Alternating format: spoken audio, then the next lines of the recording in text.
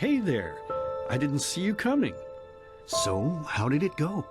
Did you find it? Where are we? We're at home, silly. Where else would we be? Just Mommy, sister, you and me. Now tell me, how did it go? Did you find it? No? Pity. Maybe you're simply looking in the wrong places. Did you ever think of that? Oh well, who knows. Say, why don't you go inside and see if you can help Mommy with the cooking? The Creator was kind to us today and sent a big fat elk right in front of my bow. All right?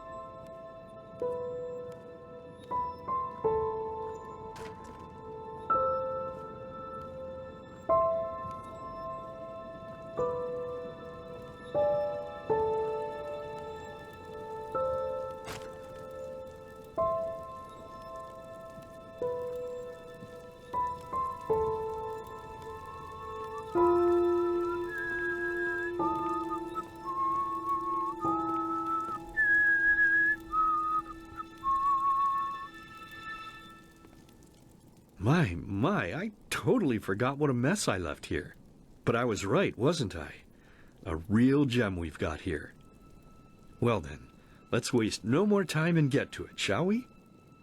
What? Now would you look at that? I totally forgot about them. They're dead, don't you remember? You murdered them back then, both of them. But hey, no use crying over spilled milk, right? At least this means there's more meat for the two of us. You still remember how to do this, right? First, off with the skin. Slice up the belly, then out with the entrails. I'll look for a nice sharp knife in the meantime, to cut off the head.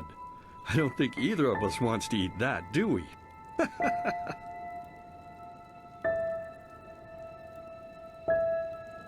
Oh, silly, what's this again? We both know that's a lie. You did it. I remember it all. First, you set this horrible fire to your sister's crib.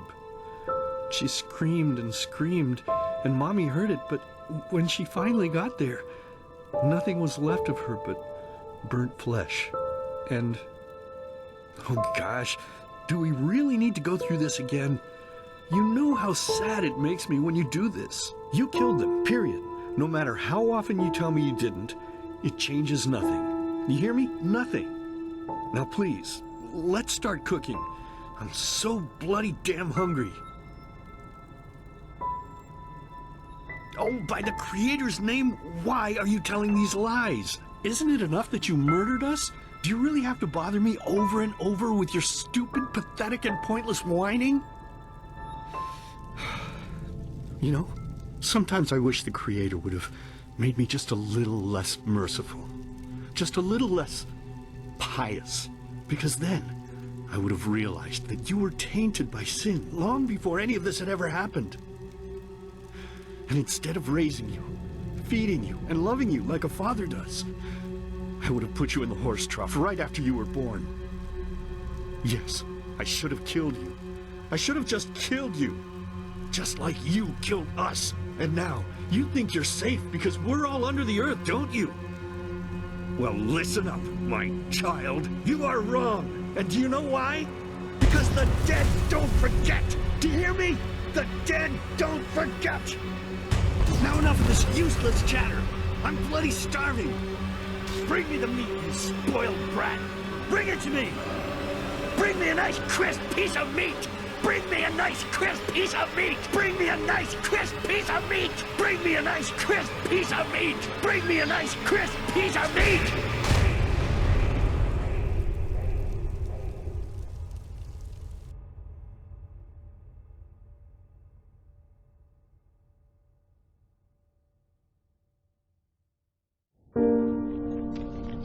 Let's begin with a question. It might sound simple to you at first, but I pray you to think about it. What distinguishes a free man from a slave? For now, however, let us start this story where another one ended 3 years ago, with the death of the Lightborn. For 4,000 years they had reigned over this world, 7 arcanists who, through their magic, had acquired eternal life. In a time of chaos, they gave mankind what they thought it needed most, to be ruled over with an ironclad but fair hand. Within just 1 century, they united the shattered lands, and a single century later, their human origin was forgotten. They became gods, or Lightborn, as they let themselves be worshipped as. Yet the longer they reigned, the louder the voices grew that accused them of tyranny, the loudest being that of Naranzul Arantheal. And he succeeded in achieving what was once thought impossible. He gathered an army, overturned the Lightborn, and gave back freedom to mankind. However, the price for this was high, because where there are gaps of power, fights erupt. As such, this world grew into what it is today, shattered, riven, and broken into pieces.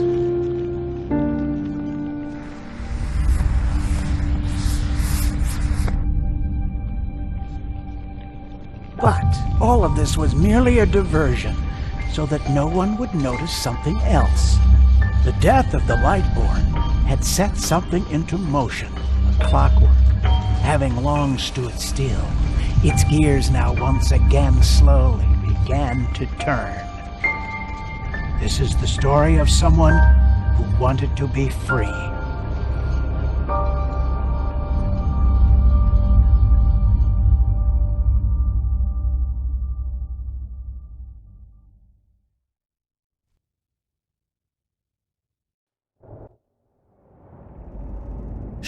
Hey, quiet, damn it. You wanna wake up the entire ship or what? Well, sorry. That was a bit harsh. I'm just nervous, that's all. It was that dream again, wasn't it? Uh-huh. Seriously, if we had a penny for every night since we met where you woke up screaming, we'd probably be traveling to Enderal in our own starship and... well, not like this. Some things never change, I guess. Do you ever ask yourself if maybe you blame yourself for all of this? For what happened to your family, I mean? As determined as ever. I guess you're right. But... who knows? Maybe everything is gonna be different now. It's strange, isn't it? The way life sometimes goes? Now, if you had told me that a few weeks ago, I would have at the very least called you insane. But if the stories are true, There's no better place for a fresh start. Can you believe it? Apparently there aren't even any slaves on Enderal. It's amazing.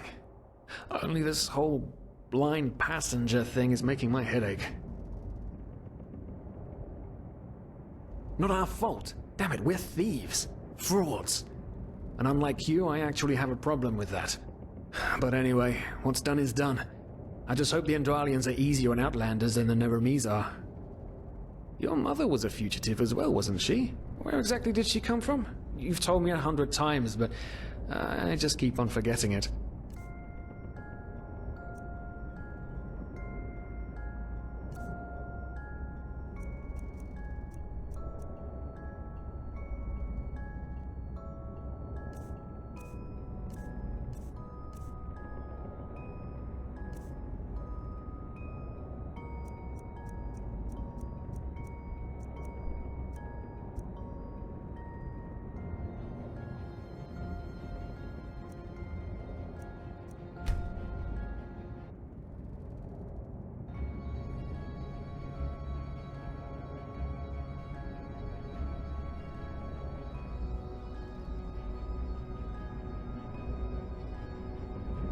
Arantheal. Right, how could I have forgotten?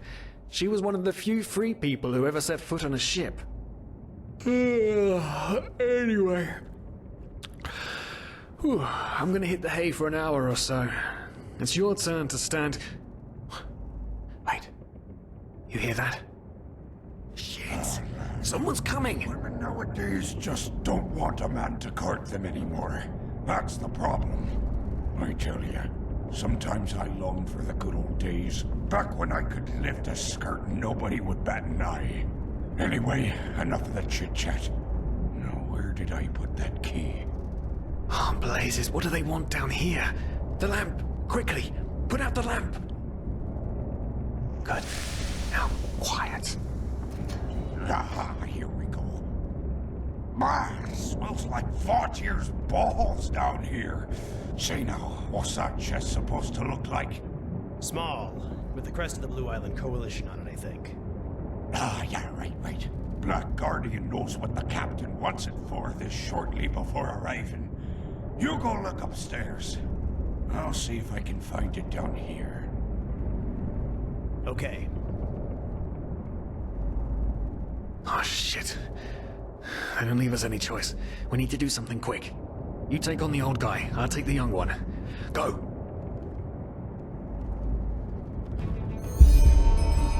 Wrong time, wrong place! Throw a hook to the face! You can do it!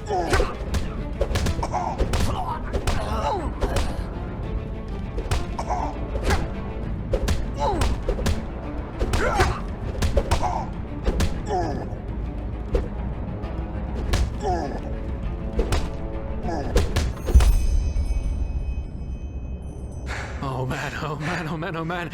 That wasn't part of the plan. Not at all. What in blazes are we going to do now? Kill them? Blazes, are you out of your mind? I don't want to start a new life as a murderer. This entire blind passenger thing is... by the gods, why does nothing in my life ever go as planned? Tie them up. Yes, that's it. We need to tie them up and gag them. One of them said it's not much longer until we arrive. With a little luck, no one will notice they're gone until then. Come on, help me search. There must be a rope or something. And I thought we were over the hump when we made it on board. It just can't ever be easy, can it? Poor lost souls. The probabilities have turned against you. What the... Who are you? You are confused by my sudden appearance. But my identity is irrelevant, as are you, dear Sirius. Unfortunately. What? Oh shit, please don't tell anyone we're down here, please! We didn't mean any harm, these guys were just... You ask that I not reveal you, for your intentions were not evil. And I believe you, but sadly, it's not compassion that rules my deeds. The first beat of a wing must happen. It is the only way the probabilities will fall into place. This is the way it has to be. The way it has been for eons. I am sorry. What the? Oh no! No! What are you doing? Please! Please don't leave! We just wanted to...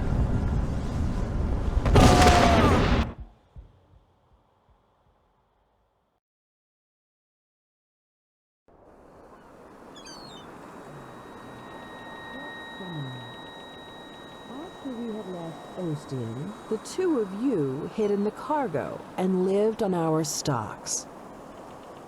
Then when Rick and Sebald found you, you gave them a beating.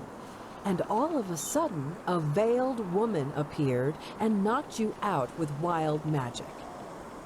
Is that about it? Yes, I know it sounds crazy, but it's the truth. Please, my dame, we didn't have a choice. You've got to believe us, the war, we just wanted a second chance, that's all. A second chance. Yes, I think I understand you. You wanted to start a new life in a new land. And as my ship is one of the only ships still sailing the route since the wars, you were simply forced to board without paying. Yes, we could work for you, you know? We could scrub the deck, peel potatoes, anything to pay off our debt. And as soon as we've arrived... Heartbreaking. How truly, truly heartbreaking. But let's be honest. You did have a choice. You could have signed on like all the others did, but you didn't. Instead, you've nested on my ship like flesh maggots, enjoying the good life while my crew actually had to earn their keep. And now you're feeding me this bullshit about veiled women and wild magic? How stupid do you think I am? I know your kind. You are cutthroats, filchers. At least have the guts to admit it. What? No. You're wrong. Please, just let me explain. I don't give a shit for your explanations. If there's one thing I hate more than cowards, it's people trying to pluck my heartstrings. You two are scum. And there's only one kind of punishment for scum on my ship. Pull him up, Ruger. But Captain, they... Do it. Of course, Captain. I'm sorry, lad. You should have stayed in their room. But... You can't do this. Oh, believe me, I can. No,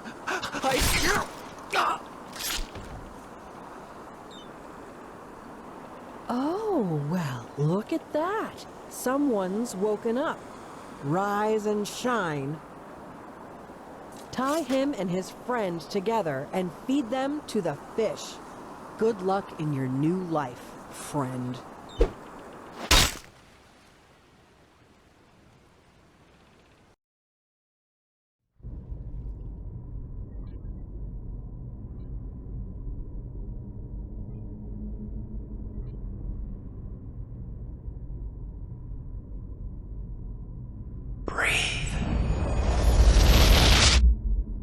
Tell me, what is time to the dead? Dreaming anyway.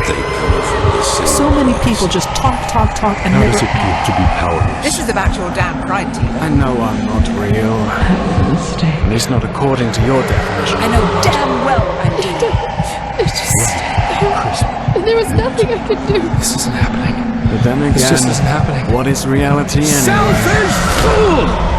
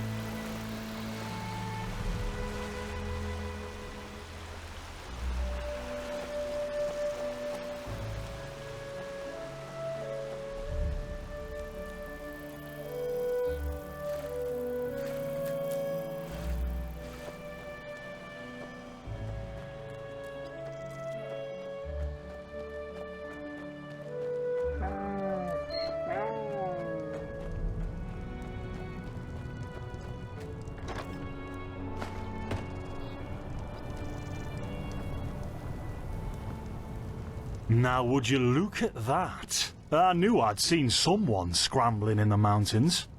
What brings you here, my sir? Who am I? Fin de Lires, apothecarius by my path. Pleased to meet you. And you are at Sun Coast, in the south of Enderal. Where are you from? But wait, don't tell me. I know that accent. Nerim, isn't it? There we go. Everything's locked up. At least for the night we should. Wait a second. Who's that? Just an adventurer on his way. No reason to worry. No reason to worry? For heck's sake, Finn. How do you know that this guy isn't with the bandits? You said you'd call me if anyone showed up. And now you're standing here, having a chat with him as if this were the bathing house of Ark. Lo and behold, we are still alive. Now, is there anything else, Carbos? I've got my eye on you. Touch any of our stuff, and you'll regret it. Unbelievable. May I present Carbos, as he lives and breathes. Sorry about that just now. That's just how he is. In any case, if you don't need any more help, I'd suggest you move on. Follow the way east behind the dam house. It'll lead you to a village called Riverville. Ah, here, take this. Truth be told, you don't look so healthy. Your eyes... well, whatever.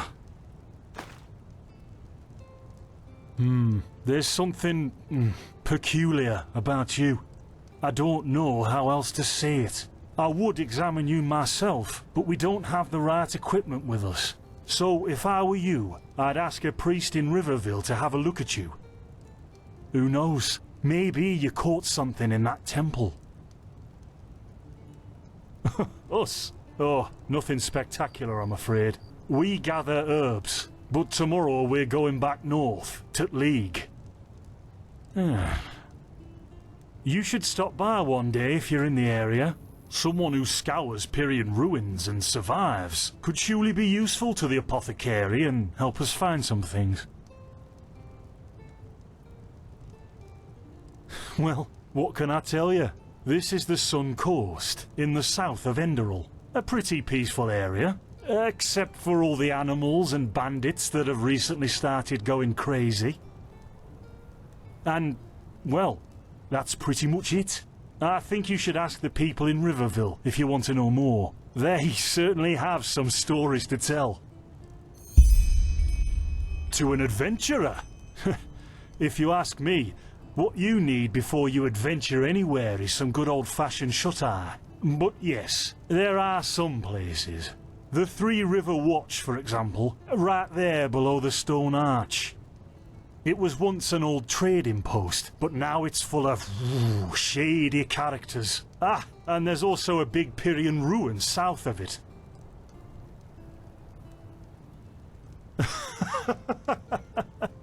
By the Black Guardian, you really are an outlander, aren't you? My path is... well, it's just me path. My role designated to me by Malthus. A kind of calling, if you will. Not exactly. Malthus designates our place in society, generally the same one our fathers and forefathers occupied. I walk the path of the erudites, and there's also the manufacturers, the sublimes, and, of course, the pathless. Within these roles, we are free to choose a profession, but certain vocations that are available to an erudite are not permitted to a manufacturer, which is one path below. However, below does not mean that it is in any way inferior. Everyone on Enderal does what they do best, and who would know better than the gods what exactly that is?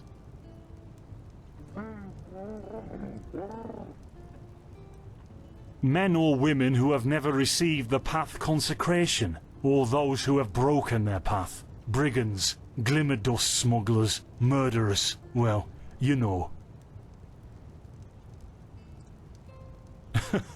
And over here, there's a rumour that the Golden Queen has a weakness for men in gowns. Seriously, be careful with that kind of gossip. I know you don't mean any harm, but there are a few who might consider it heresy. In the folly of my youth, I might have thought about it, yes. But then I realised that half of what goes wrong in this world has to do with the desire to advance. I am interested in living the righteous path and to contribute to the preservation of my people. That's enough for me, and only the faithful will be granted the eternal pass upon death.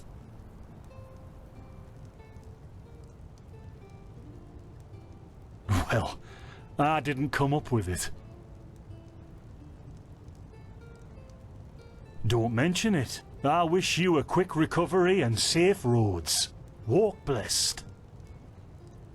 Carbos, do we need the still tomorrow? Or can I clean all the tools?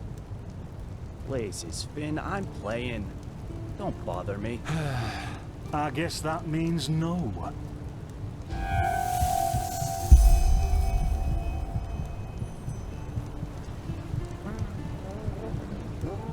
By the righteous path? What happened to you? You look as if you've met the Black Guardian himself. Fever? Well, there could be many causes. Wait a moment. I think I still have some grunt root. That should be enough to ease your pain, at least for now. Take a seat at the fire. The warmth might help you. Oh, so now we're brewing potions for complete strangers. Well, if the strangers are about to die of fever, then yes. There was that oath we swore once, remember? To help the afflicted, to... Whatever. Thank you. Gruntroots, gruntroots. Ah, here we go.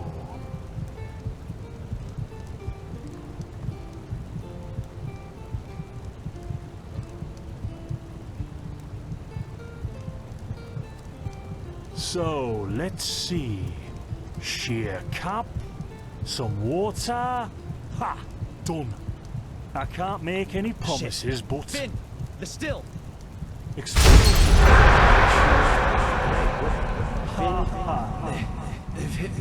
something, damn it! Do something! Oh, no!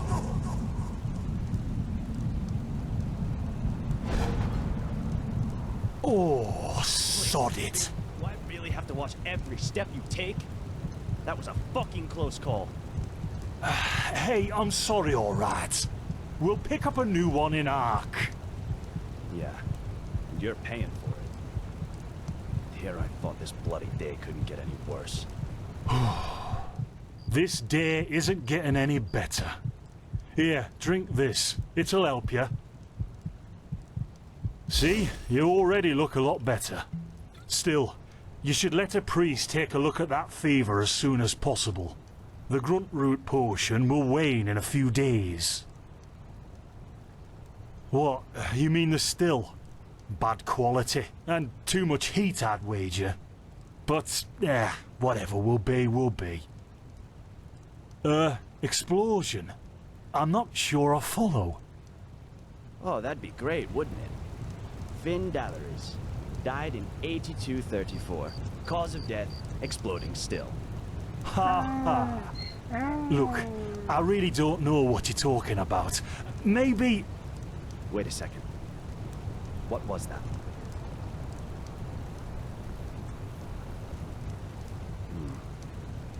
I could have sworn I saw something moving over there.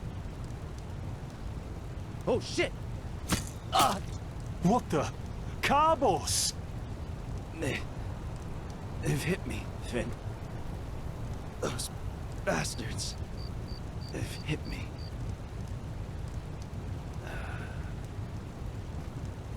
Carbos, do something, damn it! Do...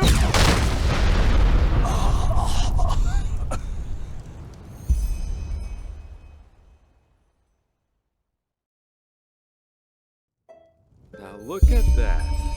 Our mysterious survivor has awoken.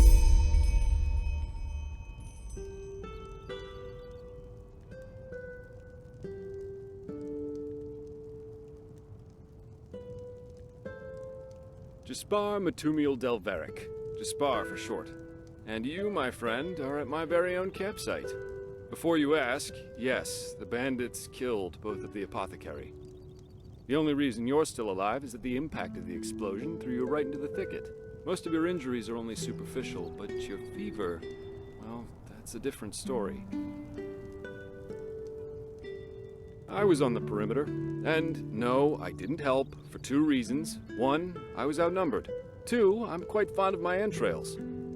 I wish I had a more heroic answer, but I don't. Sorry. Quite a lot, actually. You're suffering from Arcanist's fever. Honestly, I'm surprised the old apothecarius didn't see that.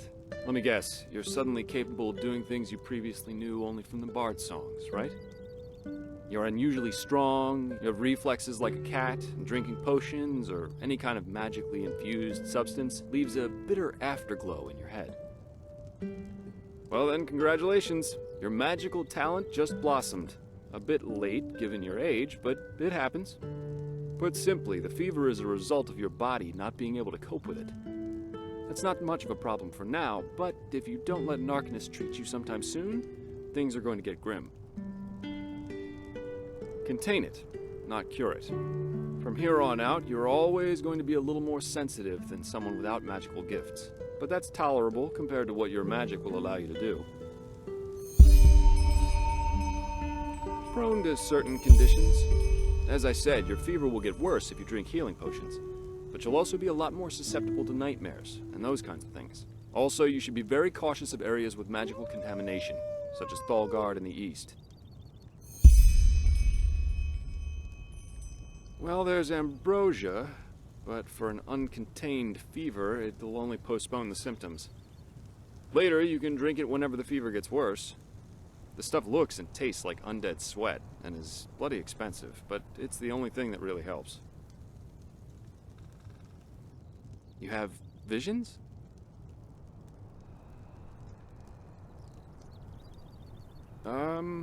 Not that I know of. The only visions I've ever had are those that come along with a good pipe of peaceweed. You know what? As I said, someone needs to contain your fever as soon as possible. And as it happens, I know people. But in return, I want you to tell me everything. What did you do in that temple? And what's the story with those visions? I can't put my finger on it, but there's something strange about you, and that intrigues me. What do you say? Well then, the stage is yours.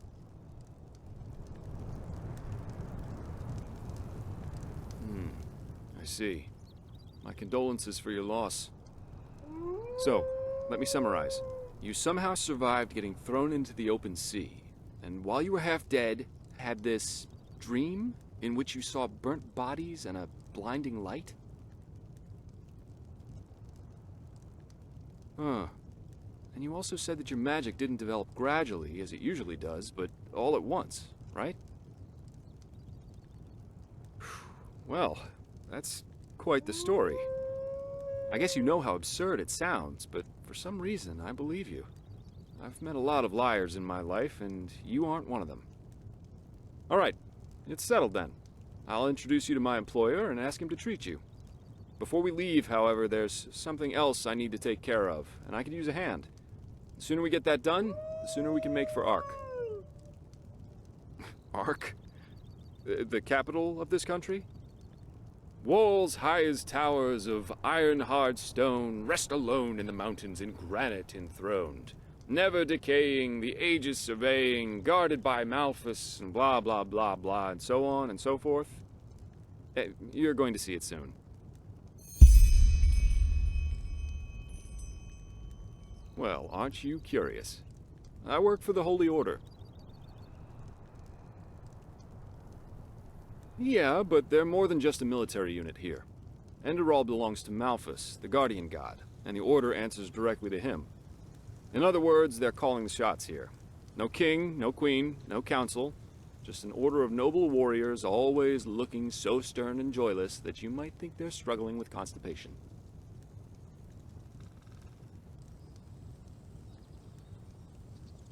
Splendid. You'll need some information before you can help me, though. I take it the fact that Vin has seen better times hasn't eluded your attention, has it? For the last 2 years, there have been wars and unrest everywhere.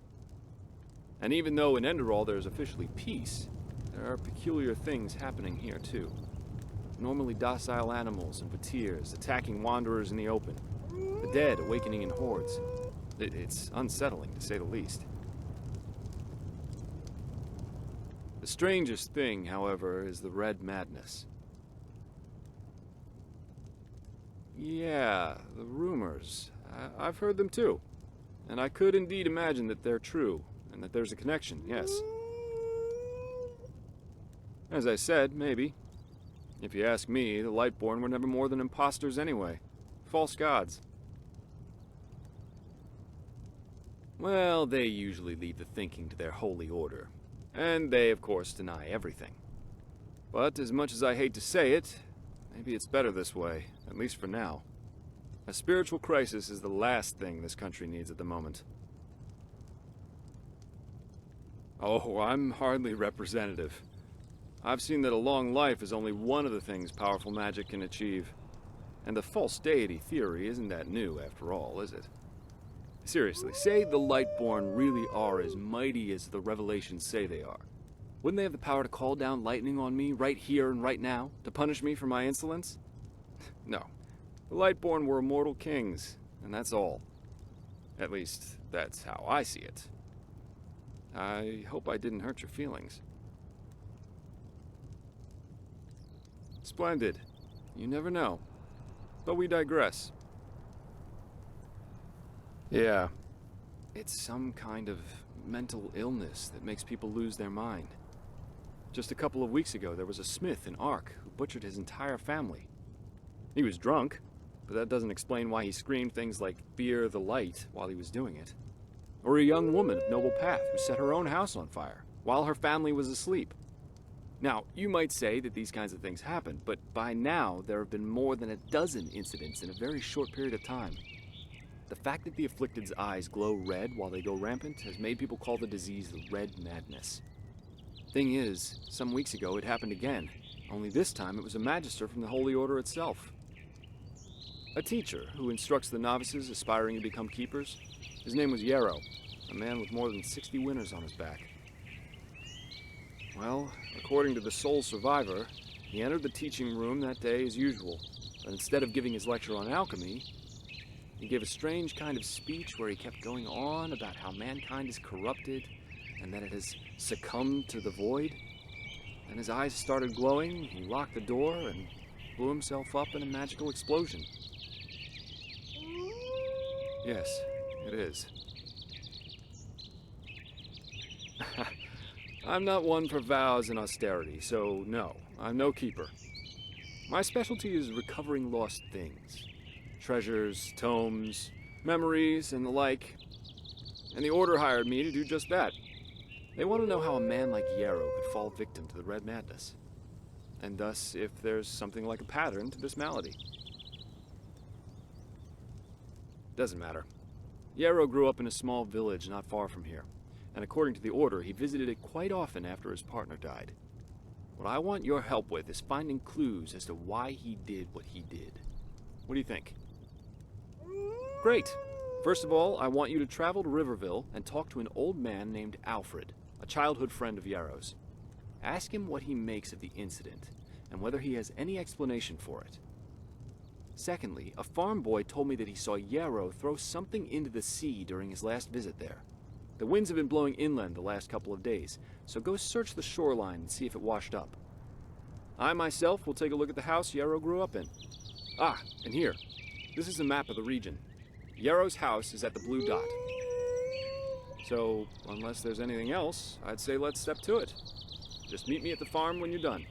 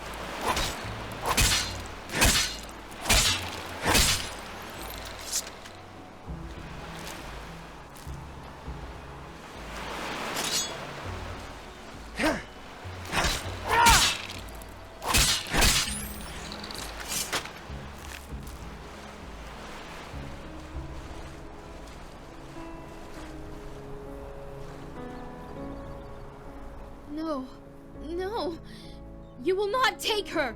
Away with you! You will not have her! Alfrid stays with me! And drop the disguise already. I know a god of death when I see one. What?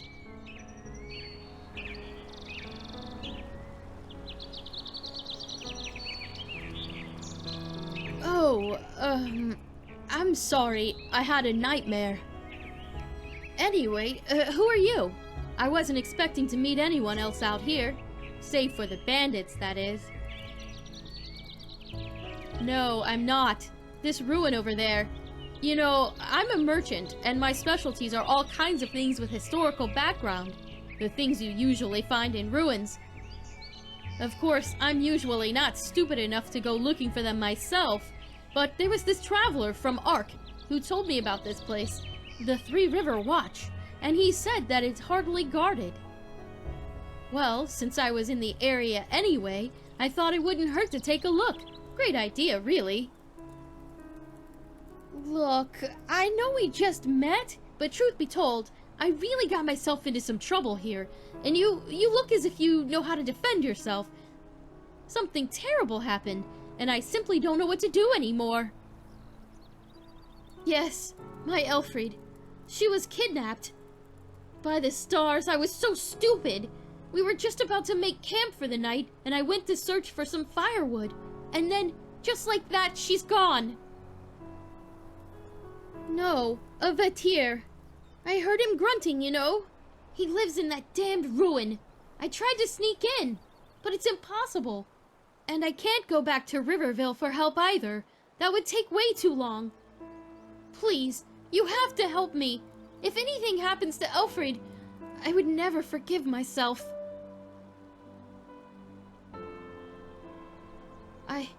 I'm sure I have something that's useful to you. But please, let's talk about that once you've saved her. Every second we waste puts her in danger. Oh, by the ancient fathers, thank you, and hurry! Walk blessed and stay safe.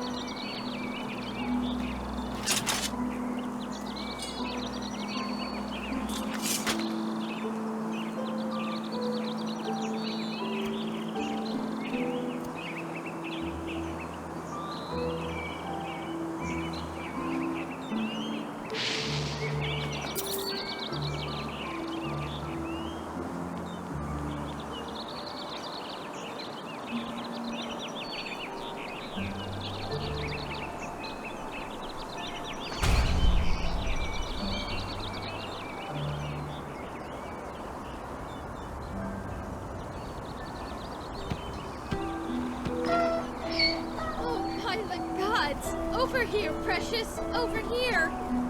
It's alright now. Mommy is back. Yes, it's alright. I don't even know how to thank you. 1 second later in that thing, I don't even want to think about it. Here, take this. It's a rare herb, and I hope it's compensation enough for your efforts. At least partially. If you need anything else, just come talk to me. Now that that beast is gone, I might as well take a look at the area.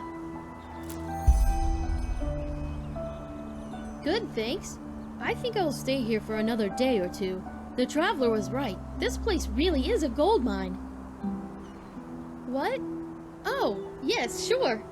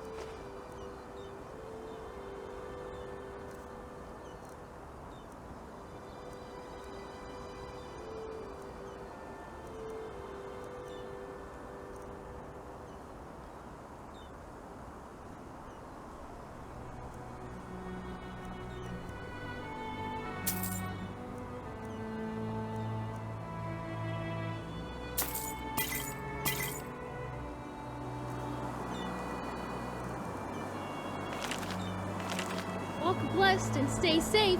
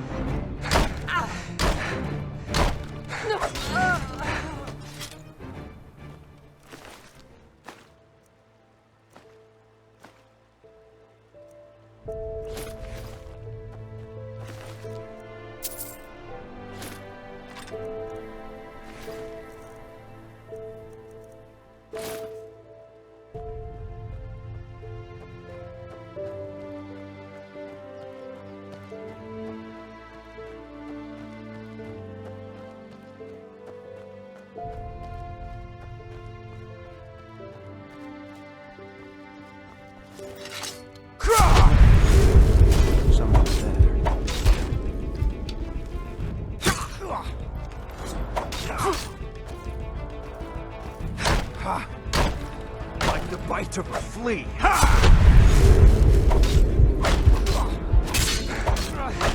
Darn you! That's all you got?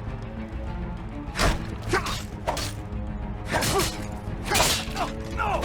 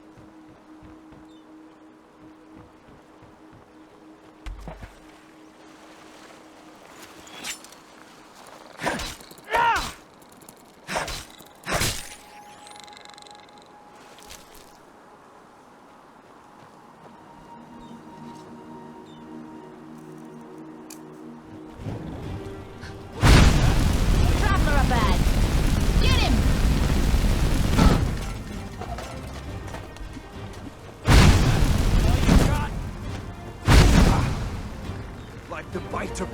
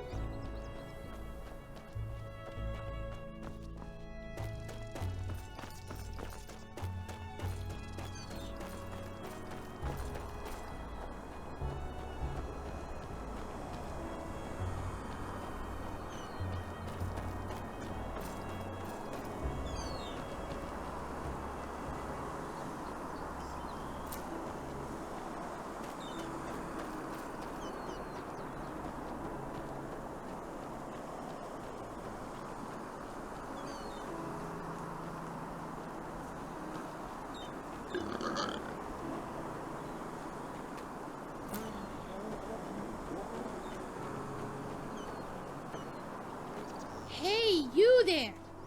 Yes, you! Do you want to know a secret? Well, I found something really, really awesome, but I need help from somebody as tall and strong as you. How about it? I show you what I mean, and you promise to help me in return. What do you say?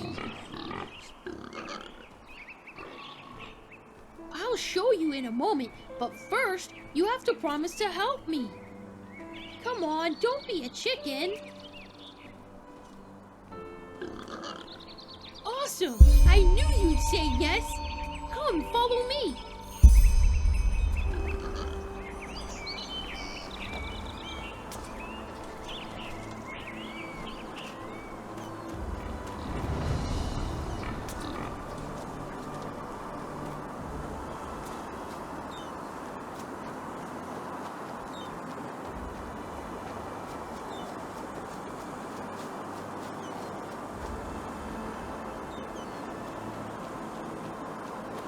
Look, I found this yesterday when I was searching for shells.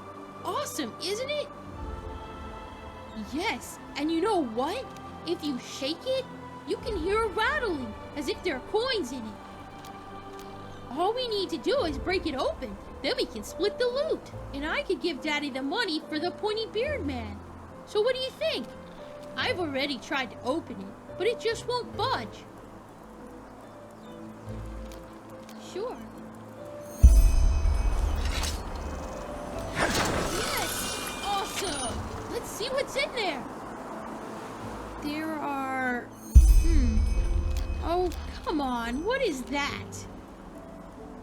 There aren't any pennies, only these weird nails and a piece of paper. Here, take a look for yourself.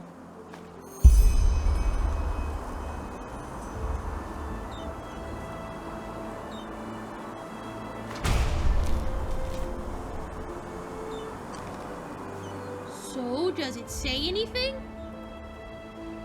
A poem? What if it's a riddle? That's what you grown-ups call it, don't you? What does it say exactly? A blessing in distress? That... Oh, sugar, why do you grown-ups always have to talk so complicated? That is... Wait. Father Vildus, the priest, he always talks about blessings at the sermons. Maybe the writer is talking about the shrine, the one behind our house. Quickly, you should go take a look over there. I have to go back to the farm to feed the Leors, but tell me at once if you find anything.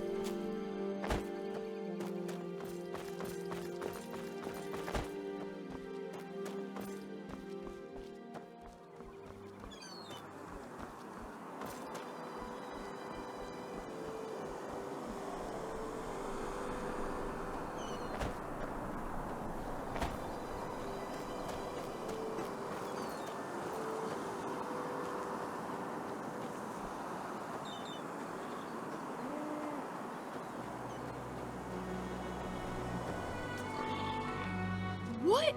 Really? That's awesome! How much was it? I get one half, you get the other. Oh, wow. This is so much. Man, you are awesome. Do you know that? Thanks a bunch. I really hope this is enough for the pointy beard man. Come by anytime if you want to talk, okay? You're a good person, and Mommy always says there are too few.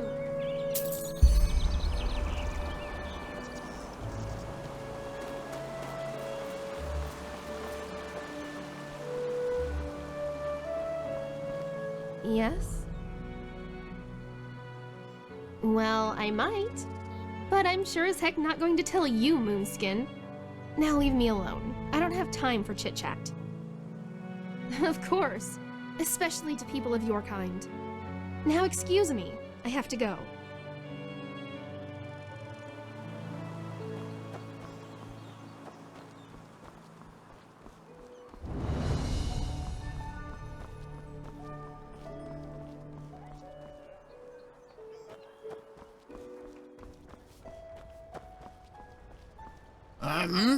Who are you? Yero, this is about his death, isn't it? The rampage. Of course, who hasn't? Yero was one of us, after all. It is terrible. Simply terrible. You want to hear an old man's opinion, though? I always expected that something like this would happen. Malthus, forgive me for talking about a keeper like that, but it's the truth. Hard to explain, really. Come on, let's find somewhere to sit. It'll be easier to talk that way.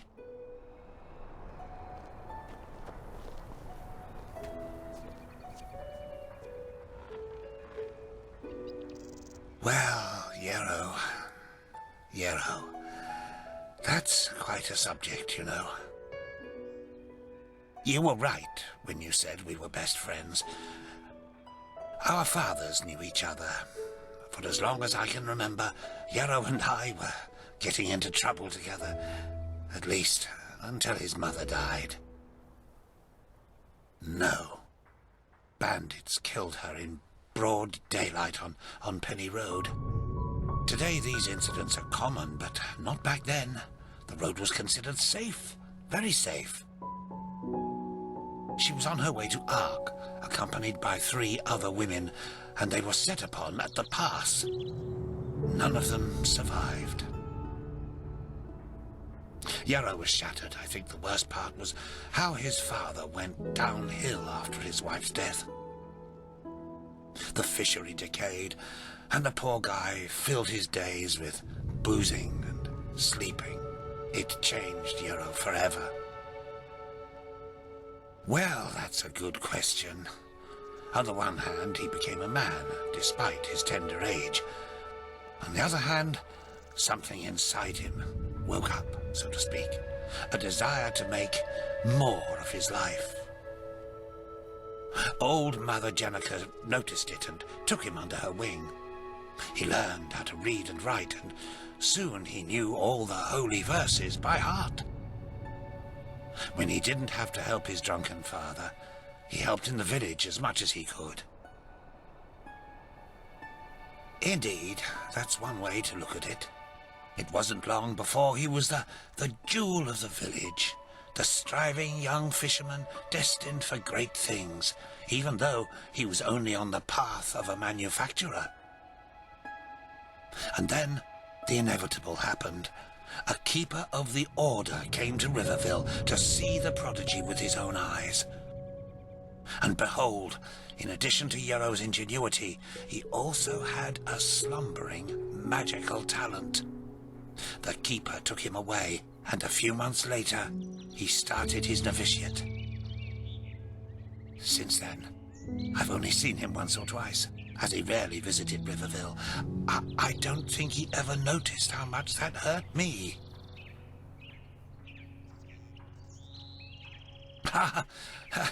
If one of the manufacturers makes it to Sergeant of the Guard, it's reason enough for a bard song. He must have been the first novice in centuries who was not of the sublime path. So yes, sir, it is uncommon. More than that. Oh, it's hard to explain. I believe it was the way he was talking about his grand plans. How he wanted to make the world a better place, to become the greatest keeper since Lorem Waterblade. Underneath all this, there was an anger. An anger mixed with deep grief and disappointment. I don't think he was aware of it because he drew all his strength from that anger. The strength to do all this, to learn and to work day and night, but it frightened me, like the Blue Death. It slumbers inside the pathless mage who believes he can master magic without the Order's help. At first, it grants power, but then, one day, it bursts out in an unholy wave of destruction, turning him into one of the monsters in the old songs.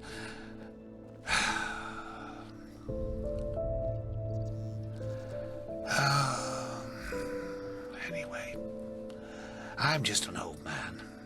What do I know about these matters? Now let me go to sleep. All these memories are making me weary. Yes, of course.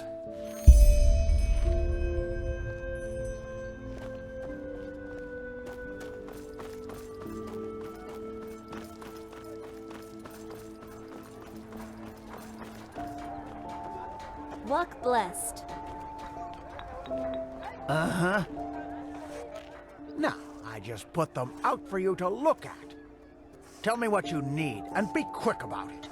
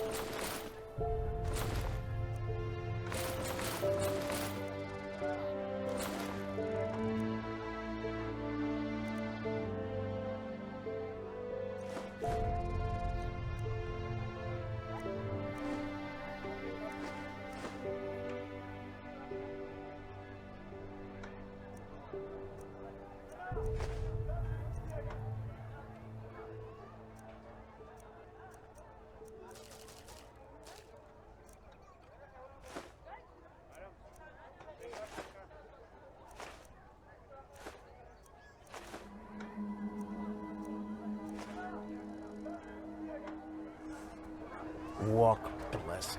Oh. Yes, of course.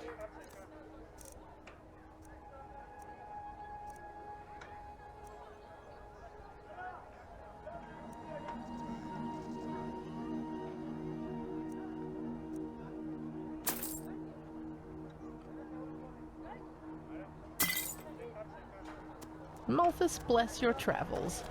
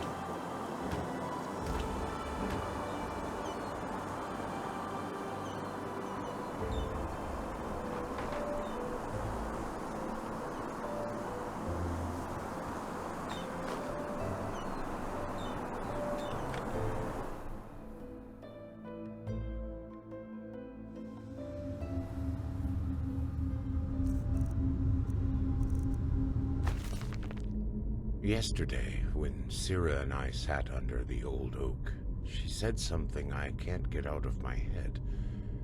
The greatest peril in life is forgetting one's own ideals. These letters, the testimonies of my path, shall ensure that I don't. Letter 1, 8171 after Starfall. Yesterday, a keeper came into the village to offer me a novitiate. Apparently, old Mother Ilana set forth the matter after she realized I was magically gifted. Grateful as I am, the matter raises a strange train of thought.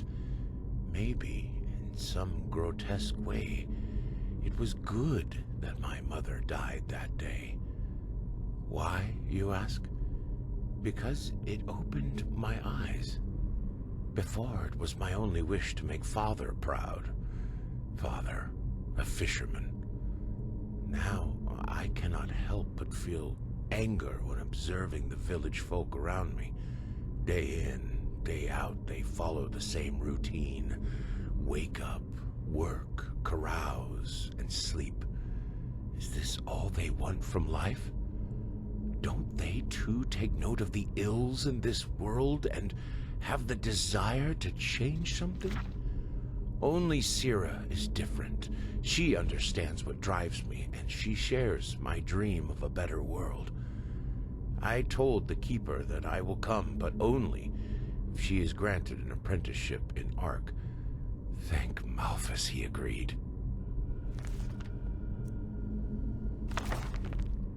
Letter 2, 8186 after Starfall.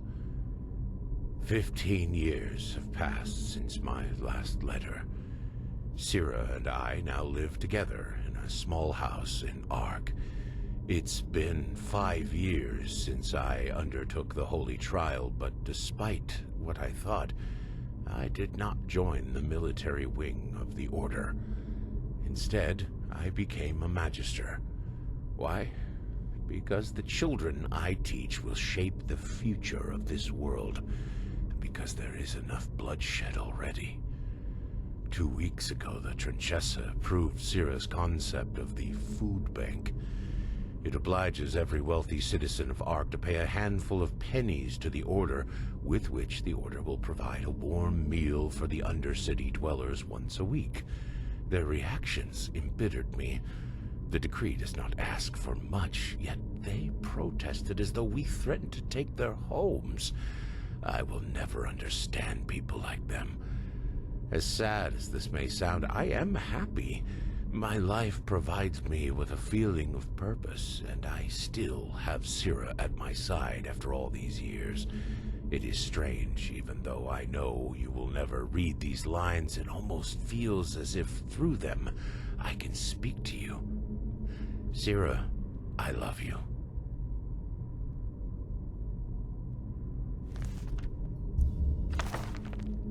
Sira is dead, killed by 2 Undercity dwellers as she helped prepare the food bank. How swiftly these words are written, yet how can I even remotely begin to express this pain, this void? Sira always said it helps to write, yet it doesn't. I sit here watching the ink dry and the letters form the words of a stranger in my own body. I am a stranger when I wake up in the morning. I am a stranger when the sun sets at dusk. I am a stranger when I lie in bed at night. The path condemns suicide as a crime because we all have a purpose in this world. But what is mine? I look ahead and I see 30 winters of solitude. I look back and I see nothing but a trail of broken dreams. Our food bank caused brawls and murder in the Undercity, and the rich forced the Trinchessa to revoke the decree. So tell me, Malphas, is this my purpose? To fail? My thoughts are chaos and I'm too tired to continue writing.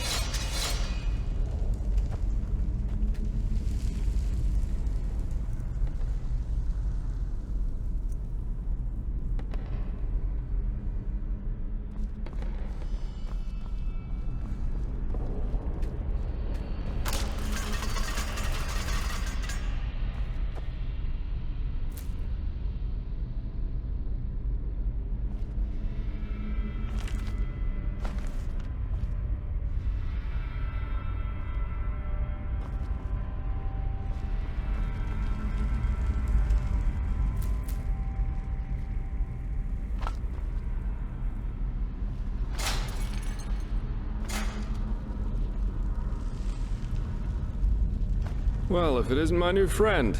Any luck?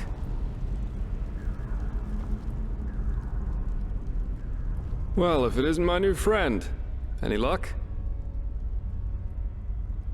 Well, well. That's interesting. Good work. That only leaves the mysterious object in the water. I'll have a closer look around here in the meantime.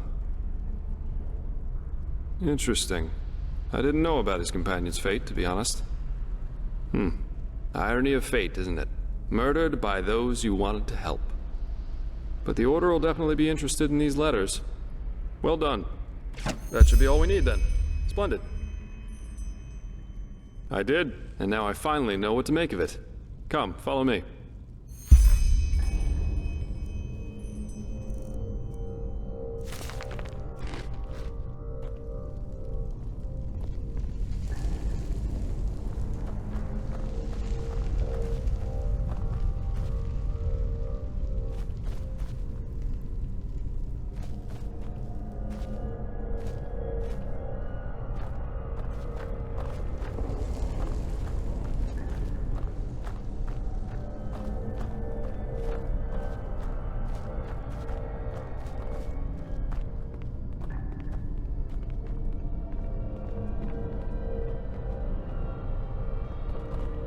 I present a Star People's lock, and I bet my buttocks we'll find another answer behind that door over there. Doesn't surprise me. This kind of lock is usually only found in treasuries or castles, but they can be picked, though that's going to be quite the challenge without the bolts. Normally, yeah. It's quite simple, actually. Every keyhole has a matching bolt that latches into place once you insert it. And once all the keyholes, 5 in our case, are latched, the door the lock protects opens up. If you don't have the matching bolts, however, you should prepare yourself for the most frustrating break-in of your life. That is, if you don't happen to be Jespar, who knows a little trick. You can use wooden sticks instead of bolts. They'll break a couple of seconds after you put them inside the lock, but if you manage to get all 5 sticks into place before the first one breaks, you can basically trick the mechanism. It's all about speed, in other words. So I'd say you do the running, and I'll wait near the pressure plate. You ready? Splendid. Here are the sticks. All right, go!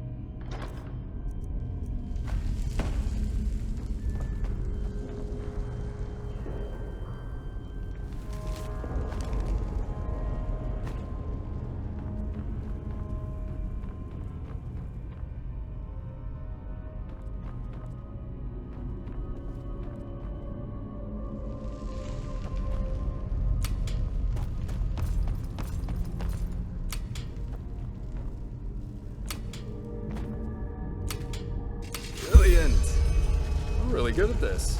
Now let's take a look and see what the old Magister didn't want anyone to see, shall we?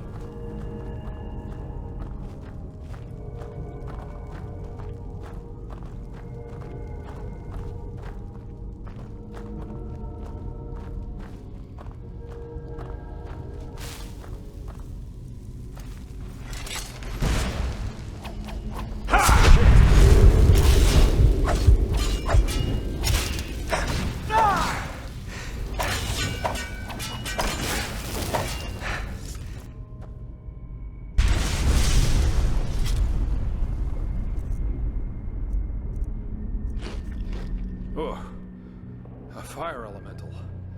And not a weak one. This Yero knew about magic, that's for sure. That leaves us with the question of what exactly this is supposed to be.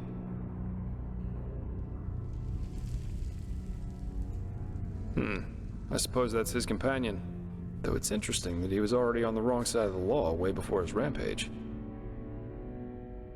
Well, burials are considered heathen here in Enderal, and have been forbidden for about 300 years now. Here, corpses are always cremated, The whole thing's called the Last Journey. The deceased is taken to a place he or she considered special during his or her life immediately after dying. That's the only way the soul can move on to the eternal paths. Sounds very poetic, but I'm pretty sure the only reason the Order introduced the law was to prevent plagues. Plus, they might have noticed that too many lost ones running around on trade routes aren't that much fun for wanderers and traveling merchants. Yeah, but of course that only goes for the little man. The rich and powerful still tend to their family crypts. And there are still plenty of old vaults around from the time before this whole last journey thing was begun. And it's good that way. What would life as a treasure hunter be like without the notorious noble looking for family jewels in a century-old grave? Let's take a look around and see if we find anything.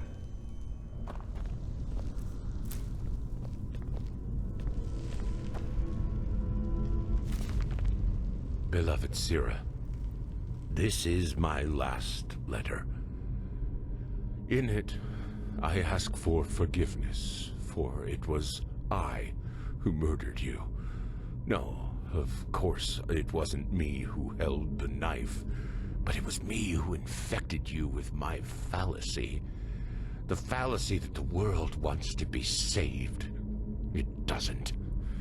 Yes, Sira, there's still a part of me who refuses to believe these words, even as I write them. But just one look is enough to prove me a fool. We have so much, yet we are never content. We could make peace, yet we choose war. We embrace hatred over love. And no, Sira, there is no hope, no silver lining, no matter how much we try to tell ourselves the opposite. Mankind is at its end. It has been since some mad god created it for his amusement. A Quiranian philosopher once said that there comes a time in our lives when we make a choice. A choice to live virtuously, yet in austerity, or ignobly, yet in pleasure. The philosopher called this second choice choosing the void, because this is what lurks behind its pretty face. Do you see it now, Sira? The bitter truth? They all chose the void, all but us. We who dreamed of something bigger. We who were willing to make a sacrifice for the greater good. Just imagine what we could have done if we hadn't been alone. But we were alone from the very beginning. And no, Sira, these words do not come easy. You of all people should know that. I wanted to believe there was hope. I wanted to believe that all one has to do is remain strong, but look where our idealism brought us. Here I am, in front of your dead body, murdered by those you wanted to help. We should have fled to a faraway isle to grow old together, but we didn't. And why? Because I corrupted you with my delusions. I, too, will go, Sira. I don't think there is life after death, and I do not care. But before I make my exit, I will give this world what it deserves.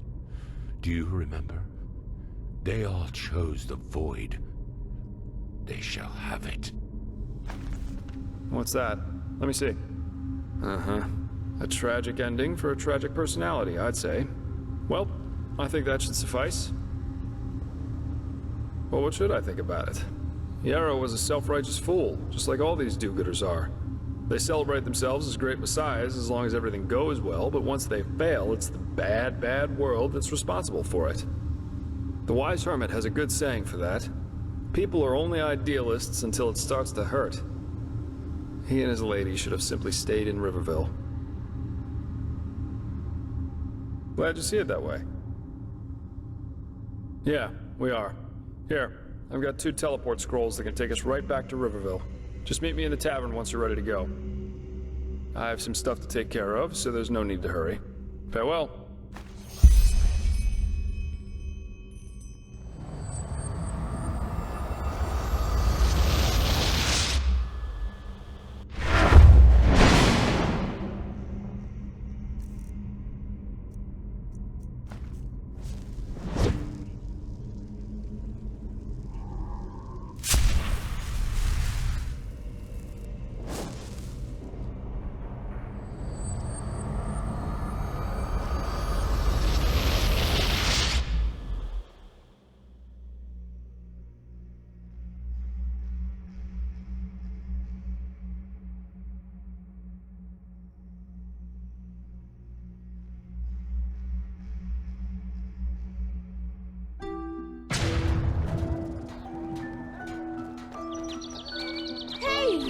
You're an adventurer, aren't you? Have you been to... Oh, how do they say it? Melee? My dad told me that's where the petrified... Yeah? No, I just put them out for you to look at. Tell me what you need, and be quick about it.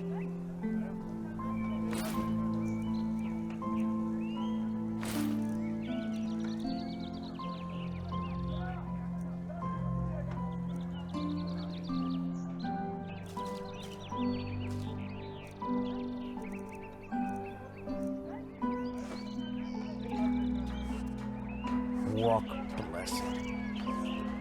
Huh. You're not from around here, are you? I know that accent.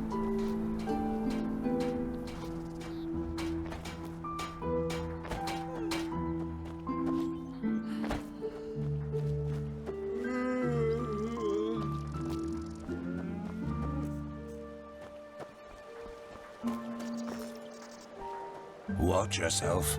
The streets aren't safe this time of the day.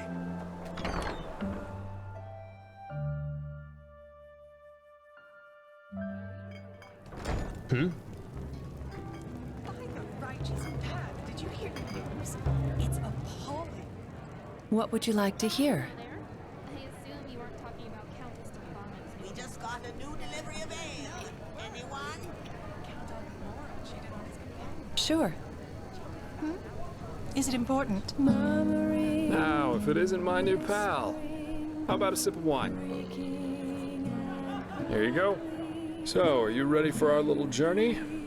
It seems that Riverville's Myrad's injured, so we'll have to go by foot. Oh, right. You wouldn't know that since you're Naramese. Myrads are giant flying creatures.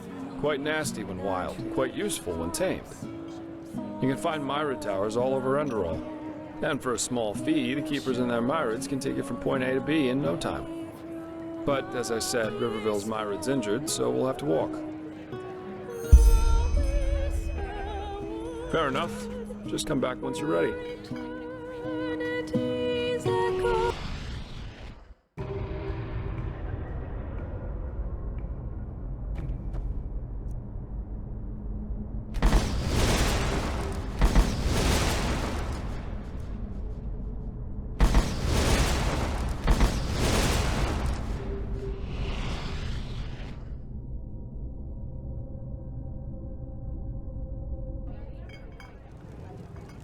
The light fades away at the end of the Shall we go? day. The sun Splendid. Let's wait until nightfall, though. That way it's less likely we'll run into an ambush in the pass. One more thing. Up to now, you've seemed more like the close combat type to me. In battle, I mean. Am I right? I knew it. I'm asking because I was in the market just now stocking up on provisions, and I got myself some new reading material. Here, I think you might find this useful. The Arizalian in My Bed, Sensual Confessions of a Vagabond Lady, Volumes 1 and 2. You know, for the lonely nights. Jokes aside, these are learning books, from arcanists or master fencers, depending on what you read. You know how to fight. But if you want to get better, you have to enjoy reading these once in a while. You're welcome. Then off we go, I'd say. You go on ahead. Just take the route leading north out of Riverville. It'll lead us straight to the mountain pass.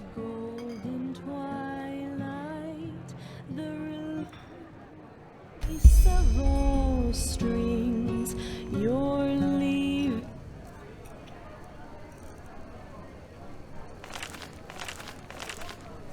Our world rising up high to the paths eternal, to the stars in the sky.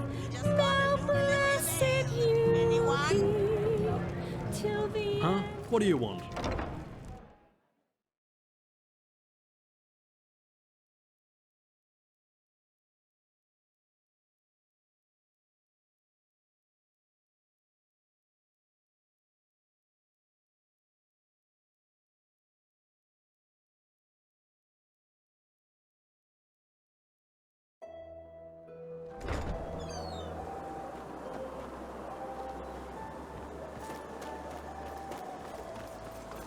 Thanks again!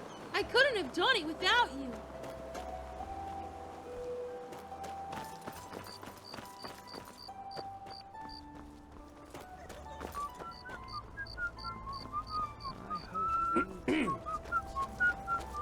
Monsieur?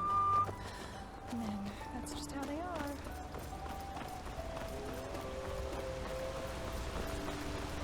They just sit on their asses and hope things settle themselves. Idiots.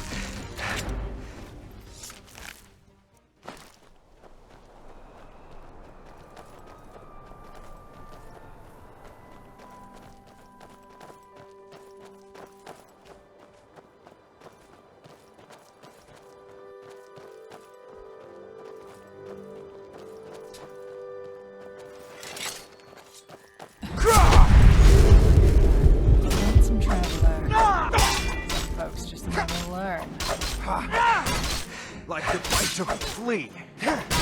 You fucking scum! You'll pipe. Just a scratch.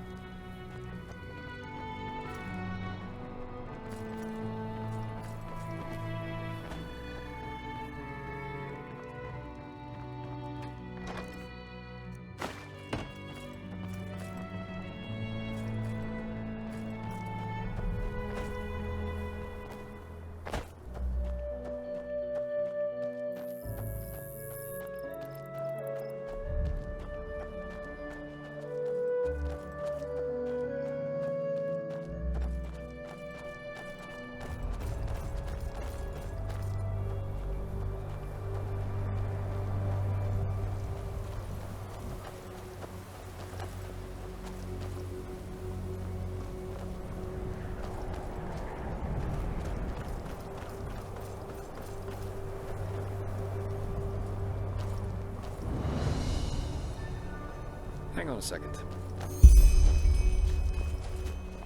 Quite the sight, isn't it? It's moments like these that make life so damn worth living. This place was once a trading post, in case you're wondering, but it's been deserted ever since the isolation. Yeah, that's what we call the decree that was made 30 years ago here in Enderal. Simply put, the Order decided to reduce their trade with other countries of the civilized world to a minimum. Not a very economical choice to make, but that was roughly the time when the Lightborn Eradan left Narim. The Order was probably afraid something similar could happen in Enderal. You know, open harbors quicken the exchange of information, which in turn quickens rebellious thinking, and so on. Since the decree, trading in Enderal has been subject to very strict regulations, and only the wealthy can still afford things like Termatralian wine or Calayan spices.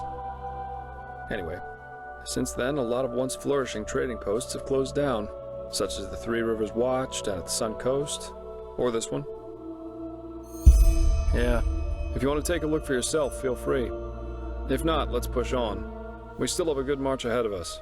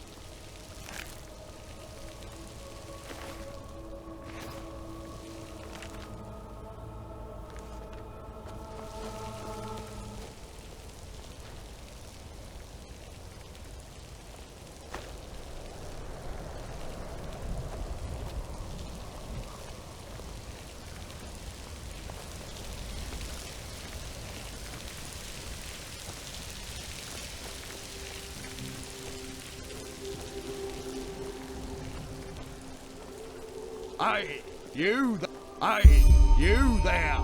Yes, you. Come over here. Now, I need your help. It's urgent. My brother, Olva, he's up the hill in that camp by the fire. But it's his turn to take watch, and I'm bloody freezing out here. Tell him to come here right now, else I will go back to Ark without him.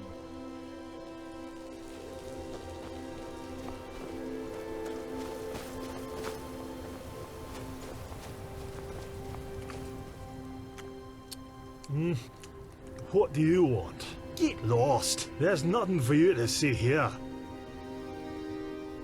Oh, does he now? Then listen up, pal. Since we've come here, that fat bastard has done nothing other than get plastered. Tell him that until he's sober, I won't move a finger width from this fire.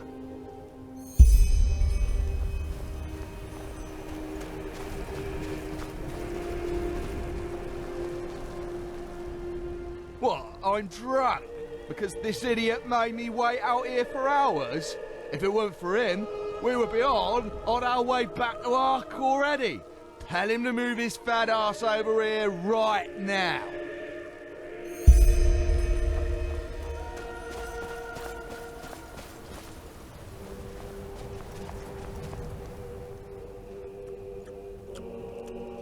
Oh, did he now?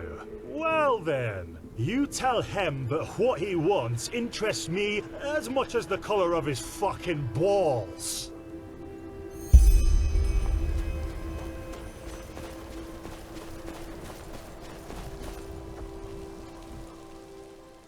What? Alright, that's it. Go and kick that bloody moron's ass, give him a knuckle sandwich, smack him in the gob, spank the living shit. Ah, you know what I mean. Too much of a coward for that, are you? Fine. Oh, just wait. You sodding son of a tur. I will show you who's boss. Blazes, what idiots. Welcome to the Enderalian people, my friend.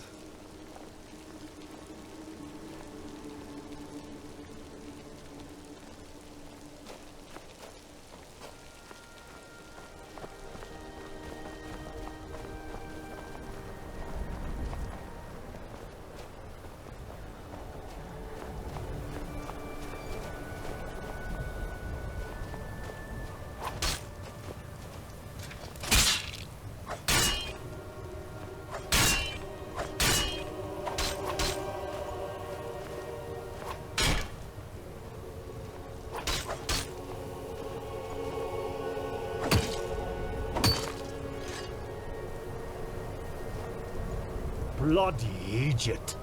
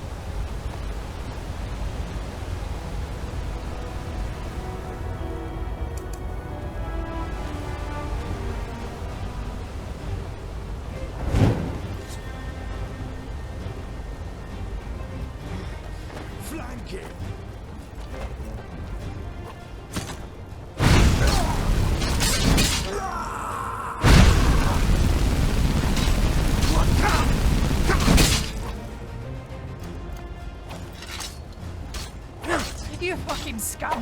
You'll pay for that! Like the bite of a flea.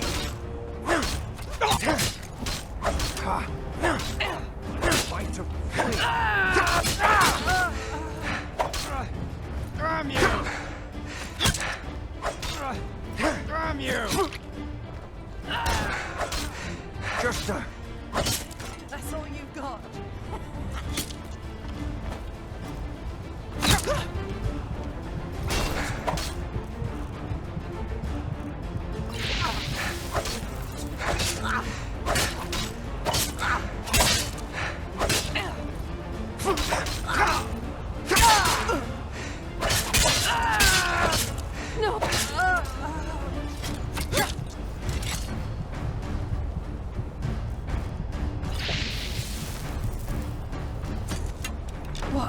That's all you've got.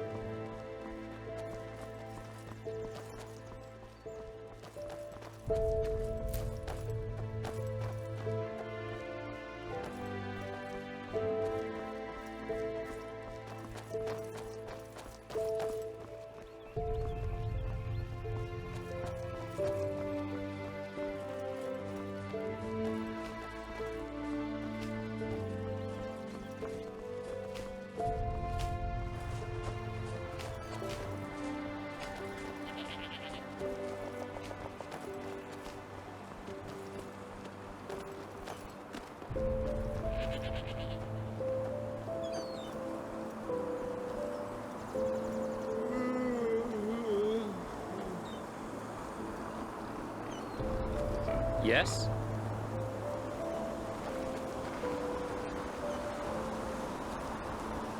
There it is. Ark. Majestic, isn't it?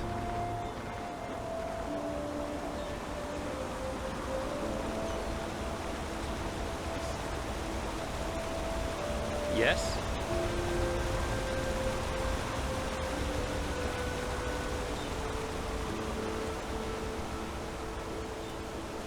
Monsieur? What quest? Yes? Walk blessed. Yes? Yes?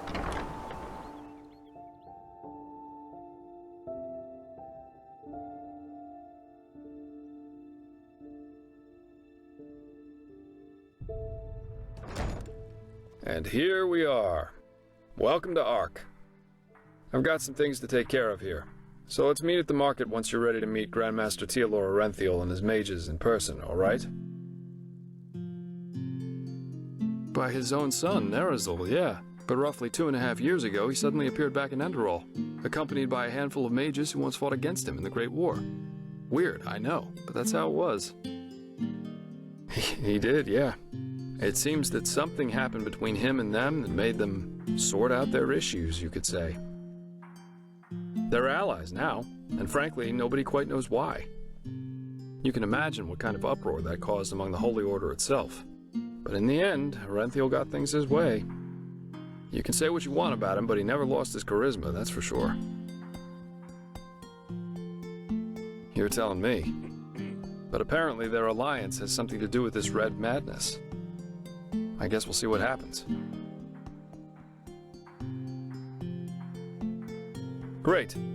Then see you later and enjoy your stay.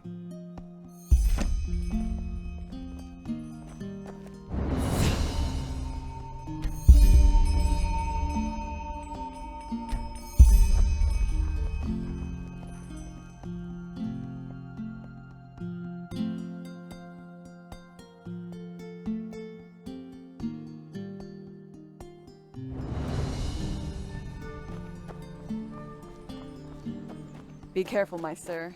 The streets aren't safe at this hour.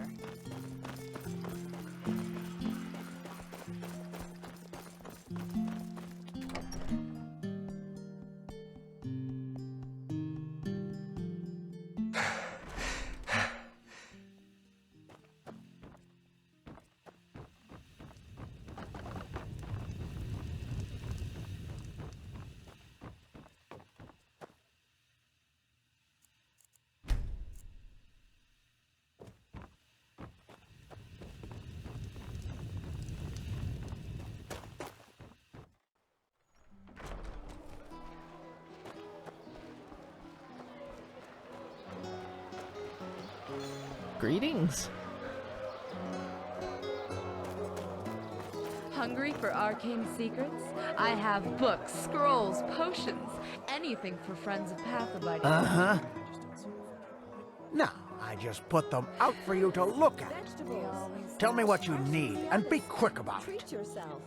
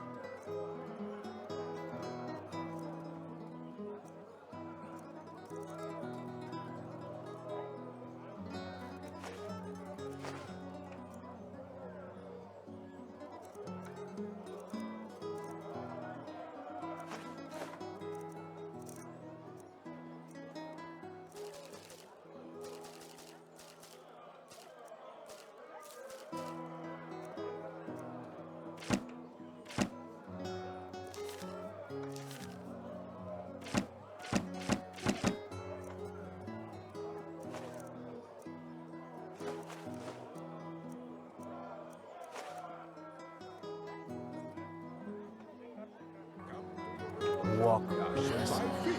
Only the best. Greetings. Do you... Sure. Take a look.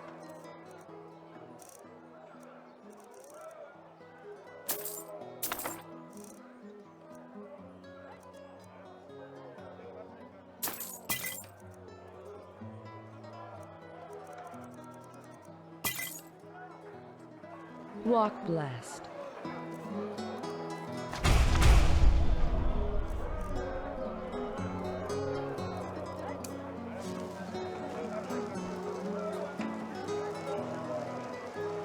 My sir?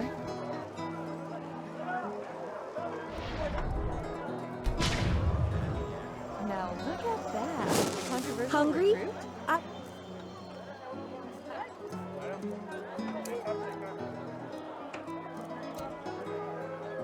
Just what a weary travel needs. Fine, I guess. Why are you asking? Oh, just because. If it's clam and fish you seek, I see. then come and... Rena Shalom, my sir. Kirash, what gave me away? My skin or my accent? Well, I'll have to work on my disguise then. Jokes aside, I am from Kaira, but I was only 6 years old when my commune came to this country, and I'll have seen my 60th winter next month, so I suppose that makes me as Enderalian as most people around here. Oh, there were many reasons. Suffice it to say that Kaira isn't the glittering, exotic country of dreams and poems that bards make it out to be. I am glad to live here. You can say what you will about Enderal, but at least it's peaceful. Anything for friends of path-abiding magic. Of course, Sherry.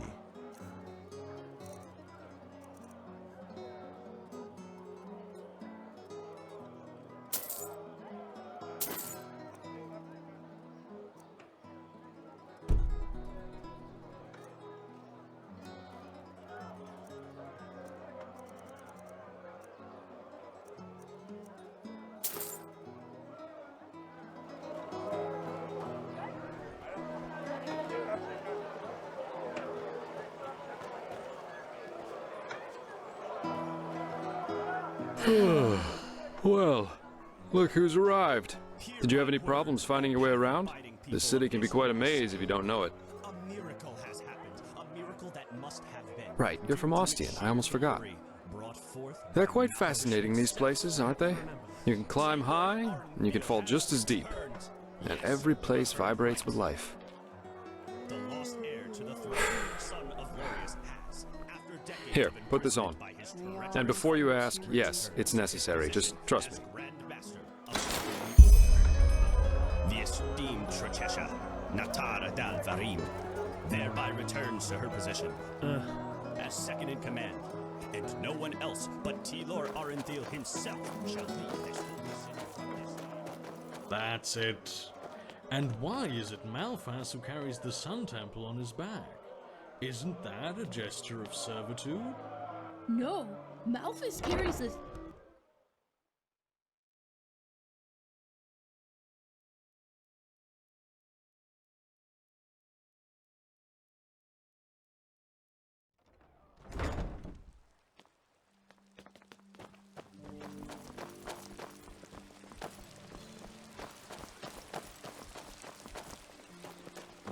Please, I'm so hungry. So, about this fever. Usually those gifted with magic have to report their talent to the Order, and then pass a ritual that teaches them how to deal with their magic. The journey to the water is what they call it. Once they've passed that, the fever reduces to an endurable level, and new alchemists have their names registered in some kind of holy book. But there are other ways to get rid of the fever, and I hope my employer can tell you about them.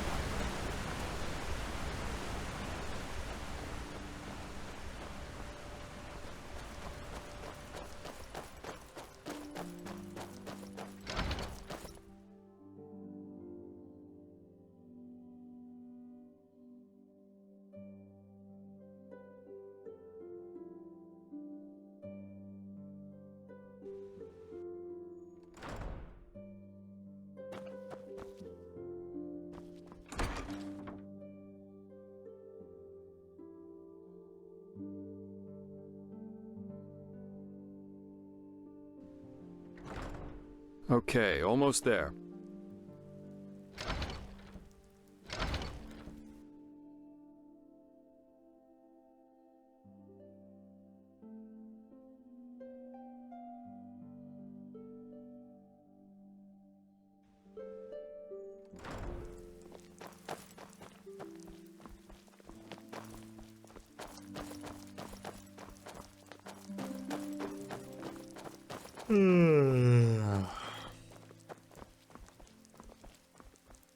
Thou art my light, my glimmer at the horizon. Thy name is my sacrament, and thy path I will honor, in life as in death. This is holy ground, Outlander. You do not belong here.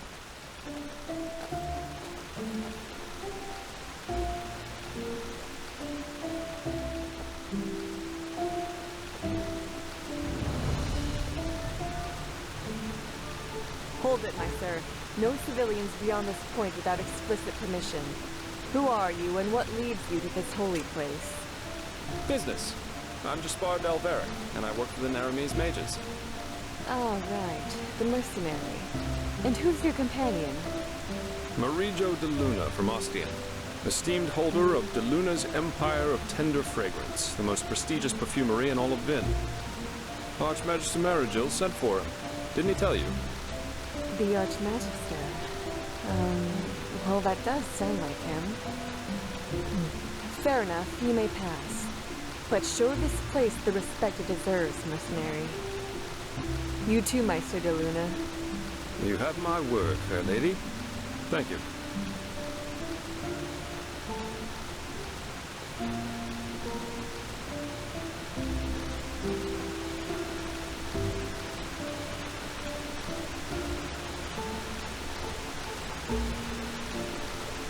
This is holy ground, Outlander. You don't belong here.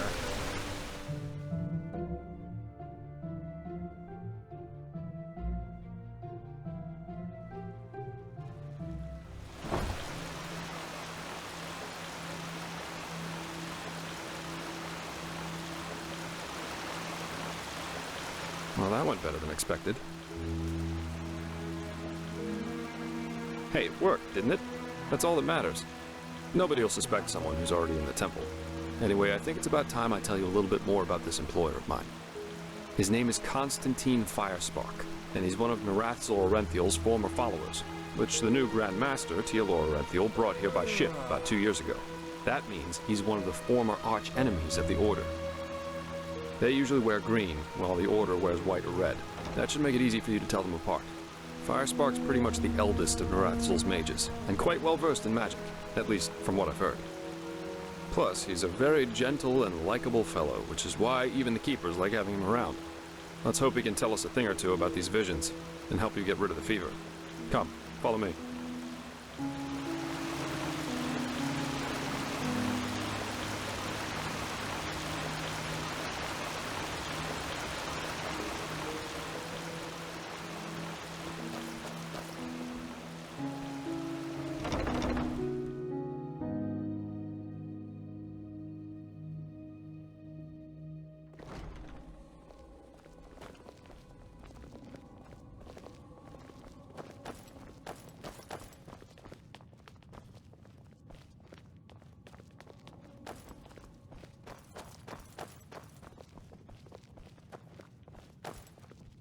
All right, here we are. Hang on. No. That's not how you do it. Blast it! I'm just being careful. Like heck we do. Give me that thing, now. Ouch. Unreliable. That's what they Blasted, are. All of them. blistering blazes. That's what you get for working with fumblers. I told you. We Meister should be Firespark. careful. What? Now who the heck are you? Can't an old man have a moment to himself? You hired me. The Magister, don't you remember? Bloody believe it. Oh, right. Joseph the Scrounger. So why are you here? Had any luck? Jespar. And yeah, we did find something. I suggest you first of all tell me when I allowed you to drag your drinking mates up here.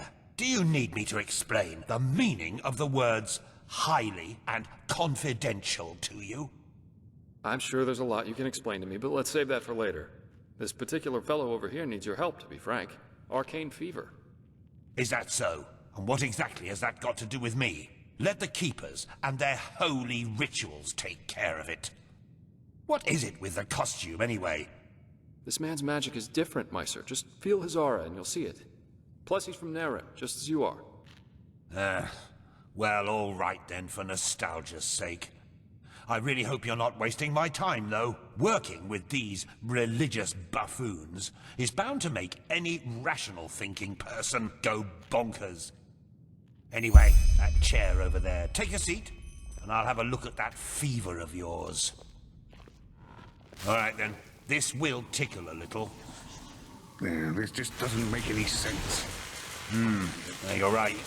This aura does feel different. Complex somehow, and powerful. And do you really want to tell me you've only recently discovered that talent of yours? With that aura, I'm surprised that you haven't turned into an Obaya by now. Fine. Well, that is, we will help you. But first, tell me everything. How you got that magic, and how you met that scrounger.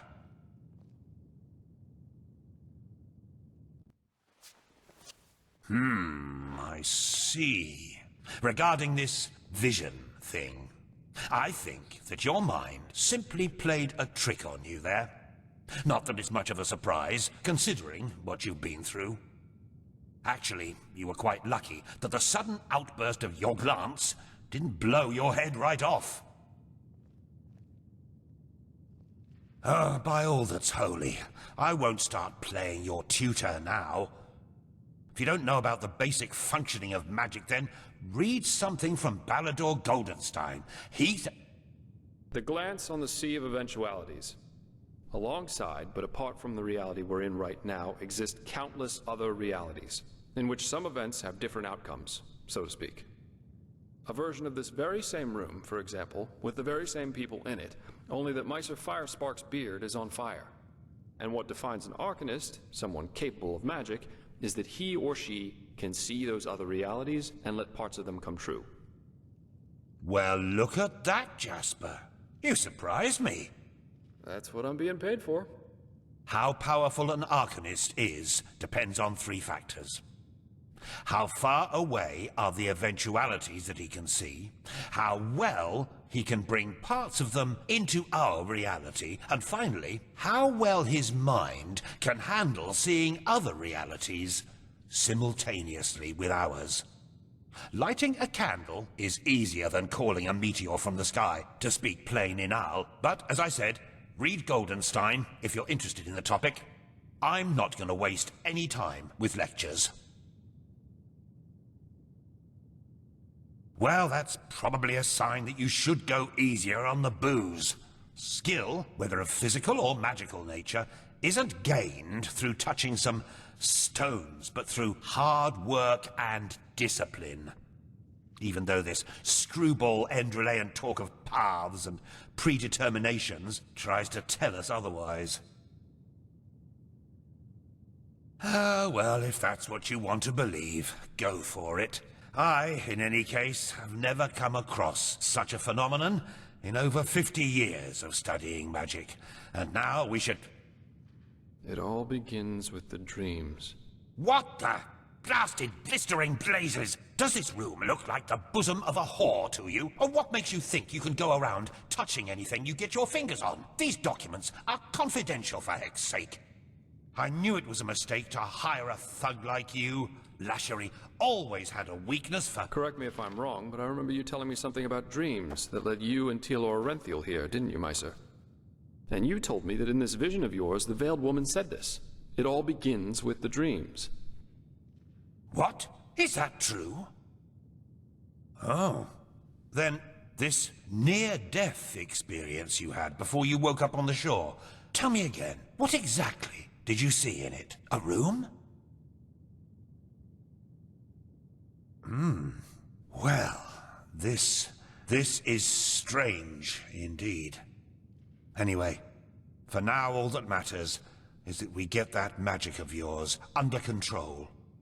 Whatever you clairvoyanced back there is of no use to us if you're dead as a doornail in a couple of months. Well, that's usually a plodding process. The fever you feel is a result of your mind not being able to handle all of these possibilities, so to speak. The ritual the Enderalians practice to get the glance under control is called the Journey to the Water.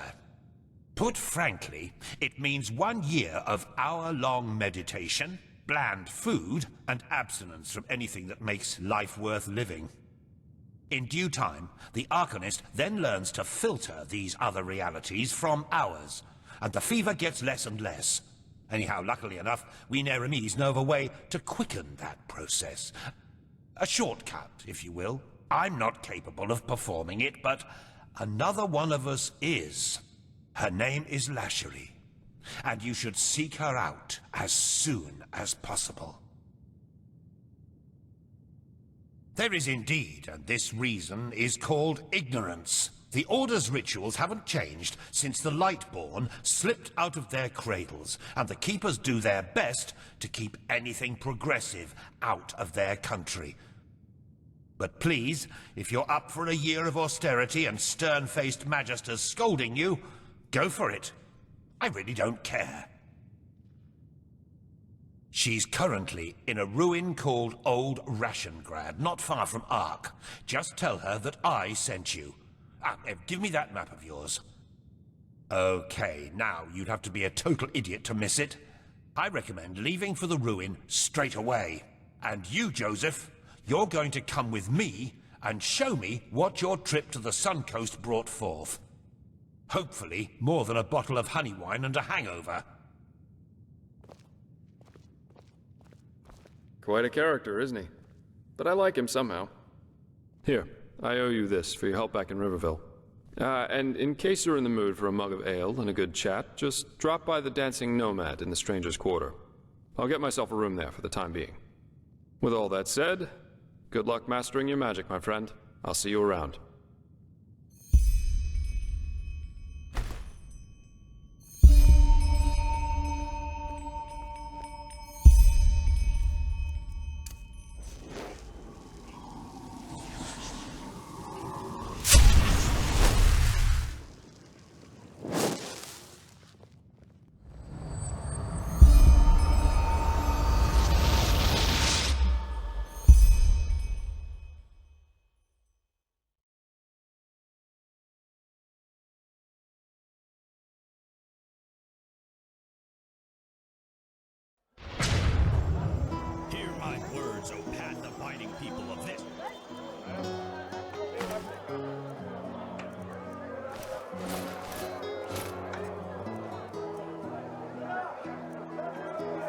Can I help you?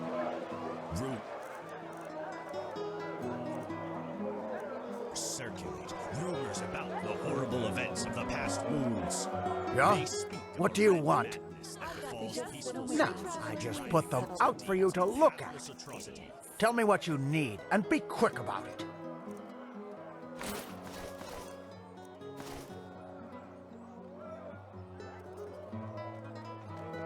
Walk blessed. All you who live now.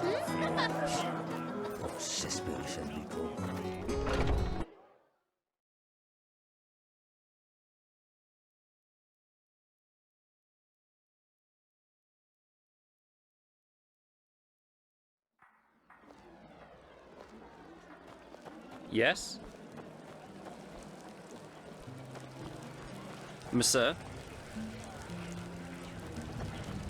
Oi, you there. Don't look at me like that. Stop ignoring me. Yeah. You bloody fluttered your eyes at me, woman.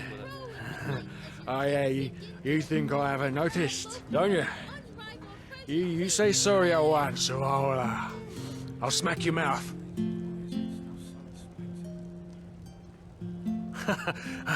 Oh, that you'd like to know, huh? So you can deduce her, me Bernadette. Don't bloody think I'm stupid. Huh. You're a cocky one, aren't ya? All right, let's see how you can bite.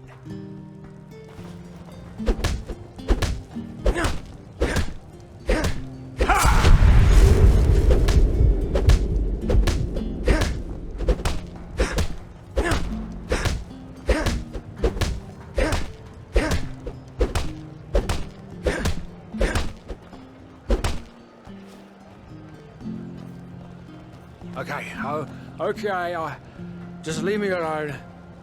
Damn bullies. Oh, lovely adherers of the crunchy pleasures, crow in delight as your teeth sink into a golden brown loaf of our unrivaled fresh and tasty bread. You there! You look as if you could do with a fine loaf of our unrivaled fresh and tasty bread. I can see it in your eyes. Well, it is fresh and it is tasty. What are you getting at? Certainly, a pleasure for the young and the old, for the tall and the small. See for yourself.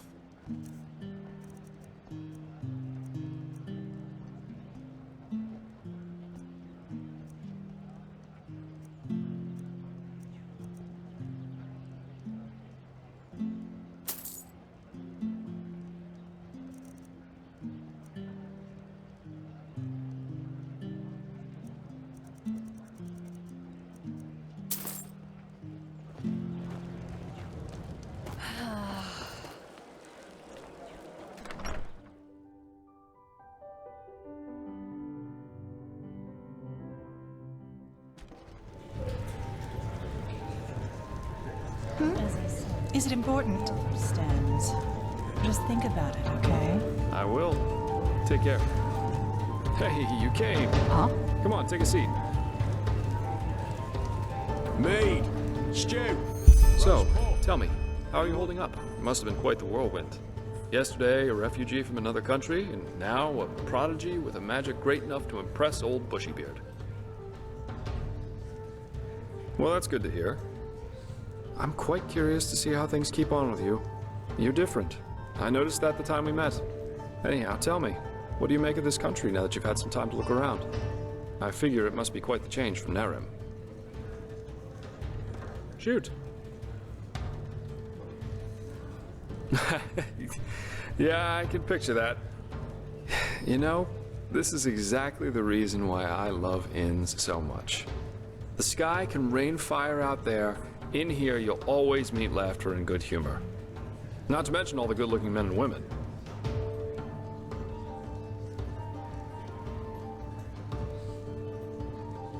Absolutely. Though I think I've seen enough of this place by now. Of Enderal, I mean.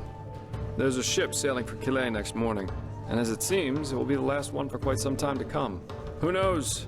Maybe they still have a cabin to spare for a handsome treasure hunter. Oh well. This entire thing was more a coincidence than planned anyhow. The Order needed someone with skill and discretion. I was around. End of story. I never intended to stick around for much longer. Heck, me as an ambassador of the Holy Order, could you imagine that? Not one step further, O fair maiden. Drop your garment so we may both bathe in Malphas's holy light. Actually not that bad, don't you think? Oh, you're too kind. But you know, at the end of the day, I guess I'd probably lack both the pathos and the idealism for such a profession. You know, I'm aware of how these esteemed keepers up there talk about sellswords like me. I could save 30 virgins from a Myrodon rampage. At the end of the day, they'd always say I did it for the money, because I wanted to bed the women, or whatever. I'm driven by inferior motives. While no matter what their actions end in, they are good guys because they do things for the right reasons. If only they'd understand that it's results that matter, not intentions. What does the wise hermit say? Nothing is of less importance to the saved than the reason for their rescue. The only difference between a mercenary like me and a holy warden is that I'm at least aware of the fact that I do what I do for myself, and no one else. I'm trying to say that all those heroes and self-declared messiahs are no better than everyone else. In the end, we are all selfish, because we always act in accordance to what we think we have to be like. So yes, maybe the Keeper saves the farmer from the bandits. But at the end of the day, he does it because he sees himself in a certain light. You know, the funny thing is that a lot of times, it's especially those who think of themselves driven by a higher purpose who are the really dangerous ones. They don't understand what drives them, and that makes them easy to manipulate. The only thing left to do for the capable hate-monger or tyrant is to somehow combine his own ambitions with the mental image of this person. And presto, you've got your perfect puppet, only waiting to dive into the next hail of arrows for their honor, their religion, or whatever they thought of this time. It's just so idiotic, you know? The world would be a much better place if everyone could just acknowledge that the only reason we're here is that we want to be happy.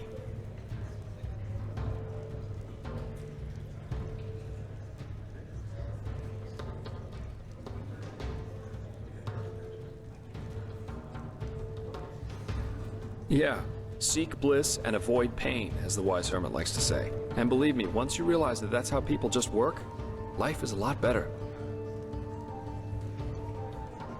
Oh, yeah, I do. And this goal is called surviving. And if possible, to be able to enjoy a good glass of wine or an exciting night from time to time.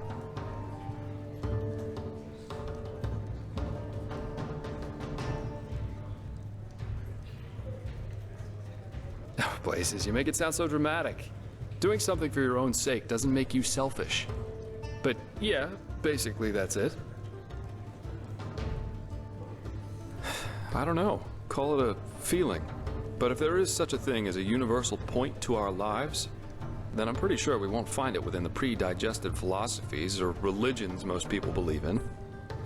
And hey, I'd be the last one to reject this great truth if she were to knock on my door, naked and tits jiggling. But until then, I'd rather try and find my own answers.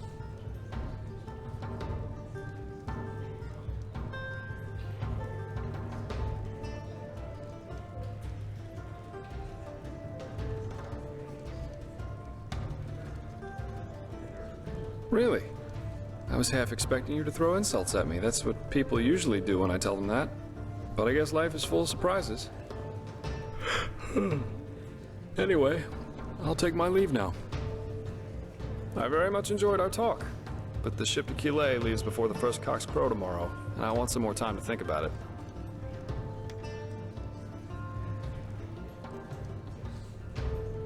Well, it most recently gained a good-looking Naramese man.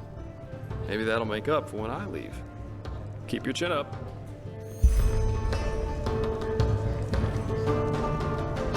Just where did I put it? Female bed, sorry.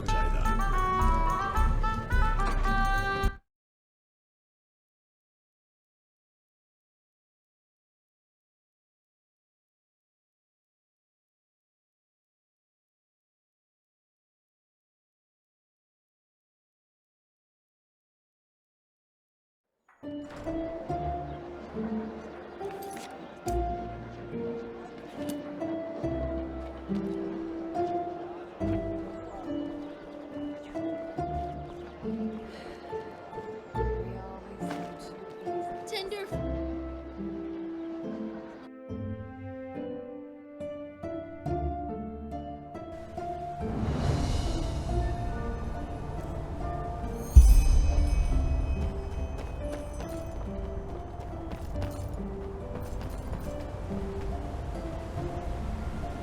Huh? Can I help you? Sir?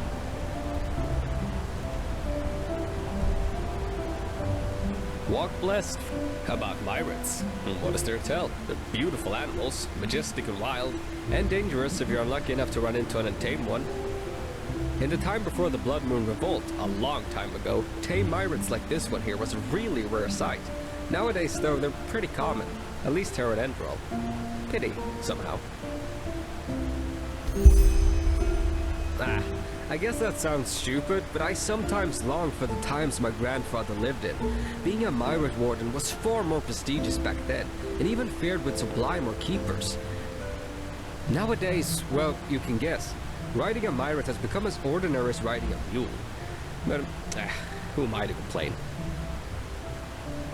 Oh, well, that's hard to explain. They communicate by clicking sounds. I, as a warden, have been trained to hear them, but you probably can't. And through those clicking sounds, I also tell them where you want to go, before you mount them. Obviously, that only works for routes that the Myrat already knows by heart. Sure, where to?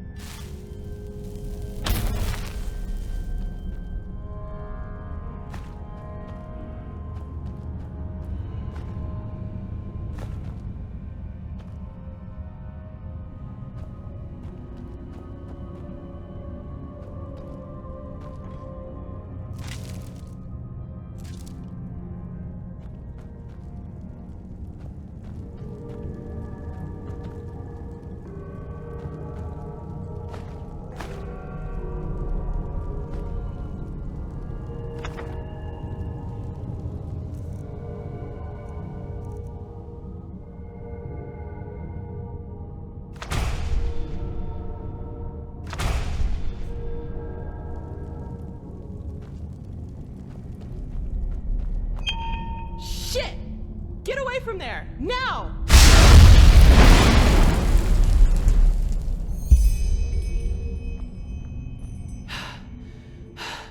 By the prophet's ass! 1 second later and I would have been scraping your remains off the floor.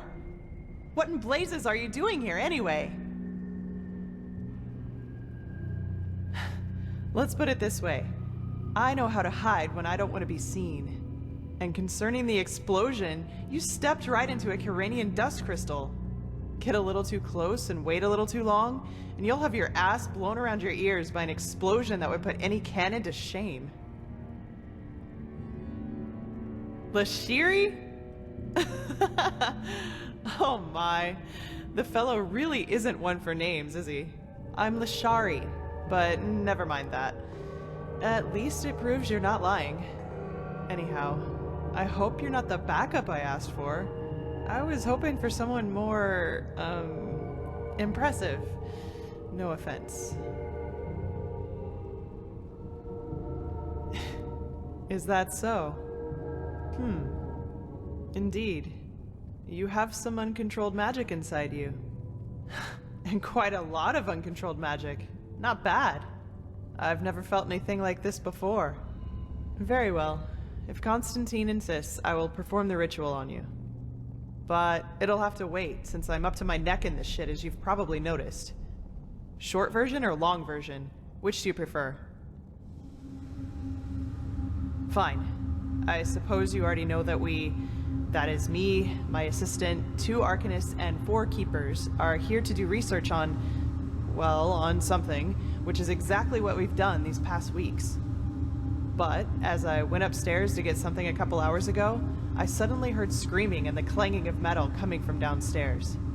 As I looked for cover, I saw these 2 shapes in red robes vanishing into the lower parts of the ruin. I have no idea who they are or why they're here, but to me, they look like mercenaries. Anyway, fact is, my esteemed Enderalian colleagues and my assistant are still down there, together with our research, and I want them back. And before you ask, yes, you can help me. You'll have to, actually, if you want me to tame your magic. I wouldn't have a chance fighting the mercenaries by myself, but the 2 of us might be able to do it, provided you can defend yourself, which I'm quite sure you can. What do you say? Are you ready? Oh, that's hard to explain, but part of it is finding the answer to the universal question. Why do some people have the nerve to ask irrelevant questions when shit is going down around them? After we've cleaned up the mess, we can do this whole, who are you and what are you doing here thing if you want to, but this really isn't the time. No idea, but I don't think there are more than a dozen. Also, they don't anticipate any resistance, which is to our advantage. Fine, then follow me. And keep your weapons ready. I think I just heard footsteps down there.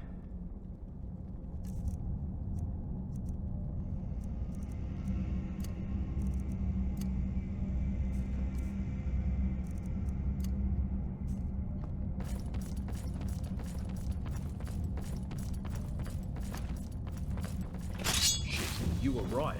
Get them. Just...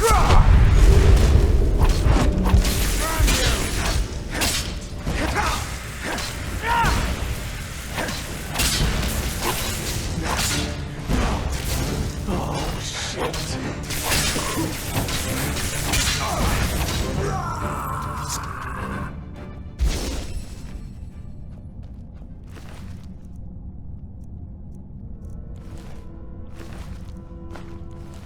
Step like a pig. Hang on. What's this?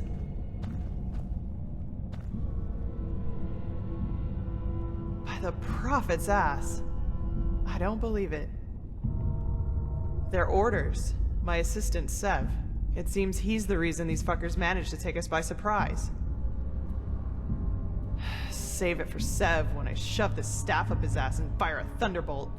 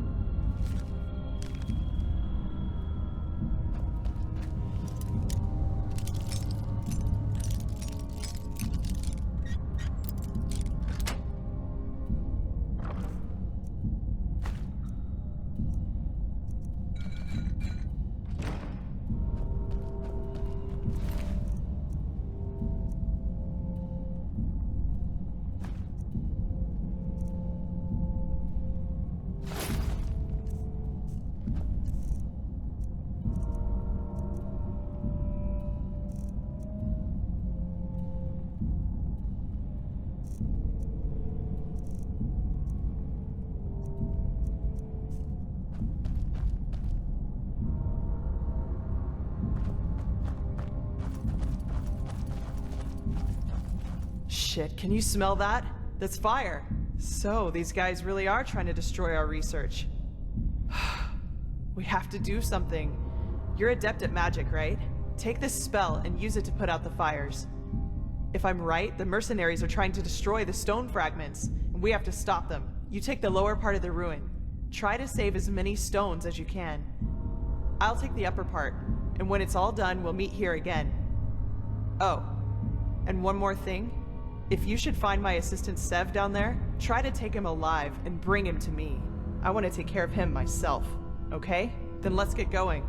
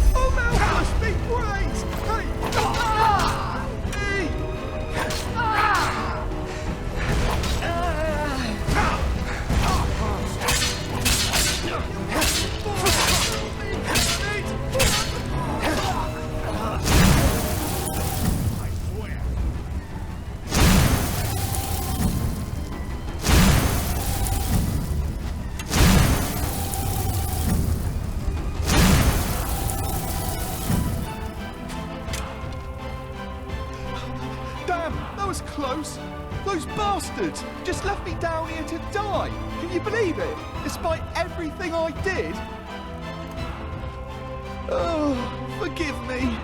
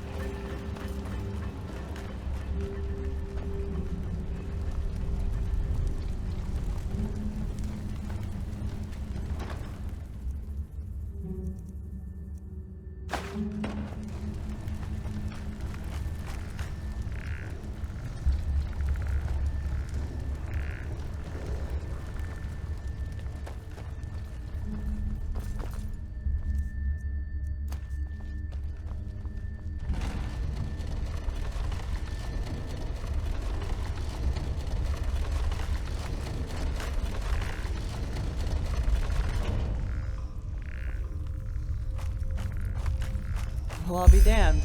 That's what I call good timing. I take it you were successful? What about the fragments? Did you save them? Well, I guess that'll have to do. Thanks. What about Sev? Did you find him? Fuck. That little shit. I was hoping I could make him tell us who's behind all this. Well, whatever. No use crying over spilt milk, I guess. What's your name, anyway? Amidst all this, we didn't have time for formalities. You're pleased? Well, that's good to hear. I actually had the feeling that I was a little rough on you. Sorry for that, really. Sometimes I just have a short fuse. Anyway, let's talk about the reason you're here. For starters, tell me how you managed to get the old ranter to trust you. That doesn't happen very often. I've got time.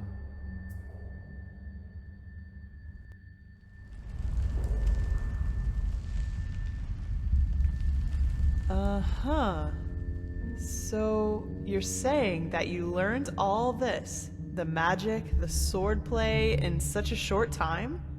That's fascinating, to say the least. And these visions, if I understand correctly, you foresaw the death of the two apothecary? It does indeed. But hey, who am I to judge? Here you are, the mysterious stranger who appeared out of thin air and, without much fuss, took out an entire group of sellswords. And even better, now you tell me that these skills come from studying magic for only a couple of weeks, and that you can see the future. You certainly are full of shit. Not you, sorry. I mean, I just had a strange thought. But no, that would be crazy. Way too unlikely.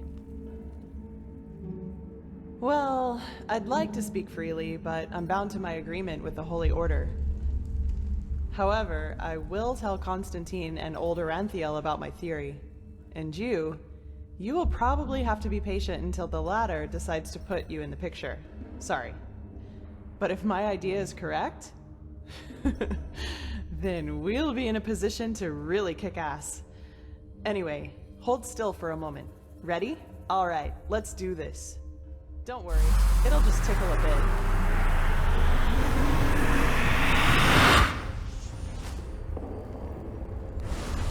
Fuck!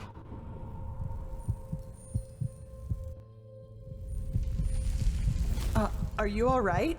That wasn't on purpose. Really.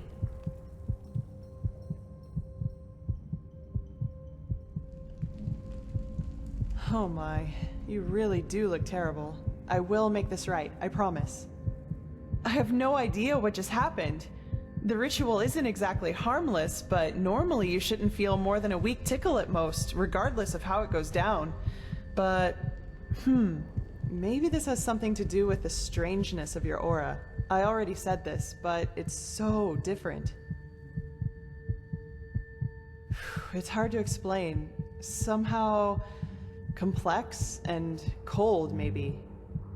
But hey, I'm probably just out of practice. It worked, and that's what matters. Your fever will now settle down to an endurable level, and maybe even vanish if you're careful. And now, I suggest you return to Constantine. I will get the stones to safety in the meantime. You need anything else? If not, see you later. We're going to meet again. I can feel it. Well, put simply, they're supposed to protect us. But old Arantheal will tell you more about it later. Take care.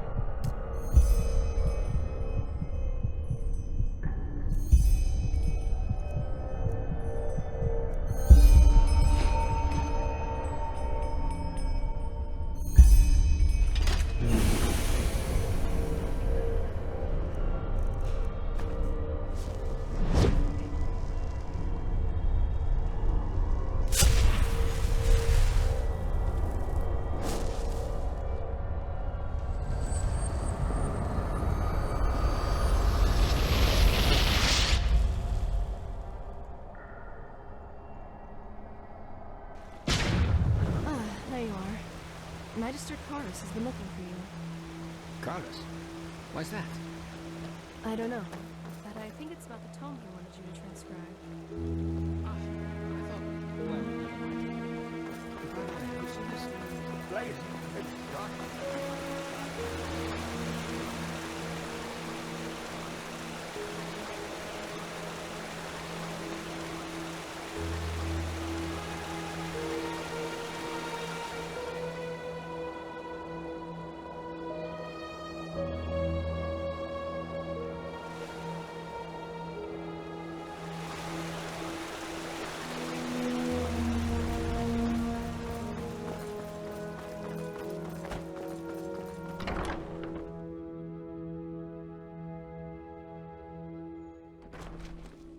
Move along.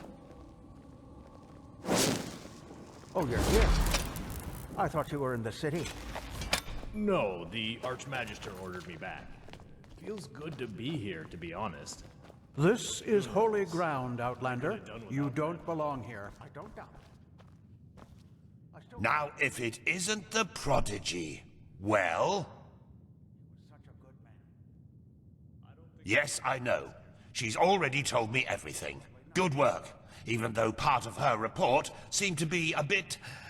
enthusiastic. But I'll leave the judgment to Arantheal. He wants to talk to you anyway. Seems you've caught his interest. In the Emporium, the last building on the left side of the temple. Just tell the guard that Arantheal has asked for you, and they will let you in. Ah yes, before I forget. My dame Lucy has left a token of gratitude for you. It's your choice. Do you want a book, an old map, or a bag of pennies? Very well. Now get a move on. I'm sure we'll talk again later. Only came shortly before he did it. Sorry, but I don't really see what you're going at.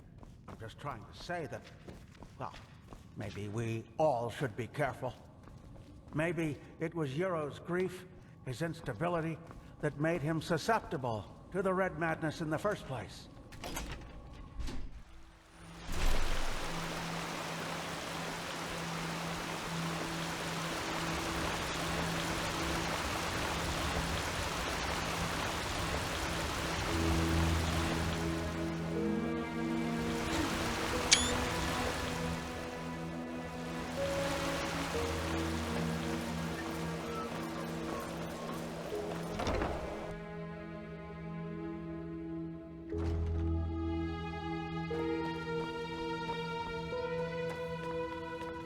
Suspicion, Tealor.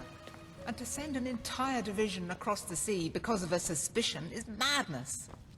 We need to find out who sent the mercenaries.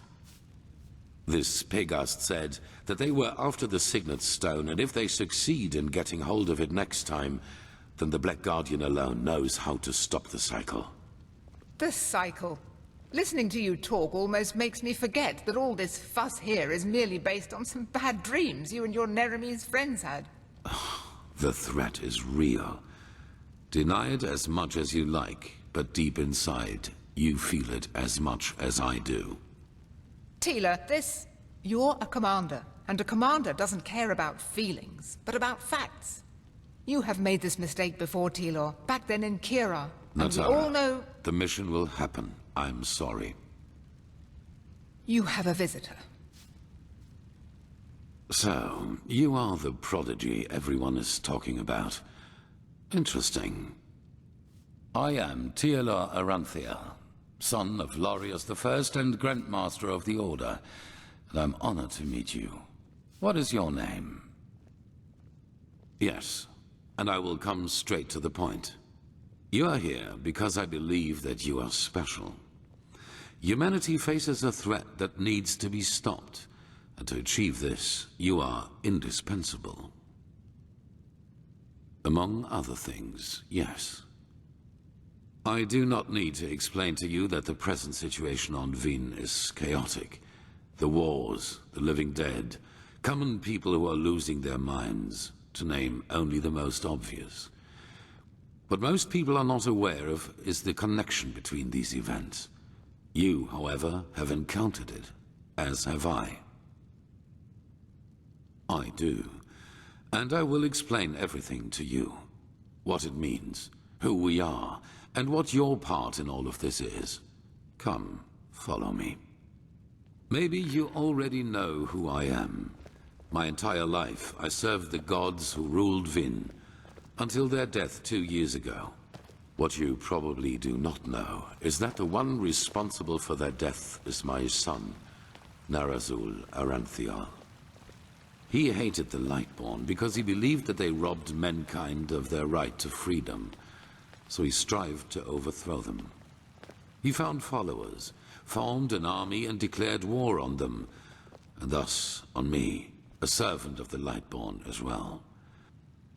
It all ended in a battle 30 years ago, which Narazul won. He killed every single survivor except for me, and locked me in a dungeon on Nerim. I still do not know why he spared me. There were circumstances favoring the development, but it's a long story which we won't discuss now. Good question. Because at the moment stability is the highest good, even more so considering what we are facing. The rulers of Kira and Kile both made the mistake to acknowledge the death of the gods to their people, and the civil wars that followed in their countries are evidence of the chaos that such a revelation entails. Enderal is the cradle of the Order of the Gods, the epitome of theocracy. It is unthinkable what would happen if we confirmed these rumors. I am sure you understand this. Maybe when all this is over that will change, but for now it is imperative that we deny all rumors of that kind. Yes, after more than 30 years, when the death of the gods made the magic around the prison disappear. And during my escape in the northern mountains of Nerim, I also had them for the first time, the dreams.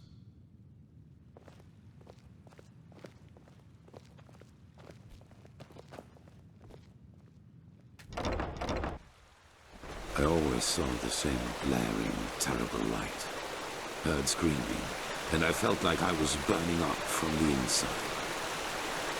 And above all, like a veil, there was the knowledge of imminence.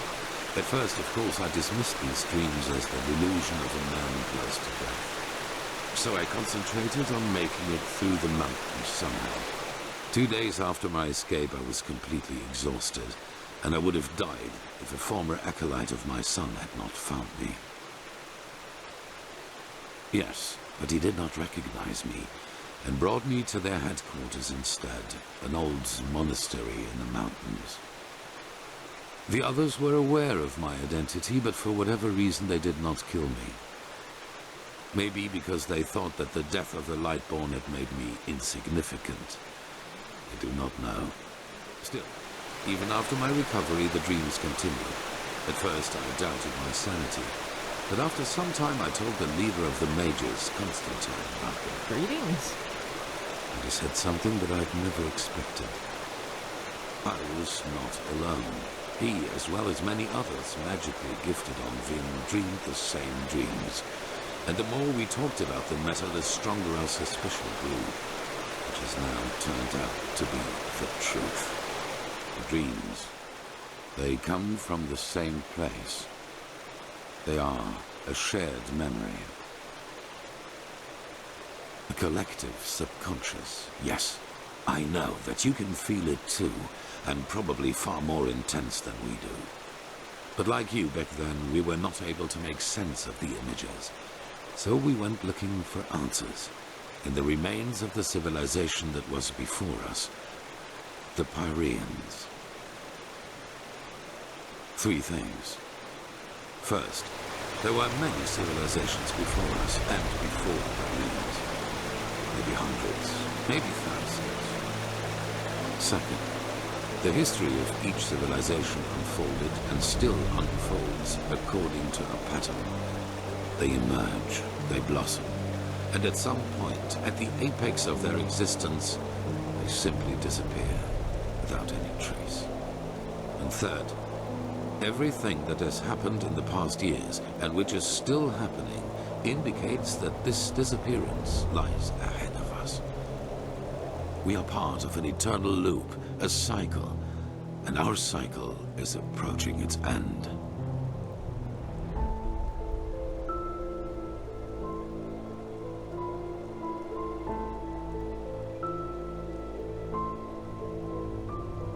Not identical, but one can split them up into episodes which repeat themselves in the very same manner, into patterns. Yes, dramatically put, they're the envoys of the end.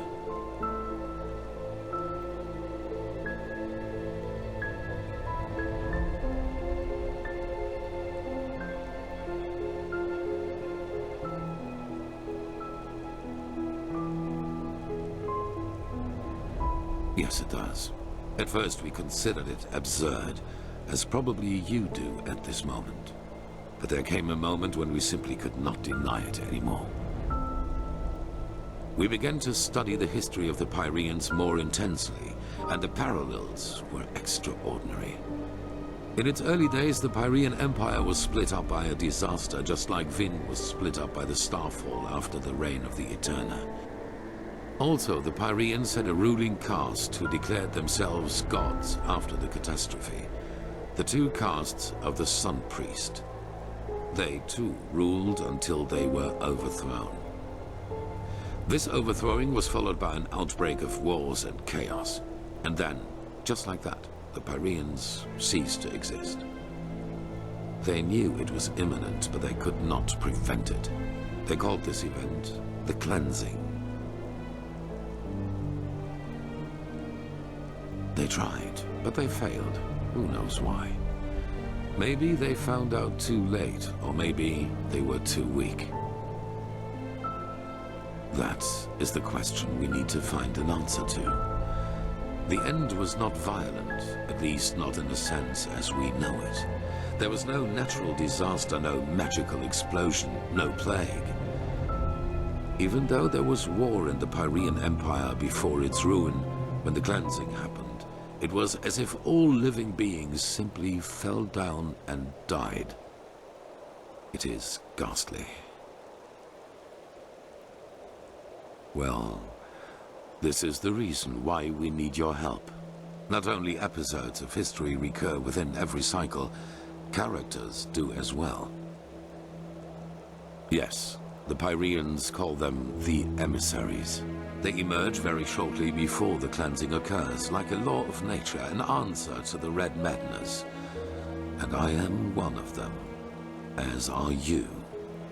While I take on the role of the ruler, you take on the role of the prophet. It's just a description. Call it what you will. But without doubt, it is the truth. Your story matches the descriptions perfectly. I do not know. Firespark the Mage has told me your story. And even though your fate is tragic, unlike me, you were insignificant before your change. So maybe everyone can become an emissary, or we simply have not understood the pattern yet. Yes. Former enemies or not, both sides have understood the magnitude of the threat. The magical knowledge of Narazul's former mages is vast, as is the power of the Holy Order. Even though not all of the Keepers agree, as you probably have already noted yourself. No, as I already said, the emissaries simply appear at the beginning of the end, like pieces on a chessboard. We are determined by our skills. How and to what end we use them is our choice. On the one hand, your power.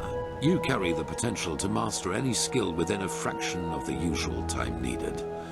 I assume you have already realized this. On the other hand, your ability to look into the past, and therefore into the future. Your visions are a window into the past, And as every cycle is based on the same events, it is a window into the future as well. You can feel the thread this world is woven with. And because of that, you can see things that have happened, and thus will happen again. This gift makes you indispensable to us, and it is why I want your help.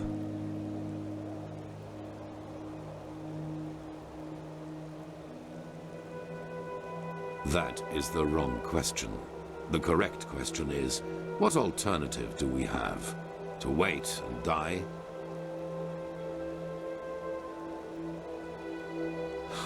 If it is wealth and power you seek, you will have it. The Order has enough of both.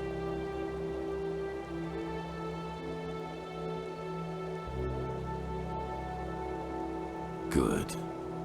However, there's one more thing before the actual work begins.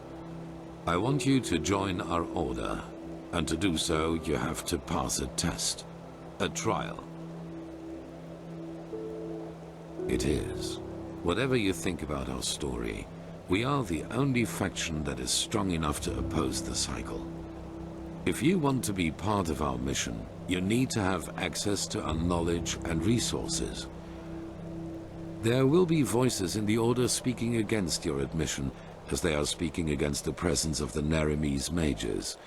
Consider it an honor or a necessity. It is up to you. It is the trial the novices have to pass in order to be exalted to the role of a keeper. Only the best students of the Squalor are allowed admission, and even though you have not been a novice, I want you to take it too. At this very moment, 2 novices are on their way to the testing grounds. I have informed them about your arrival. I have only a slight acquaintance with them. However, I know that they are both very talented and have been working hard toward the test.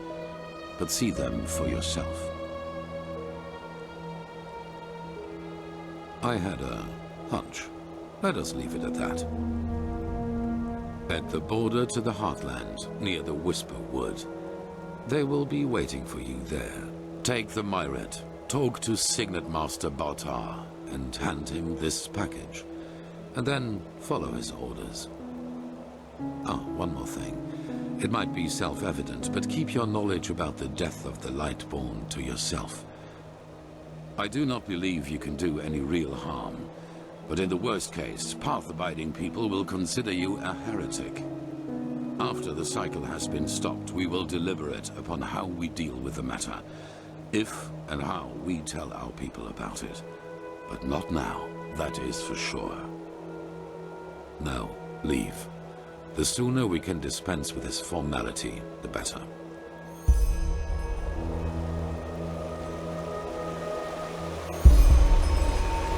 This is holy ground, Outlander. You don't belong here.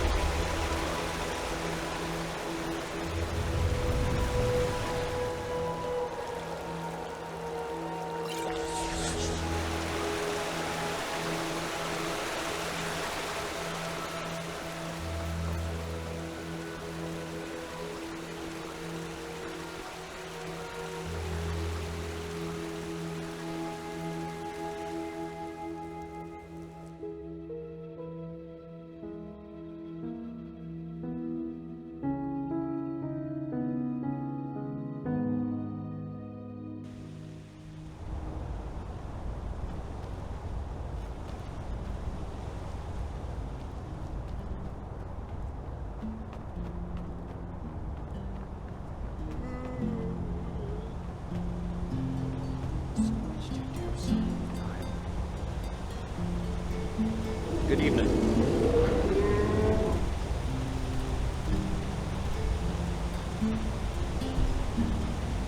Walk blessed, friend. Sure, where to?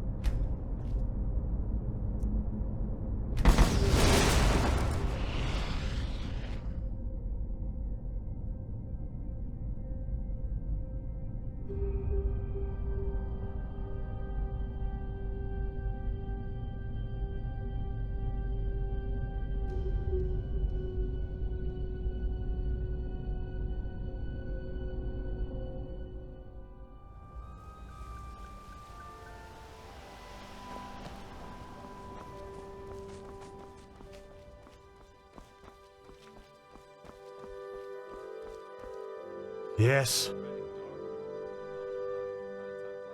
Oh, yes. You're the prodigy.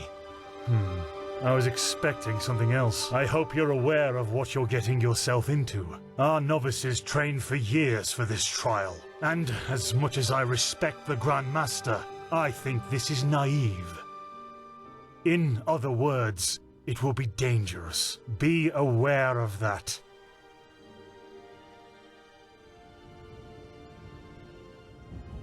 Huh. If you insist. Then it seems I'm granted the extraordinary honor of exalting the first Pathless in the history of the Order to a keeper. The others will scream for joy. Give me the package the Grandmaster gave you, and say hello to your new comrades. I have to go prepare something.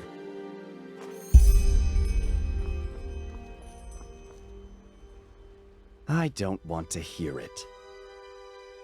You're prattling. I don't want to hear it. Just shove off. You have to ask? This country is going downhill, and you are living proof of it, my friend. First, Neverme's wild mages are allowed to walk on the holy temple grounds as if it were some kind of brothel. Then mercenaries are hired, and now you, an outlander, a pathless, are able to be initiated into the sigils of the Holy Order. We've trained for years to stand here, and until now, I thought that this country respected its traditions. That's my problem. Now get out of my sight. Get lost.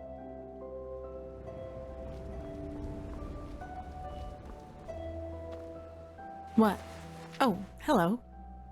You're our unexpected addition, aren't you? The prodigy? It does, actually. I'm Calia Sakaresh, by my path novice and aspirant to the first sigil. I've been told what you did in old Rashengrad, that you saved the excavations and fought back the mercenaries all on your own. An astonishing feat, truly. You have my respect for that.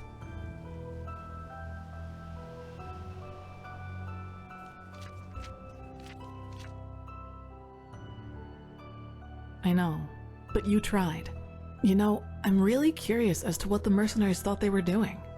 Someone willing to attack the Holy Order is either extremely powerful or extremely naive. Anyway, it's been an honor to meet you in person. Let's talk later. All right, enough of the chatter. Come here. Here. These potions will be necessary later, so be careful with them. Apart from that, it's still a few miles to the ritual place. As you're all gifted with magic, the spores in the forest ahead will make you a little dizzy, but we won't stay for long. Any questions? Long story. Simply put, they come from a special kind of mushroom that has infested this forest, and staying near them worsens the arcanist's fever. So, in case you're thinking about exploring further, take some magical protection and some ambrosia with you. Good. Stay close to me.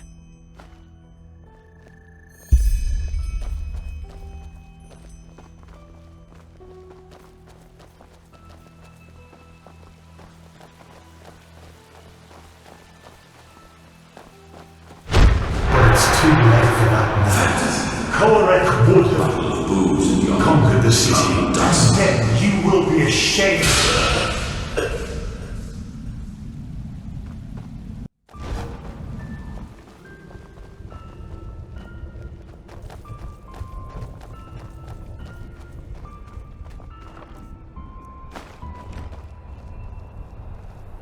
So this is the Whispering Forest. Fascinating. I've read a lot about it, but never actually seen it. Poor thing.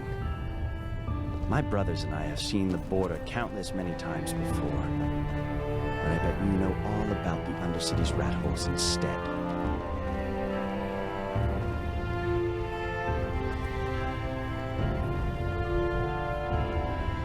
Huh? Oh, did you now? So, what did you see? A horde of naked Scarag women charging towards us? Okay, look, you're very impressive and talented, I get it. But please, spare me this rubbish about visions and echoes of the future. Tealor always had a fondness for those kind of things, but I'm not really one for all that. So, let's keep going.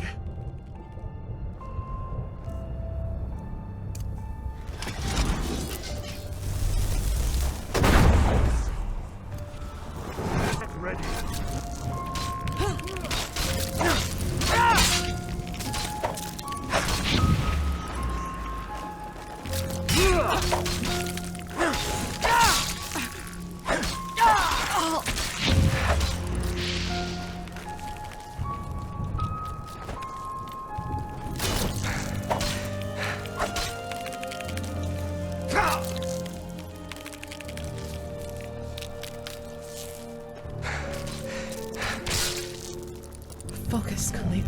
Focus. Oh, that was all.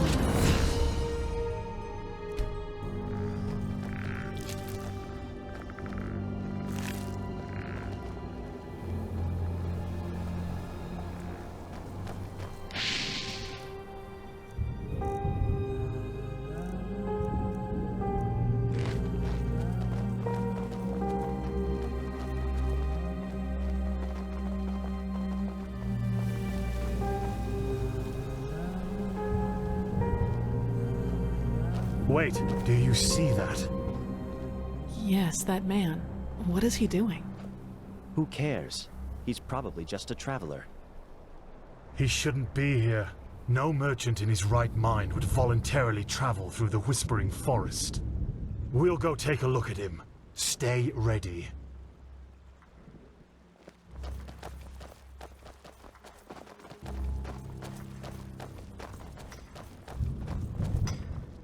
I see it. She's with me now. Forever.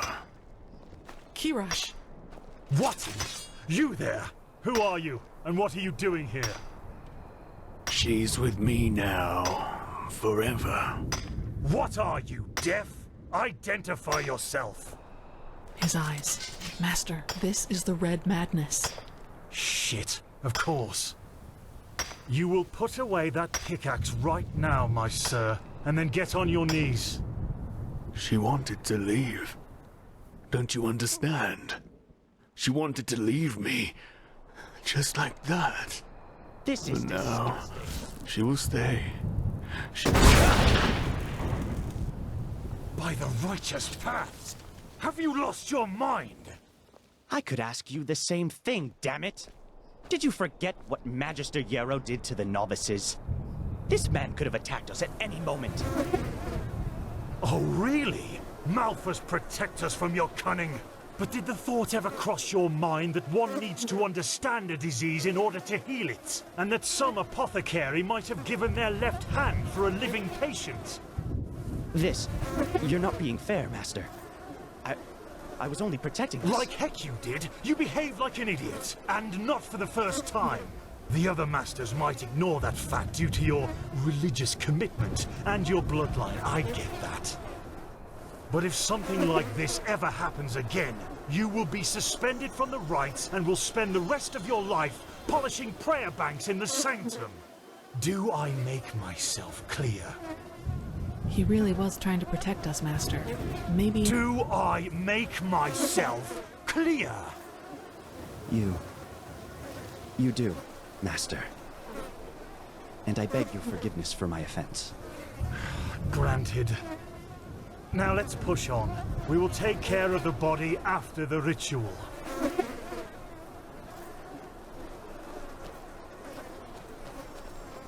Are you okay? Just save it.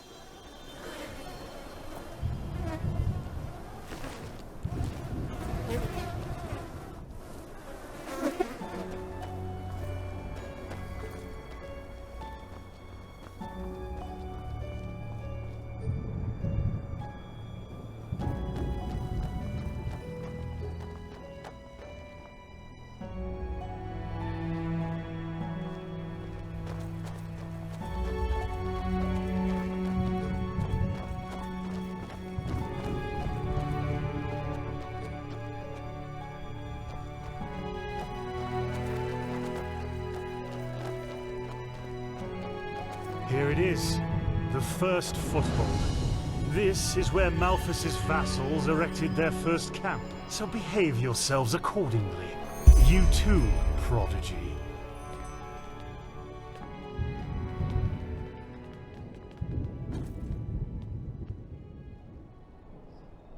Well then, before we start, there's something I need to tell you. Something, important. The rumors concerning the deaths of the Lightborn, they're true. What? The gods are dead. They fell 2 winters ago, beneath the sword of an unknown traveler. We, that is, the Order, have known about this for quite some time now, but haven't told the common people yet. But since the 3 of you intend to take the trial, there's no way to disguise the truth anymore. But how can a god die? There was a prophecy, as old as the Lightborn themselves, in which there was talk of a shadow god, who would end the era of gods. And it came true. I'm sorry. You're sorry? You're telling us that the gods have been killed, and you are sorry. What's next? That tomorrow the sun will stop shining? Tell us that this is a test, Master. It is, isn't it? A test of our faith. No, the Lightborn are dead. But, hard as it may be to accept, we cannot afford to fall into a spiritual crisis right now. The Order of the Gods, Malthus's order, was created to protect the Lightborn. And if what you're saying, this blasphemy is true, then we're meaningless. We failed, don't you see that? Oh, by the Black Guardian, I just can't believe it. And though I shan't be seen, thou shalt live by my virtue. 3rd Revelation, verse 137. I know it's hard, Dunmore, but if this is true, we have to show strength and keep on believing in what the Lightborn stood for. Which is the idea of peace and... Oh, just shut your mouth, Sakaresh. If anything, you lowborn scum are living proof that the Order is going downhill. Do you really think I don't know about the village? You're a damned witch, and if this were the old times, you would have been crucified long time ago. You don't mean that, Dunmore. Drop it, for heaven's sake! We're all on the same side here. No, we are not. This wench doesn't have any right to wear the white robes. And if you would spend more time with the Holy Scriptures instead of your brandy bottle, you would see it as well. But no, you just... Shut up!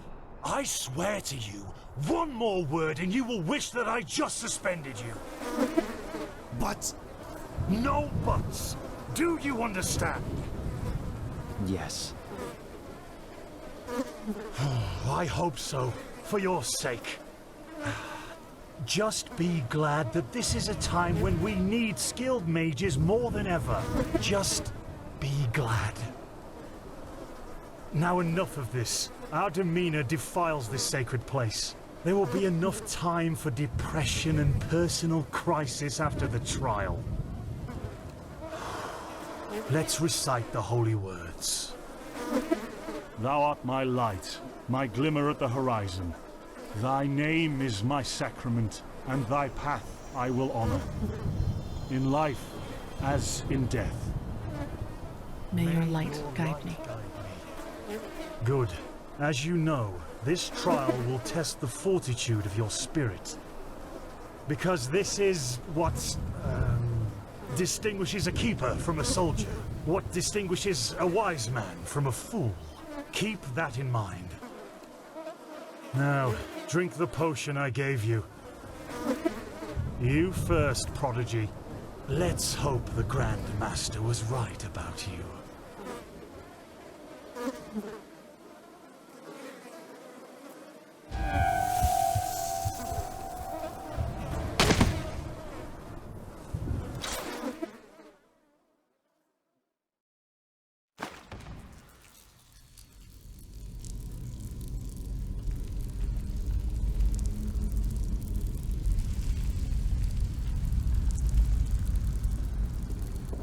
Oh no.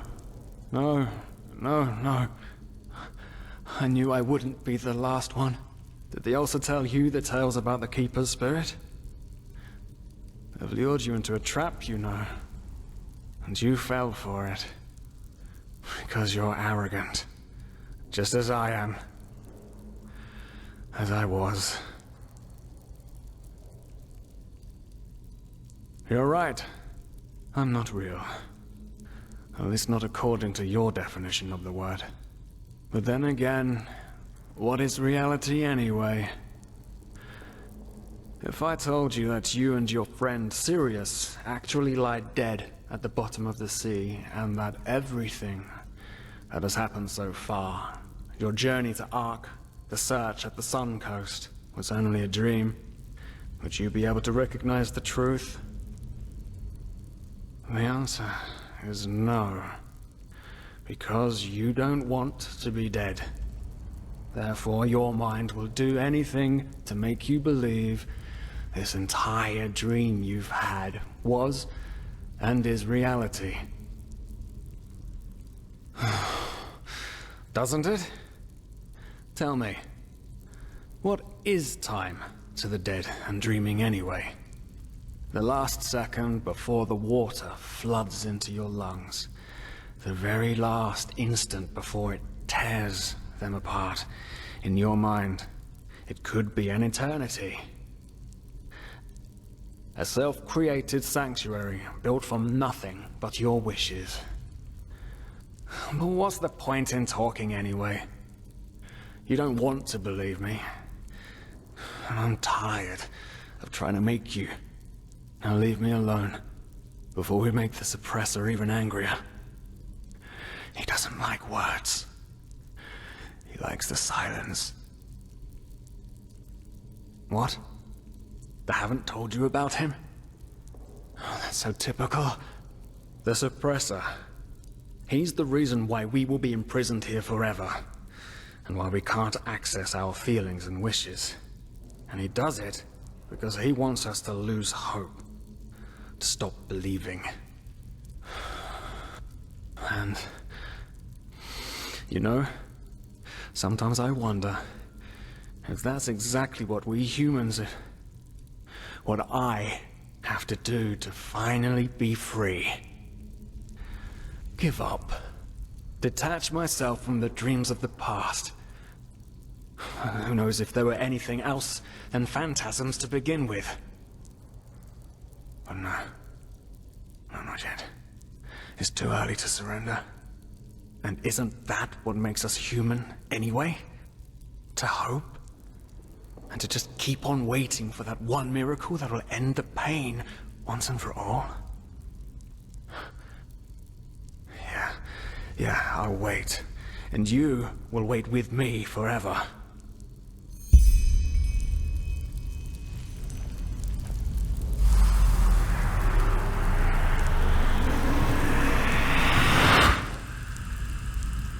What the? How did you do that? simply opened it? But that's impossible. All these years it's kept me from escaping, and you just...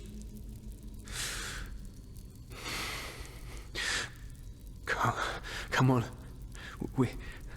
We have to look. We have to look and see what's outside. We won't get far, but still we have to see. Come, lead the way.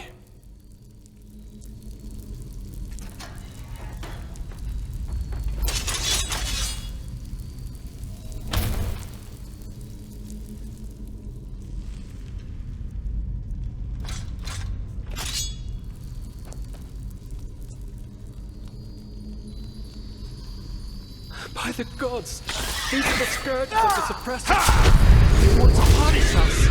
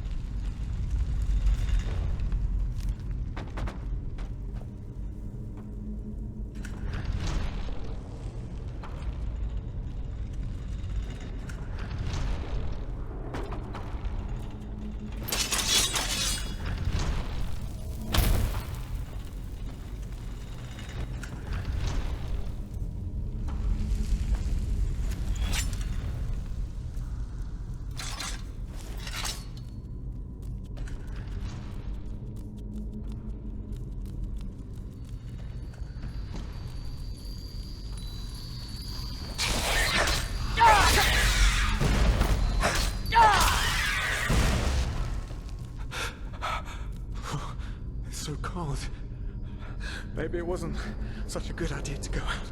After all, I mean, yeah.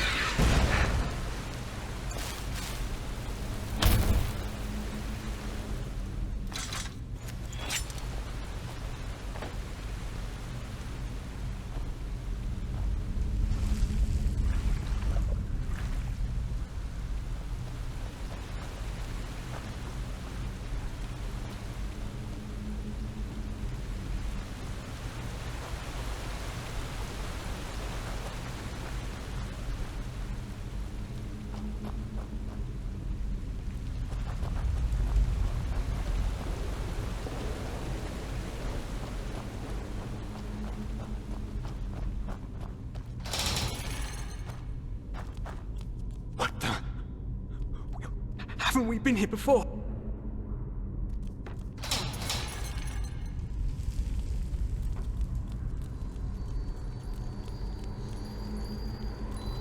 Oh no. No. Do you see it? All the cells. They're all empty. And there's blood. Oh no.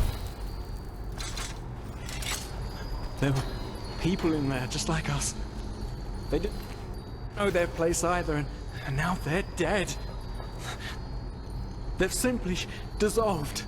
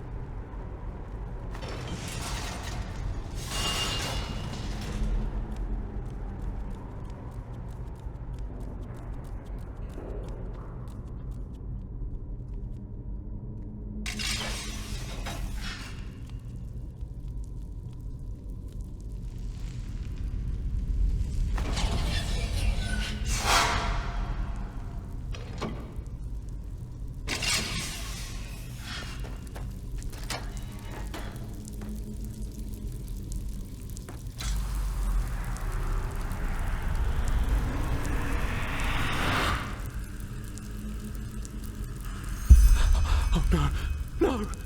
Can't you see? We're back.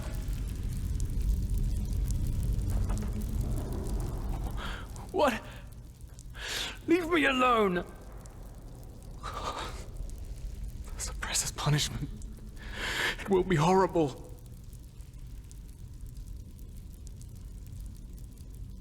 Of course I'm a part of you, and you are a part of me. Isn't that obvious? But I should have known you wouldn't understand. You're too weak. You always were.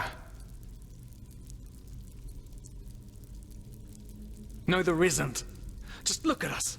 Look at what we are. We are the damned because we are trapped too deeply in the past. And that's why we do not deserve freedom. No, you haven't. Because you're blind. The Suppressor is here, in every single stone, in every bone, in every drop of blood, and yet you are too blind to see it.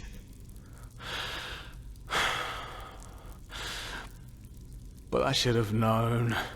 I mean, what can you expect from someone who has killed his entire family? I followed you because for a brief moment, you made me want to believe, and now you've dragged me into the abyss along with you.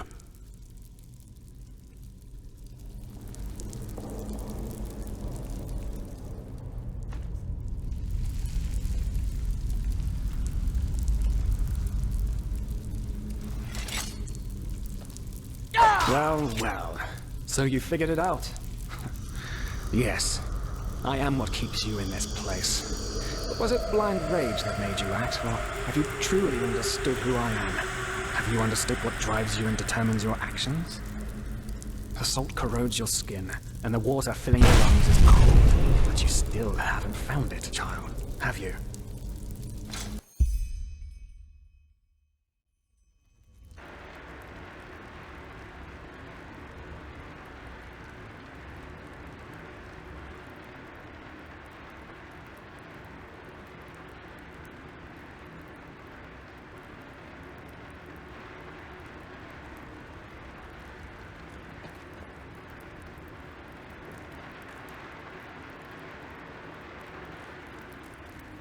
Oh, hey. Good to see you awake. How are you feeling? Good question. The room was empty when I came here. Actually, that's quite weird, now that you mention it. The entire temple seemed kind of deserted. But, probably a ceremony or something like that.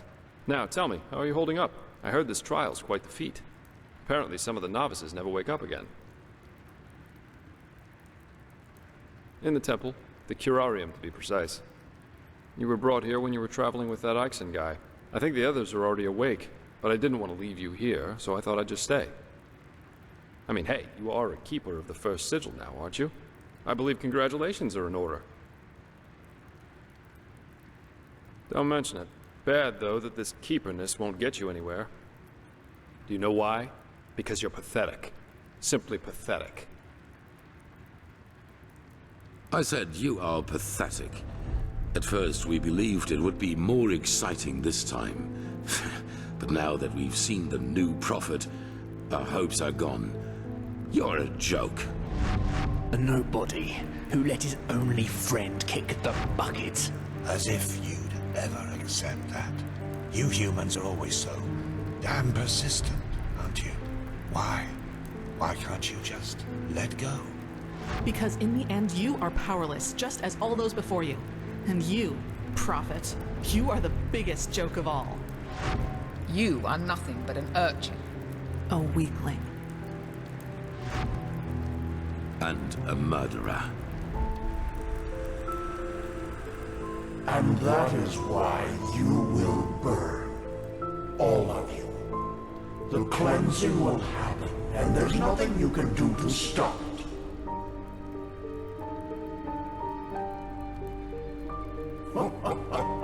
Is that so? Such presumption from a fish who thinks his pond to be the world. The world is an interplay of cause and effect, and the only logical consequence of your existence is annihilation. That's the way it was, and that's the way it's going to be. But enough of the banter, urchin. We wanted to meet you, and so we did, even though the result is rather sobering. Now wake up. Keep on stumbling through the mist.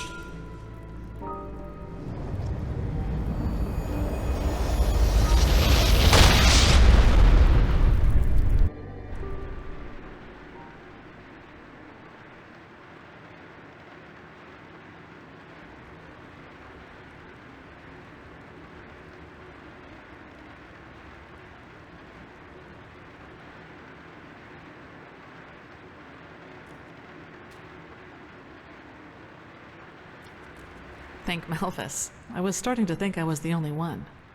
How are you? You look exhausted.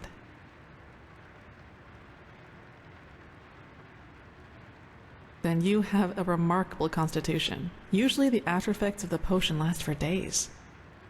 But it's good to see the Grandmaster was right after all. I woke up just a few hours earlier, and he was here in the meantime. He didn't doubt for a single second that you would make it. But I suppose mutual congratulations are in order. We made it. We passed the trial. Almost, yes.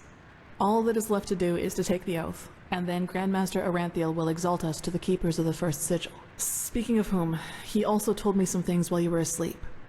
About the Pyreans, about these dreams, and of course, about this cycle. This is so bizarre, really. At first we're told out of nowhere that the gods have died, and now humanity is on the brink of extinction. This is a lot to take in.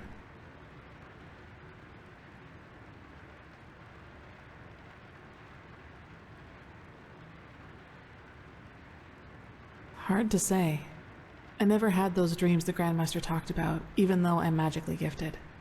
But then again, I always had the feeling that the Red Madness was more than an ordinary disease. Well, I suppose all of this explains a lot. At least now I can understand why the Grandmaster was willing to break all the traditions of the Order just to get you exalted to be a keeper. According to him, most of our battle against the cycle will stand or fall with you.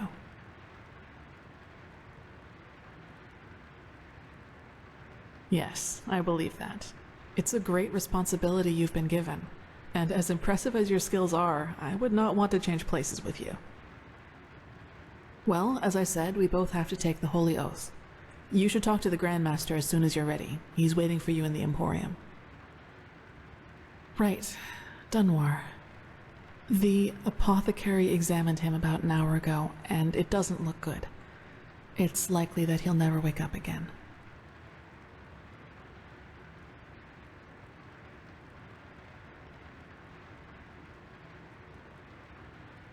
He was impulsive, yes.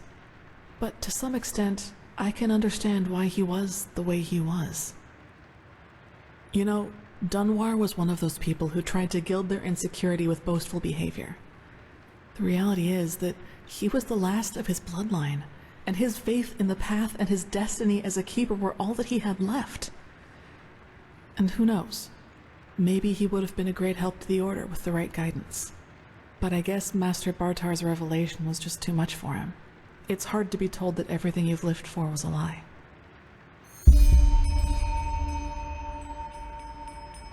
Well, maybe I just don't show it as much. But yes, in a way, you're probably right. I suppose that's mainly due to the fact that to me, as opposed to Dunwar, the Order always stood for an idea. And an idea doesn't die with the one who first thought of it. Funny that the Grandmaster said nearly the same thing during the exaltation. Dunwar would have considered it blasphemy. That's true. A lot of crimes were committed during the Lightborn's reign, and I don't want to minimize that. But I also think a lot of those crimes were unavoidable, so to speak. Imagine you're the king of a small island, and one day your realm gets attacked by a fleet of Scarab Reavers. The invasion catches you completely off guard, and within a few hours, the Reavers have advanced to the farmland, just a few feet from your city's main gates. And before you know it, you have to make a decision. Will you use the time that remains to entrench your army within the city's walls to have a better chance of surviving a siege? Or do you send them into the field to fight the Reavers there, knowing that there is only a slight chance to save the farmers, but a big risk that you will lose both the city and the farmers? That's one way to see it, yes. But what if your foray would have succeeded? What if you could have prevented the massacre in the farmlands? What I'm trying to say is, it doesn't matter what you do. There will be people who will despise you for your decision. If your attempt to rescue the farmers fails, you will be accused of having acted blindly and idealistically. And if you just stay in the city, they will say you didn't even try. Of course, there's a small chance the foray might work, but should decisions like that really be made as if they were a game of dice? As I said, I don't mean to absolve the Lightborn of their crimes, but I'd wager my left hand that they had a lot of similar decisions to make. I knew the question would come eventually. I suppose the answer depends on whether you're in the mood for some gloomy talk. Sooner or later you'll hear it from someone else anyway, so why not from me first? As you wish. Where should I start? Maybe with the fact that I don't remember anything that happened before my 6th winter. I don't know where I was born, and I never got to know my parents. I wish I knew.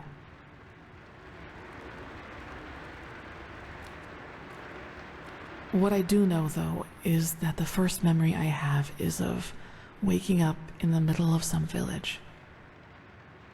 It was dark, and I felt dizzy and, I don't know, empty? That's probably the best way to describe it. I eventually found the strength to get up and look around, and, well, that's when I realized what was actually going on around me. The entire village. It had been destroyed. There were corpses everywhere. Men, women, children, and the houses had been crushed as if some mad god had rampaged through the streets there. And it had all just happened hours before because the destruction was still fresh. Whatever it was, I didn't have much time to think about it. As soon as I got up, I saw 3 riders coming through the smoke. One of them got off his horse, ran towards one of the corpses, and started screaming something in my direction. Then I felt a blow on the back of my head, and I lost consciousness. By the name of the sun, it's strange to talk about it like this. It's been so long, but the memory feels as if it had happened yesterday. Well, it turned out the riders were hunters who had come from that village. They must have observed the whatever it was from the distance and ridden back to the village. At least I think that's how it went. I guess I'll never find out. The reason they thought I was somehow involved is that the village priest found me a couple of days before it happened near a shrine in the wilderness. Apparently, I was wearing torn clothing, and no matter what the apothecary tried, he couldn't wake me up from my comatose sleep. And it seems that made the writers think I was some kind of witch child, or unholy beast, whichever you prefer. For you, maybe. For them, as simple people, it was probably the best explanation they had. And think about it, it's not that far off. A motherless child who neither talks nor breathes steadily is found abandoned on the roadside and has a strange mark on her face. They leave to go hunting, and when they come back, they find their village in ruins with that foundling child being the only survivor. You have to admit, it's not that much of a stretch, even if those men hadn't been superstitious farmers. Probably. Truth be told, I try not to think about it too much. And actually, it doesn't matter, because I somehow managed to get away before they could do anything. I even made it to Ark all by myself, which didn't turn out to be much of an improvement in the end, because I was pathless. Yes. Thinking about it now, I actually wonder how I made it through my time down there. But maybe that's one of the advantages of being a child. You don't think. You just act. Still, the winters down there were cruel, and if Master Tyrus hadn't found and taken care of me, I probably wouldn't have made it through my second year. Yes, otherwise I would not be here. He saw me, and he knew what he had to do, is how he put it.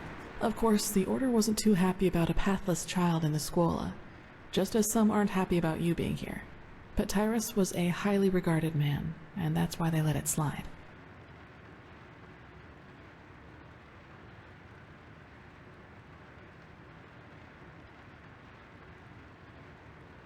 That's right, we do, but we are both still pathless, and that disqualifies us according to the holy verses.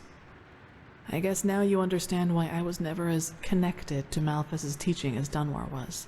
To some of the Keepers, I am still an outcast, and no matter what I do, I always will be. It does, yes, but then he had lost both his wife and daughter 5 years before he found me. So maybe I was some kind of substitute. I don't know. But in the end, it doesn't matter. I owe him everything. He was a good man, and that's all that matters. Yes, and now I'm here. Well, here we've reached the end of my impressive tale. I hope you liked it.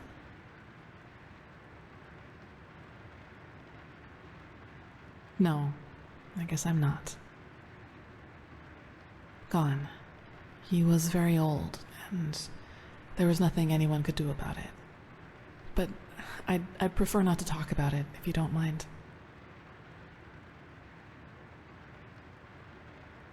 He does, yes, and he's not alone in his opinion. One of those hunters recognized me in the market my first year as a novice, and you can imagine that it was easy pickings for those who were already against my presence in the Order. From then on, they added names to the derogatory stares. Demon Child, Witch, whatever they could come up with.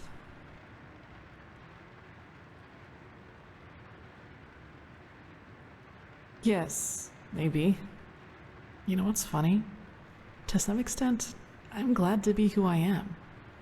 That way, people just leave me alone, and that gives me more time to focus on what's important, on my goals.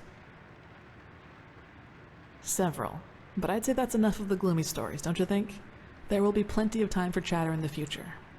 Maybe. Yes, all of the Delmordans fell victim to the Great Flesh Maggot Plague of 8215. Actually, it was almost sad to see him running around and boasting about his nobility, though everyone knew that without the help of the Order, he would have probably ended up living in a shack in the Undercity. If you can call that living. You should. It's already late, but if you want, I can show you the most important places in the temple before you go to the Emporium. What do you think? Good. Then get your gear from the chest by your bed and we'll go. You should reclaim your gear before we leave. Now then, let's go.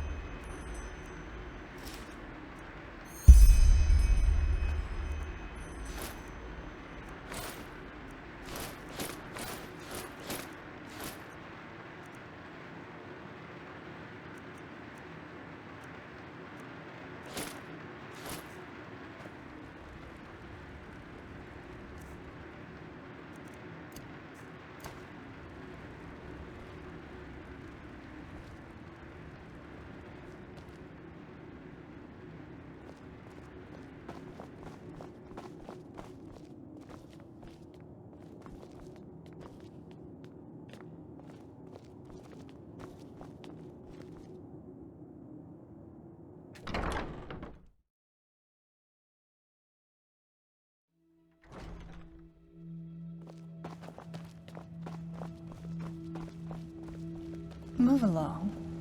All right, this is the Sanctum. It's a place of silence and prayer, and also where we'll be exalted later. My sir. Half of those ships, wherever you I have look, to remember that. Where is this supposed to lead? Well, where did I put it?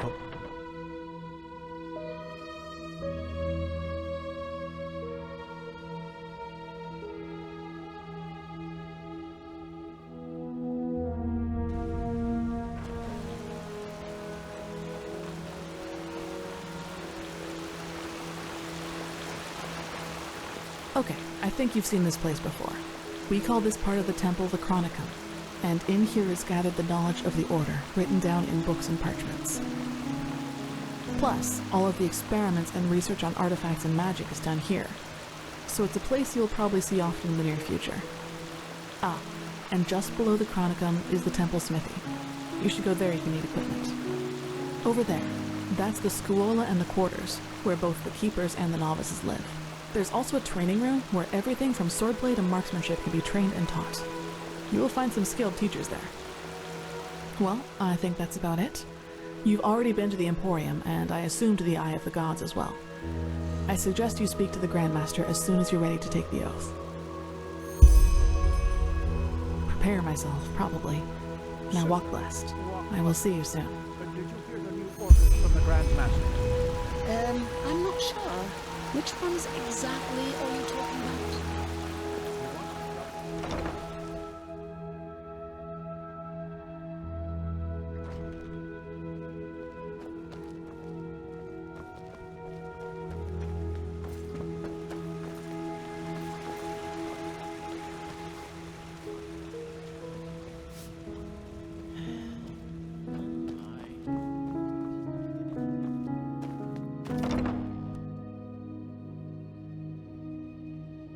And you actually believe this could work?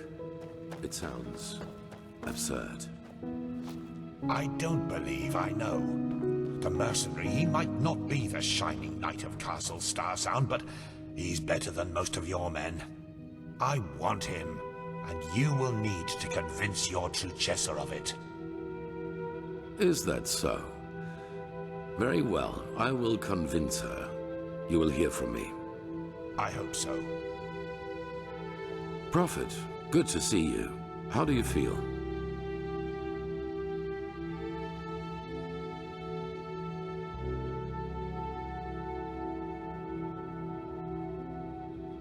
You've never been in any danger. If I had doubted your abilities, even to the slightest, I would have never spoken out for you. In any case, all that is left to do now is to recite the oath. Then we will finally deal with the more urgent matters. None of it, you'll see. The ceremony needs a little preparation, 1 day at least. Come back then. Even if it hurts to lose more time, the cleansing approaches, I can feel it. Just this night I had another of the dreams. People I knew, including you. But these people weren't themselves. There was something else, and it spoke through them. They mocked us and said our struggle against the cycle was pointless. It was peculiar. I believe that these beings are connected to the cycle. They must be the ones who cause it. You did? That is interesting. It must be related to our roles as emissaries. Maybe there is a connection between us. None. Maybe they are demons or magical entities of some kind, but they are different from everything I know. In any case, if they are indeed responsible for the cycle, they are our enemies. That's what matters for now. Come back tomorrow for the ceremony.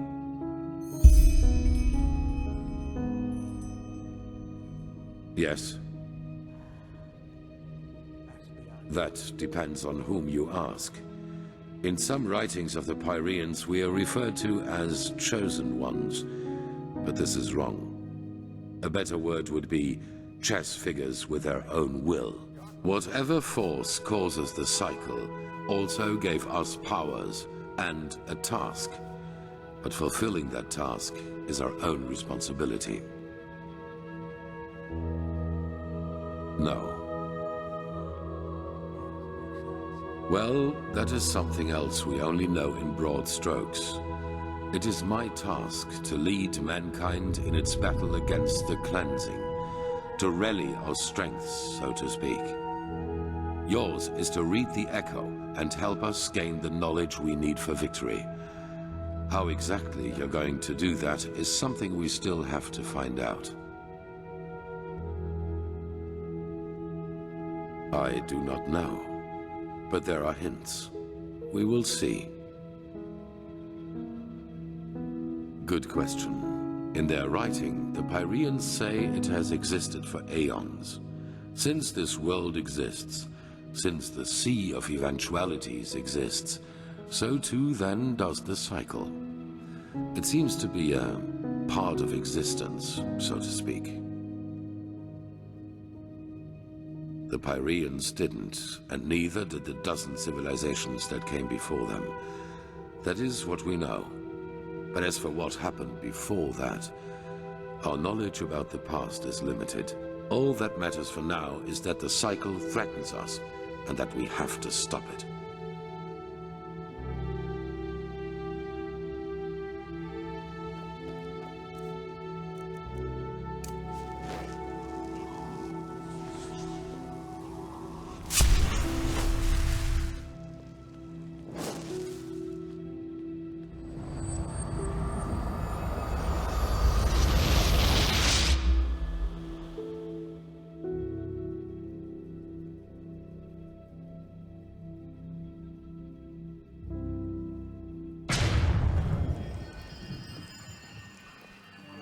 Be careful, my sir.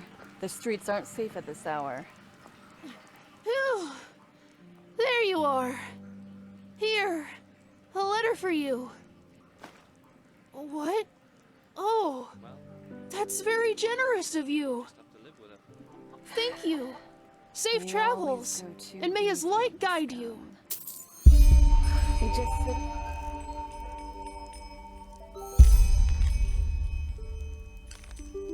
Asses and hope things settle themselves. Idiots.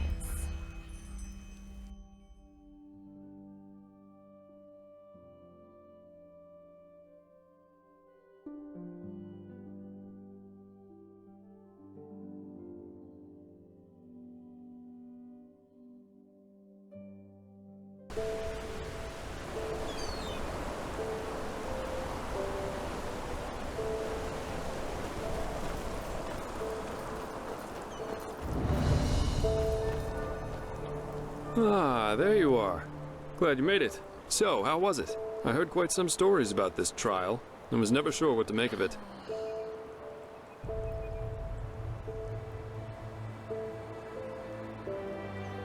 Yeah, I changed my mind.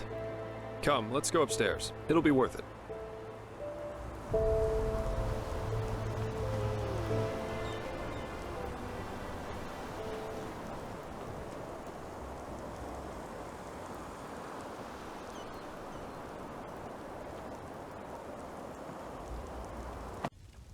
There we are.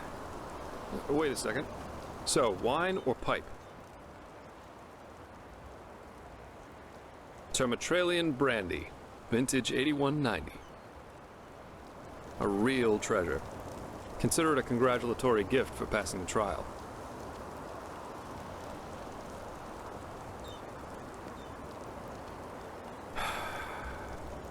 Nothing better than a good pipe and a nice sight to go along with it. It's always sad to see how few people can truly appreciate these things. Anyway, tell me, my friend, what is it that drives you? I've been asking that myself since we met. I mean, it's not like anyone's forcing you to play errand boy for Arantheal, is there? And with your abilities, you could make a fortune as a mercenary. Not to mention the danger you put yourself in. Securing the excavation site, passing the trial, they certainly haven't been easy on you so far.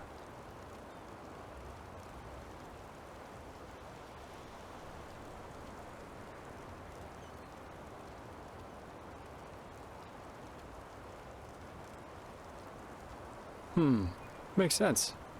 In any case, it's interesting to see how you've gotten from being a magically gifted refugee to the center of all this. Kind of reminds me of a woman I used to travel with, Alicia. No matter where she went, she always ended up in the eye of the storm. We got hired for the same job. Usually I work better on my own, but this partnership was refreshing in every aspect. It felt good to know someone's got your back for a change, especially with the kind of work I do. Which is why we decided to stick together after that first job. And it went great, at least initially. She just cared too much, you know? Yeah, she was a mercenary, but she only ever picked the jobs where she thought she could help people, or at least do no damage. As you can imagine, that doesn't always work out in my profession, and whenever it didn't, she really took it to heart. It was sad, if you think about it, really. We traveled together, and we had sex, so yes, according to most people's definition of it, we were a couple. That was, let me think, about 3 years. Yeah, we went to Arantheal, Kira, Arkwend, and one time we even fought a group of petrified on melee. She fought as ardently as she lived. I don't know how I would have survived that fight without her.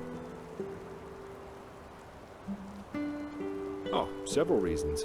First of all, she was primarily a traveling healer, and used the money she got from those jobs to sustain herself. Secondly, Alicia wasn't all selflessness.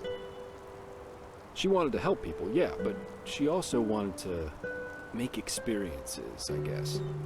Live like an eagle, love like a madman, and dream like a god. A bit cheesy, yeah, but that was her credo. Well, we were simply too different. I guess that's what it comes down to. Let's face it, I'm a pathetic white knight, and an even worse world savior. Alicia and I, we were just bound to clash. We were lovers, then friends, then lovers again, and so on and so forth. Ultimately, that was just too much for me. Too extreme. Too absorbing. Love as she defined it, yeah. Had it been for her, we would have married after that first night. That's a long story. Not one that puts me in a favorable light. At least if you like most people. Let's save that for another time. Split up. Yeah, that's one way to put it. But anyway, enough about me. What about you? Has there ever been someone in your life? Or have you always been the lone wolf?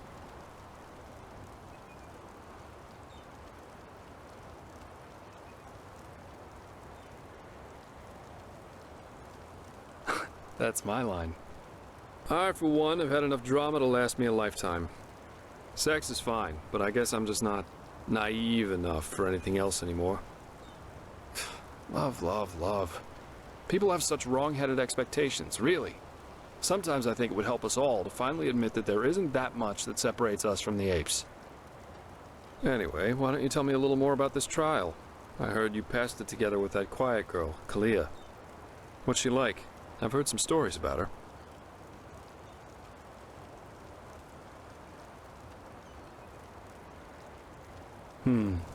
That's just life, I think.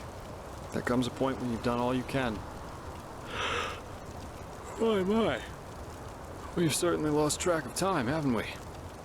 I really need to hit the hay for a couple hours now. I'll have to go look for some new work tomorrow. And I've heard about a nobleman who's looking for a sellsword. That is, if Arantheal or old Bushybeard doesn't have a new job for me by then. Say what you want about them, their pay is beyond generous. I'll see you around, my friend.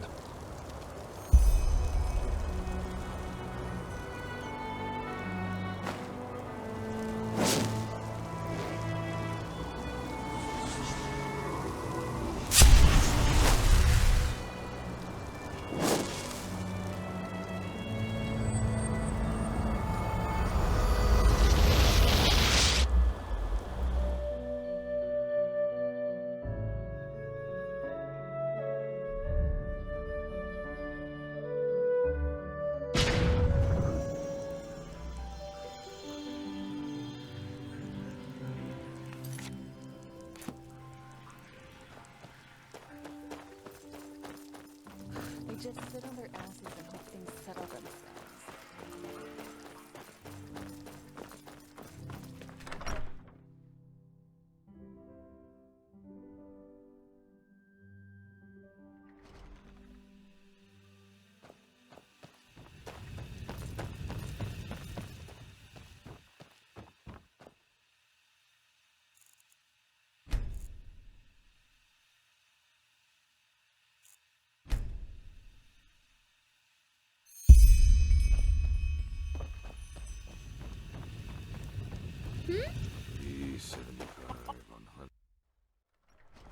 Hey!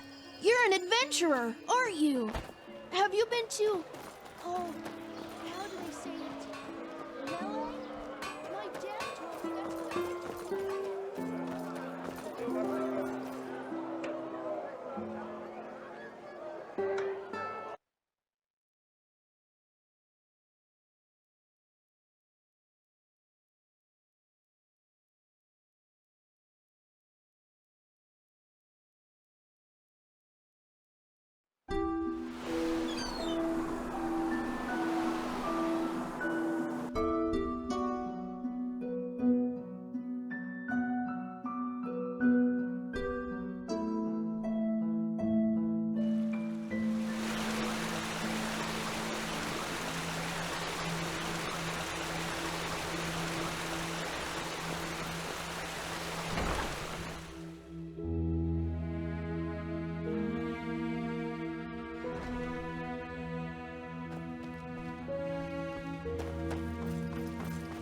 Finally, come with me.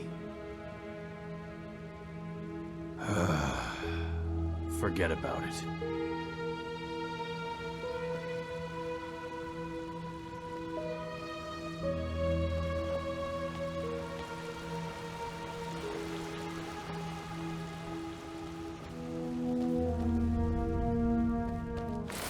It is time. Come forward, Prophet. I know what you are feeling. Mistrust. For it is the first time in the history of the Order that a stranger will receive the holy consecration. You consider it a treason against our charter, and therefore against us all. And indeed, it is true that traditions have strengthened the Order. We have ruled this land for millennia, and for millennia we have prevailed. And I know that what happened 2 years ago has unsettled you. Yes, we are in a crisis. Yes, our foundation seems to be shattered. And now you believe that I profane even what little is left by consecrating a pathless one. But you are wrong. It was always people who have given strength to the Order. People like you and me. Yes, we did serve the Lightborn, but because they embodied an idea. The idea of peace through stability. And even now, after their demise, we will pursue this idea. We are facing a threat that endangers the world as we know it. And to fight it, we need one thing above all others, the readiness to make sacrifices for the greater good. This man, like Novice Sakaresh, has shown this readiness. He is talented and has a gift, and thus carries responsibility. But instead of running from this responsibility, he faced it and found us. Consecrated ones, repeat my words. This is the day when my old me dies away. For today, I receive the sigil. This is the day when my old me dies away. For today I receive the sigil. From now on, I live to protect, by sword and mind, the path, my land, and those who are without strength. From now on I live to protect, by sword and mind, the path, my land, and those who are without strength. Until death absolves me from my duty. Until death absolves me from my duty. Thus, you are elevated to keepers of the first sigil. Rise. Now let us all recite the holy words. Thou art my light, my glimmer at the horizon. Thy name is my sacrament, and thy path I will honor, in life as in death. May your light guide me. Leave now, brothers and sisters, and rest. We will need our strength. Go and get your armor at the temple's forge. After that, meet me in the Emporium. There's news. Ranks. After a novice has passed the trial, he is raised into the first sigil, and over the course of years, if he proves to be worthy, into higher ranks, up to the fourth sigil, which is held by the true Chesser and the Grandmaster, me. Of the first sigil, yes. Our masters will teach you, our smiths will equip you. That is all that I wanted. Walk blessed.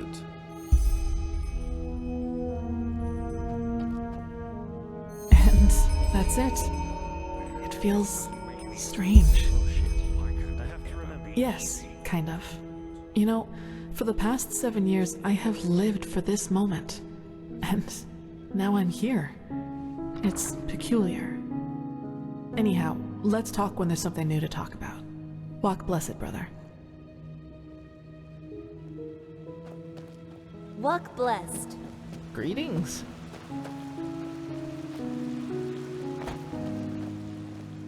The fabled prodigy. Yes. Ah, there you are. Have you heard? Apparently, Did you find it? Yes. Send an emissary here to Enderal. Be careful, okay?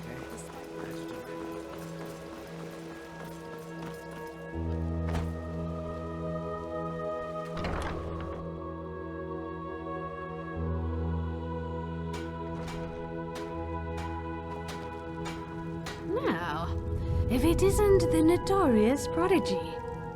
Alder Stronghand, blacksmith of the Holy Order by my path. Pleasure to meet you. Ah, right. The highly debated new keeper. You certainly have caused some uproar, I'll give you that. So, robes, mail, or plate? Fine, here you go. And no matter what you think of all this, wearing this armor is an honor.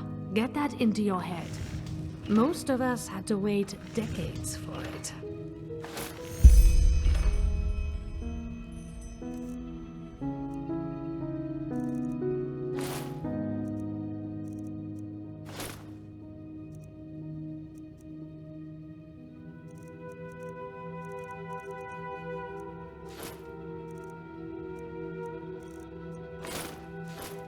Walk blessed.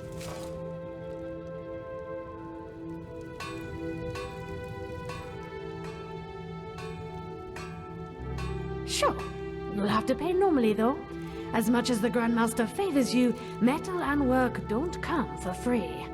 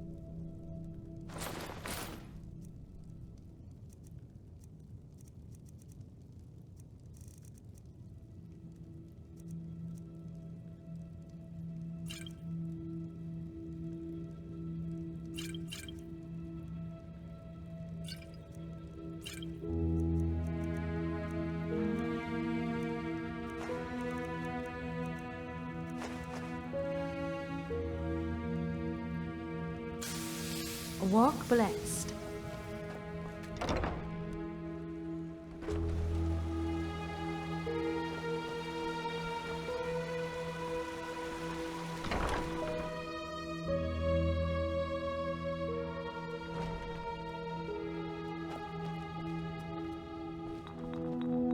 Now look at that. You are the prophet, aren't you? The prodigy. Delighted to make your acquaintance. Finn and Carbos, of course. Who doesn't know them? An odd duo and completely inseparable. Why do you ask? What? How? How do you know that? I'm Malthus, that's... One tragic event after another. Now listen. This question might seem peculiar, but is there any chance you found amulets on them?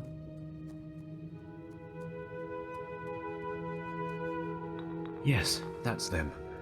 Thank you. We owe it to them. Here, you've earned this. I'll send a pigeon with the news to the League as soon as possible. Makes sense.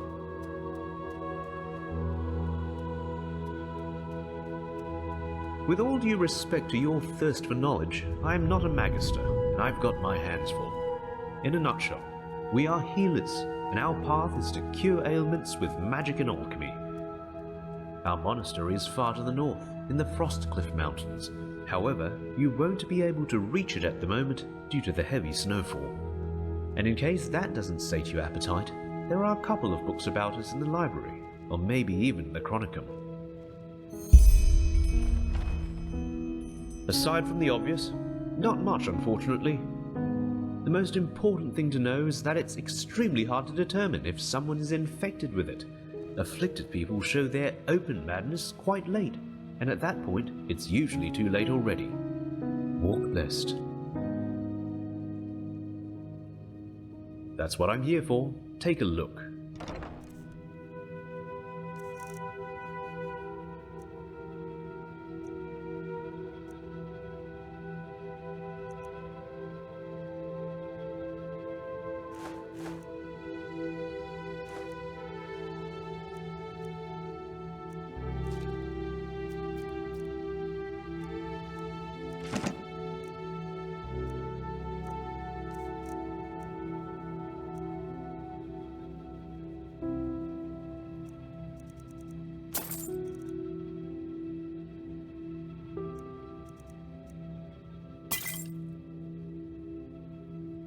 Walk blessed.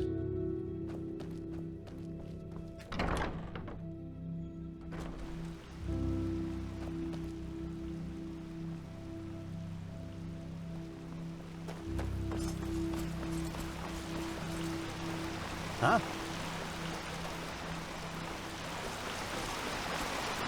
As if they'd ever listen to me.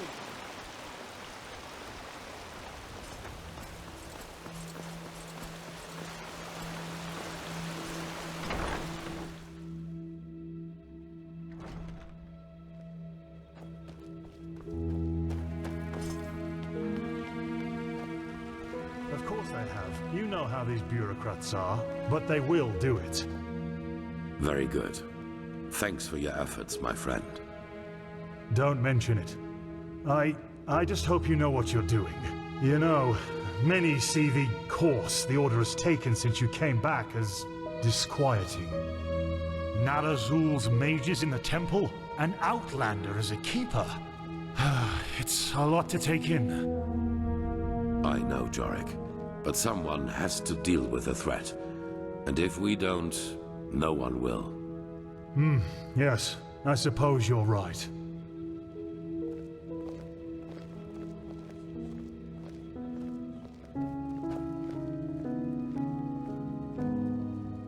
Prophet, did you find your way around?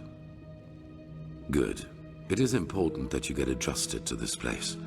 It will be the base of all operations to come. Right now, we are still in the dark as to the true nature of this cycle.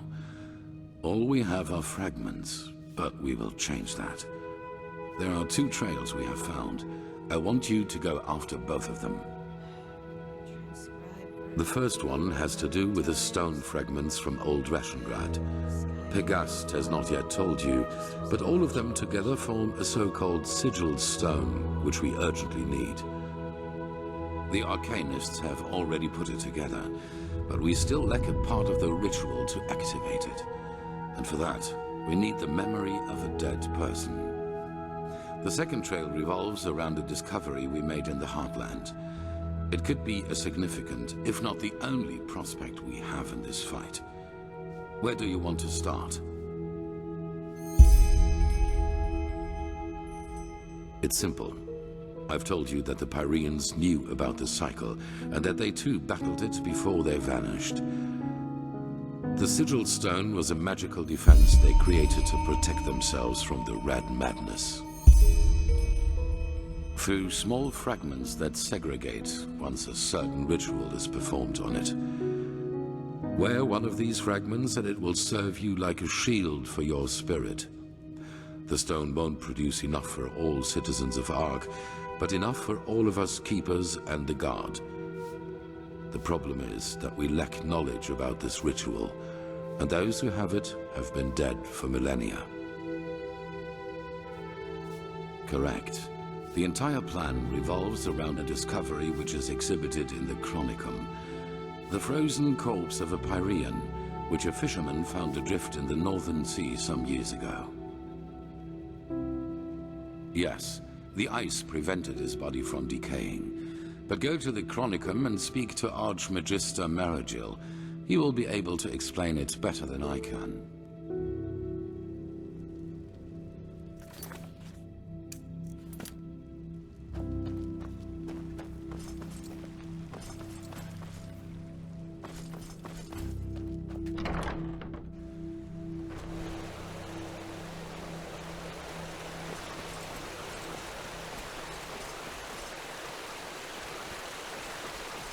Huh?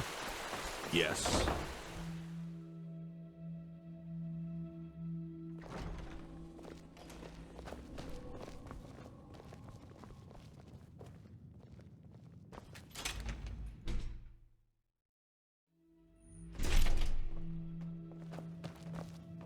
Oh, hey.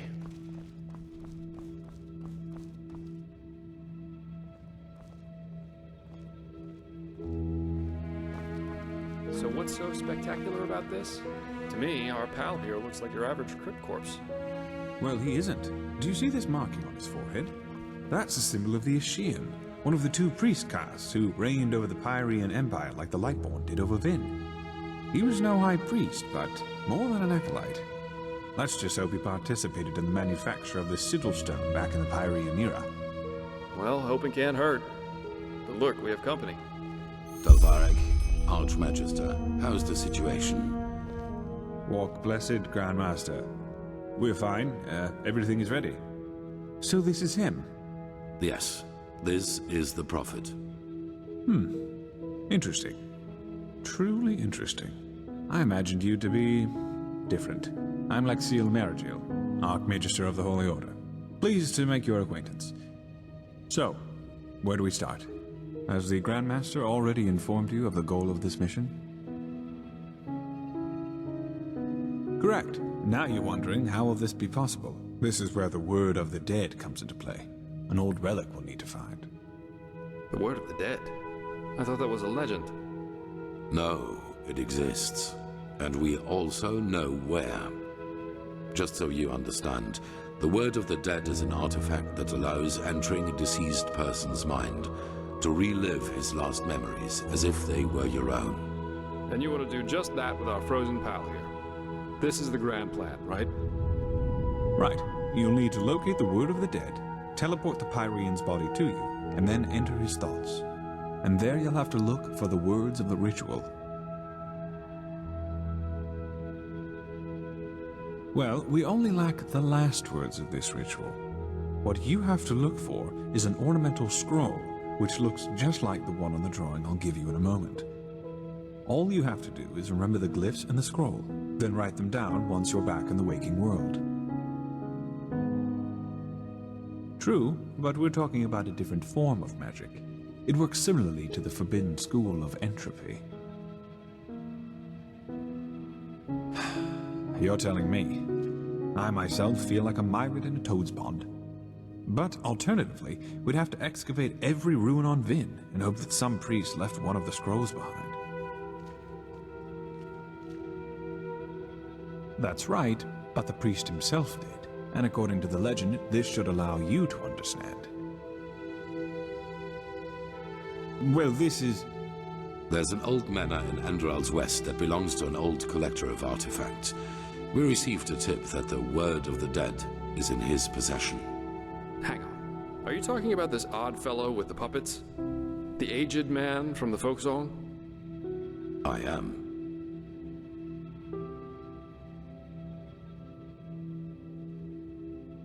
You won't take it.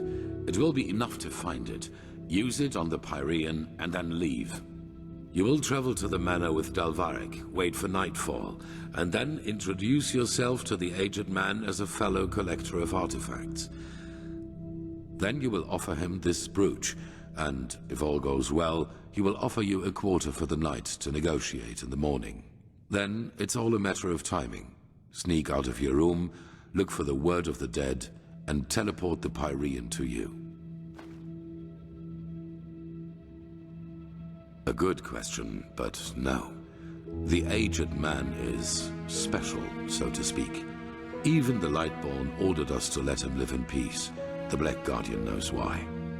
So, if we have to trick him, we will at least do it inconspicuously, which is why you and the mercenary are well suited for the task. No one will connect your faces to the Holy Order.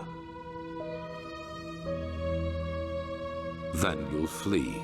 There must be no violence, no matter what happens. Archmagister? Yes? Well, that is a good point. We don't know, because we don't even know what the artifact looks like. But, how goes the saying? The proof of the eating is in the pudding. We'll manage somehow. And even if we don't, it definitely sounds like an adventure. It's a great responsibility, be aware of that. But I have faith in both of you. Now get going as soon as you can. This mission will be fruitful. I can feel it.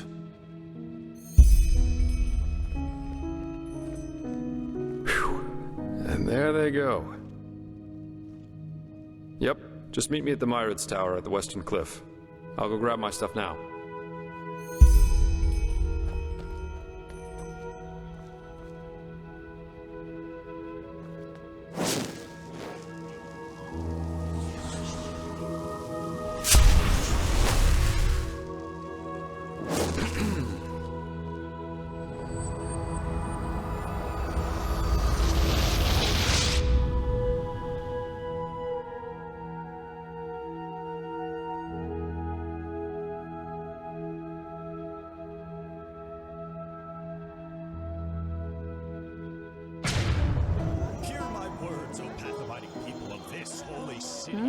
Can I help? Many of you may have heard it already. There's war.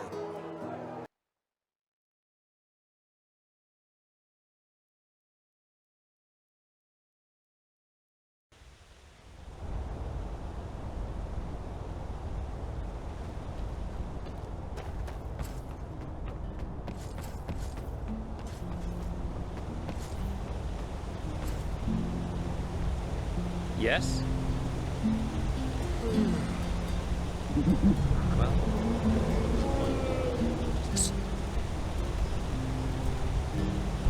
Much to. Walk blessed. Sure. Where to?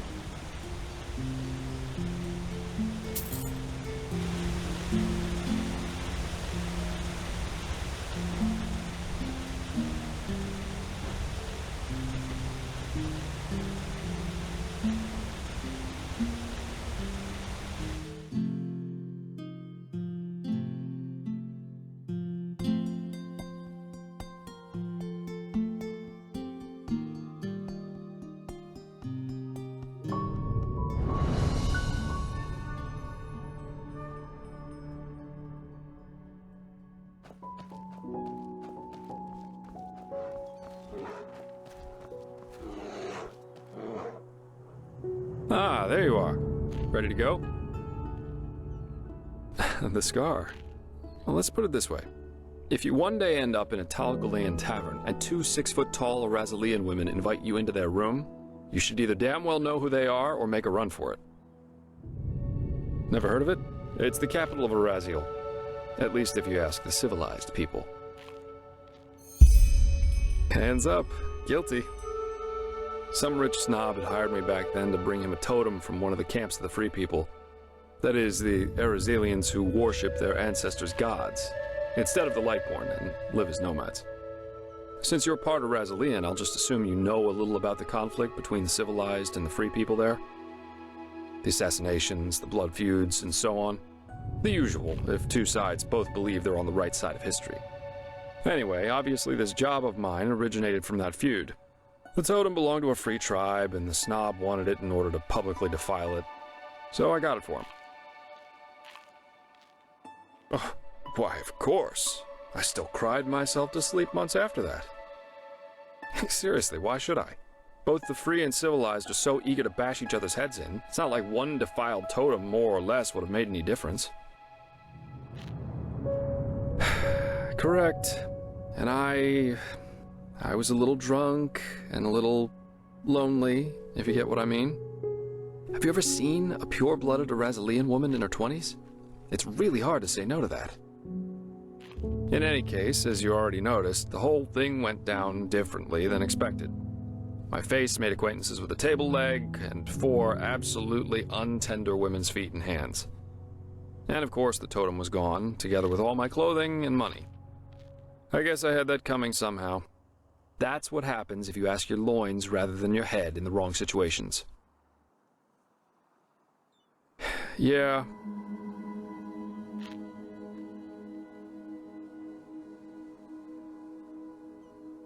Oh, woe, such a cold world this is. I present you my deepest scars, you thank me with naught but mockery. Be damned, O impish creature. But anyway, how does the saying go? A truly beautiful face can never be tarnished.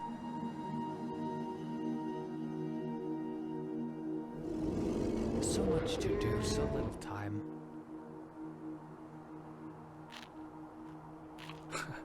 And that's why you enjoy working with me.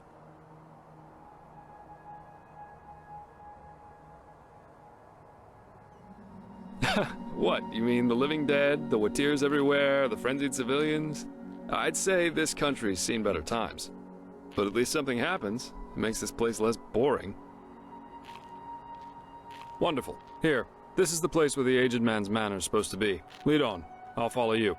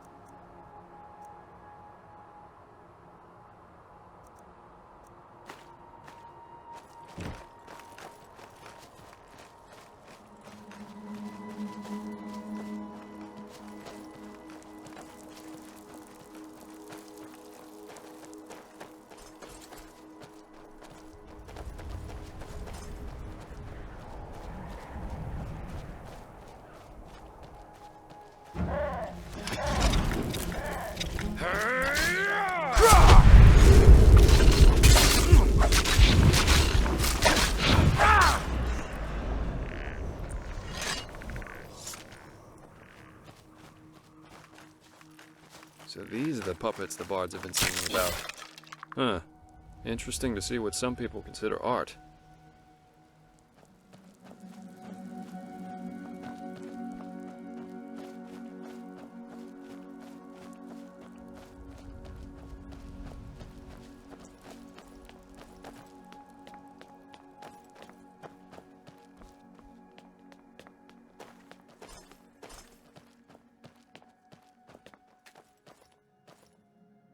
So this is where he lives. Huh. This aged man definitely knows how to make himself comfortable. I guess now it's time to wait for nightfall. We wouldn't want this guy to take the artifact, pay for it, and have us leave right away.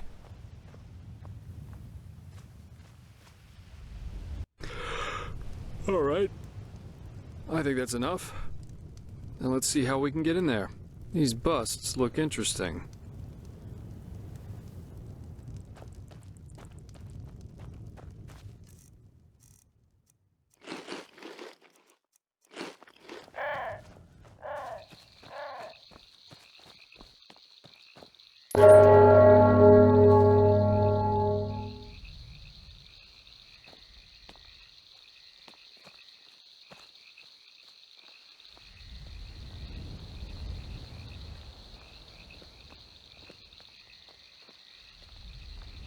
Yes? What do you want? I'm the servant, so no, I'm not. And if you're looking for charity, you've come to the wrong place. Do you now? So what could two traveling merchants dressed in rags have that might be of interest to my master? This is the silver brooch of a seraph. Where did you get this?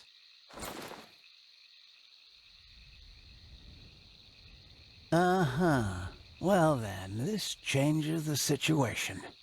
You may enter. Plus, forgive my harshness. I misjudged you.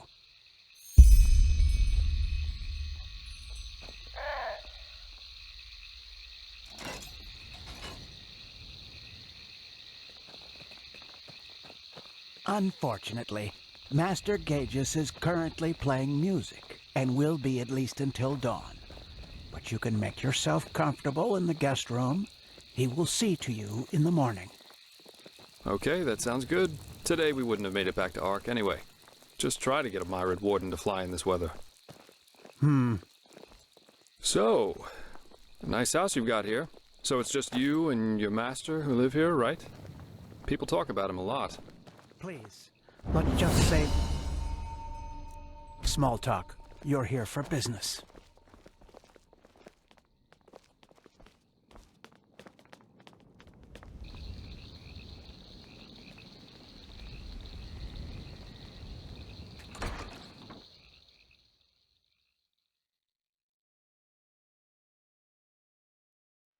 Good.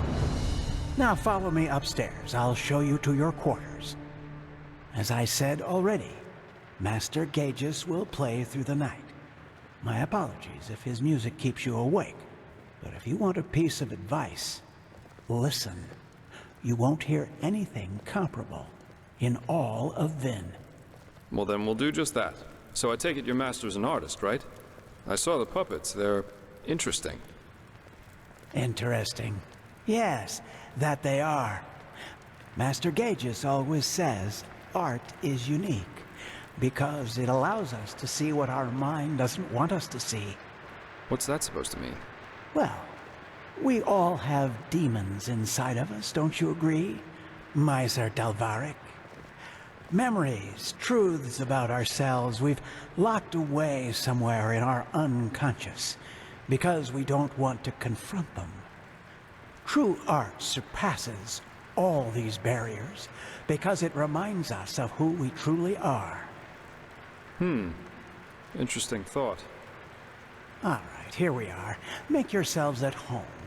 I will inform you once the Master is ready to see you. By the way, call it intuition or premonition, but I somehow had the feeling we would have company tonight, and took the liberty of preparing a small meal.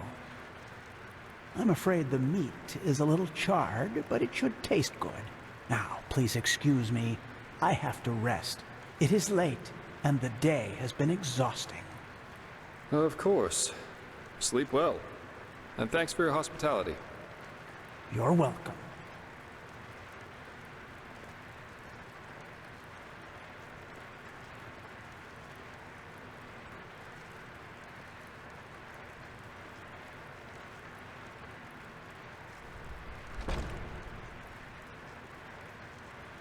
And there he goes. Call me paranoid, but this all went a little too smooth for my liking. Yeah. For example, the fact that he was already standing near the gate when you rang, and that he lives with a man who's older than the Black Guardian, at least according to the legends. But, well, to each his own. Yeah, 1 or 2 hours at least, until this servant's asleep. I've got a skin of wine with me, so if you want we could enjoy it in the meantime. I wouldn't touch this food if I were you. You could tell me about this trial while we're waiting. Or about anything, just distract me from those damn ugly puppets over there.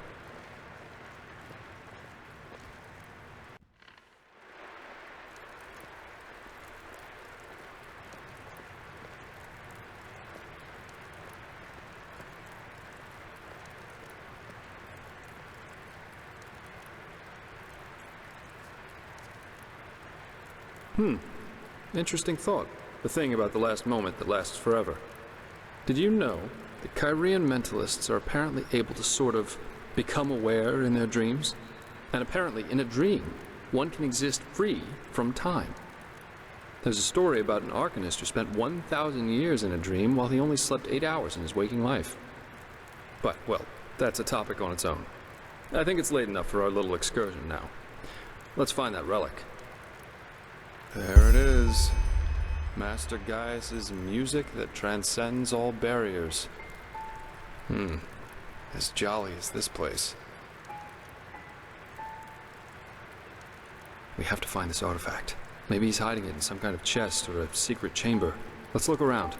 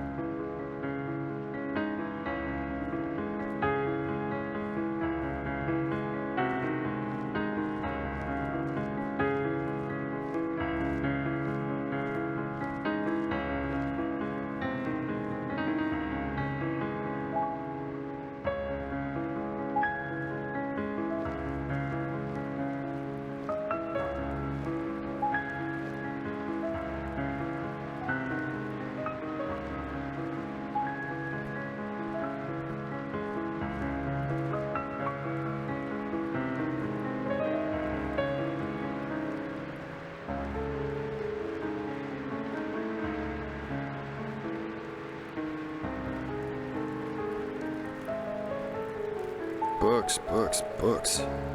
There must be hundreds.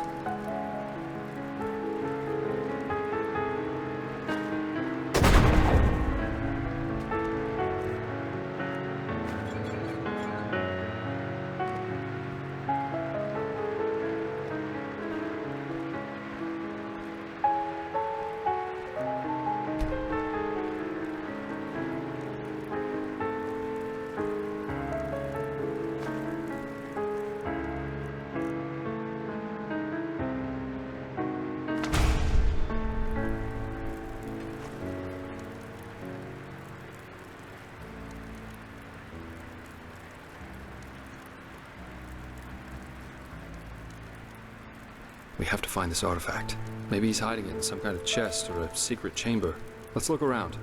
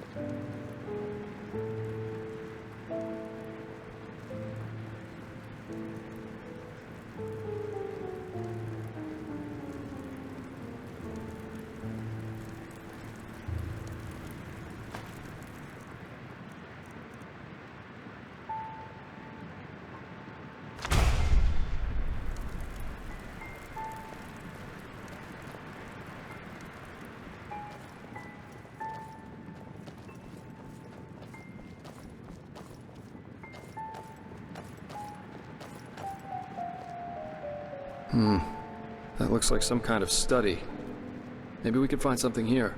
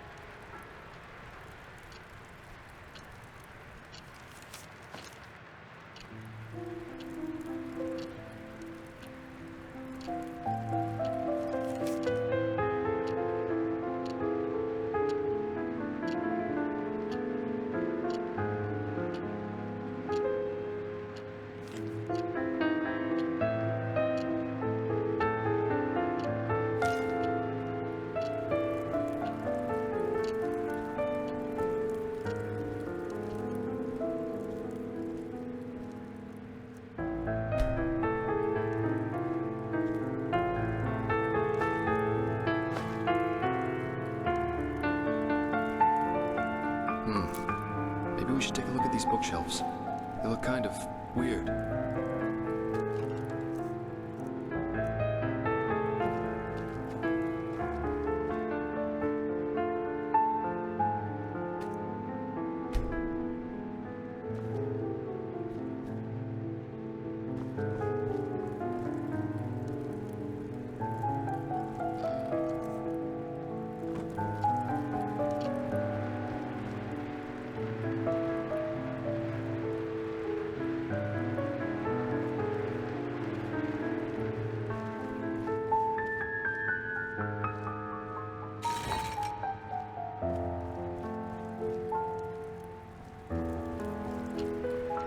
Now I get it. These books must be part of some kind of mechanism. Have you tried, I don't know, pulling on them or something like that?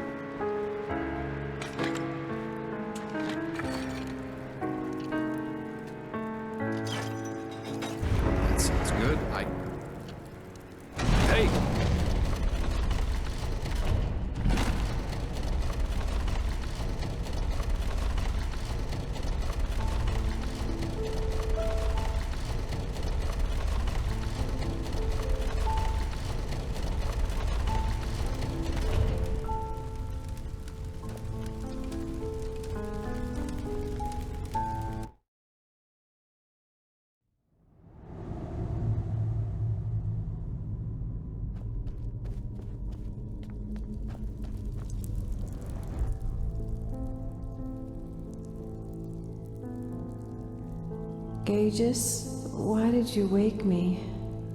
Are we there yet? Oh, you did? Oh, that's kind of you. But don't worry so much about me, darling. I'll manage somehow.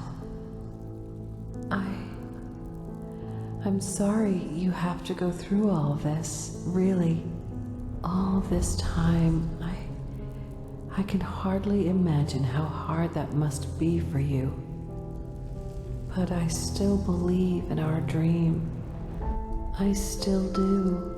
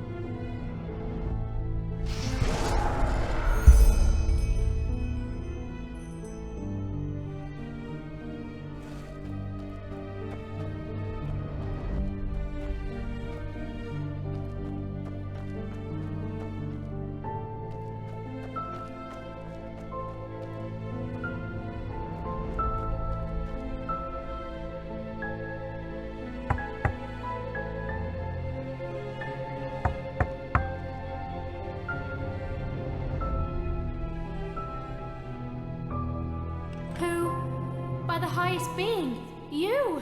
I thought you were dead. Jakal. He betrayed us. They're all dead. What? Yes, but it doesn't matter. We have to get away from here. His armies, they're everywhere, and they're killing everyone. What about Lilanya? Is she alright? Yes, she's asleep. But where do you want to go? We're... Come on, get inside. We'll talk about it there. Our brother, he's here too. He arrived last night. Kumar? I thought he was up north. He was, yes. But he rode back when he heard about the siege. He wants to help defend the city. He will be angry when he finds out that you fled, you know? Staying would have been suicide. He would understand.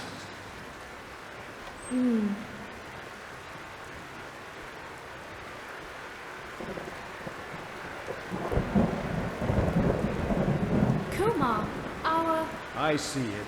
Why are you here? The Treasure Master betrayed us, and Jakal's troops have gone crazy. They're massacring the entire city. They said we... I know that, but you didn't answer my question. Why are you here? Where else should I be, damn it? The High Ones won. They won, and this accursed cleansing will happen, whatever it is. But if there's only the slightest chance that we can make it through, I will use it. Unlike you, I do have someone I need to take care of. Let's hope she doesn't take after her father. Your cowardice disgusts me, brother. You never understood what it meant to be an Aishin.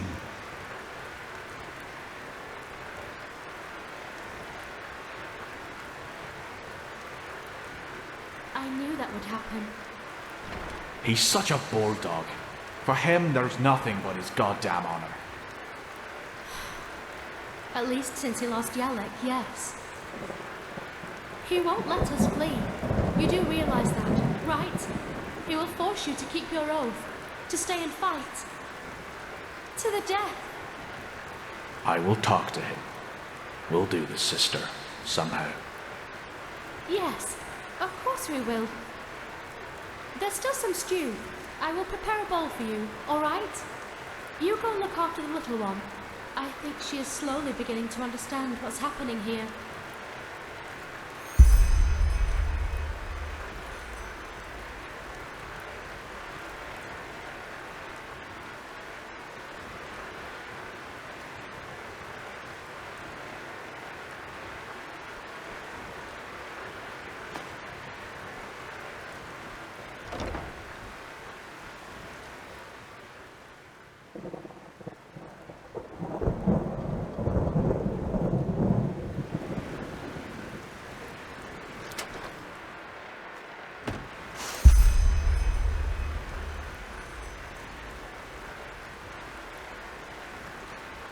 Kumar, what?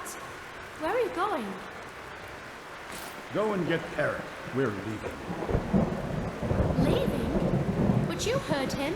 The city is lost. Well, isn't that good timing?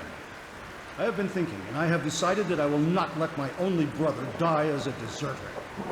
Ride to the city at first light and help with the defense. That's not going to happen. I told you that. Zura and I will take Lelania and flee to the north.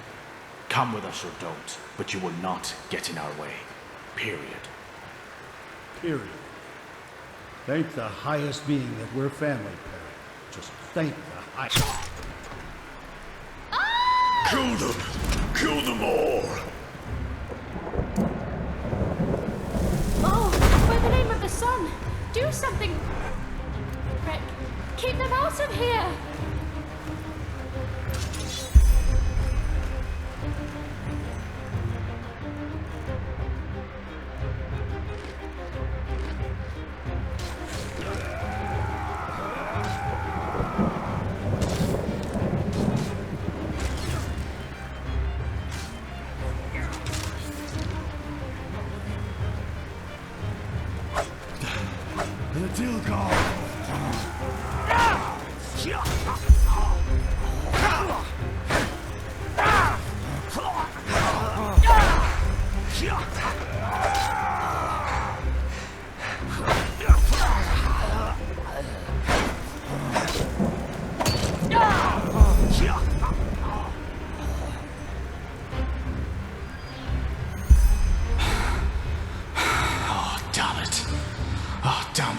Damn it!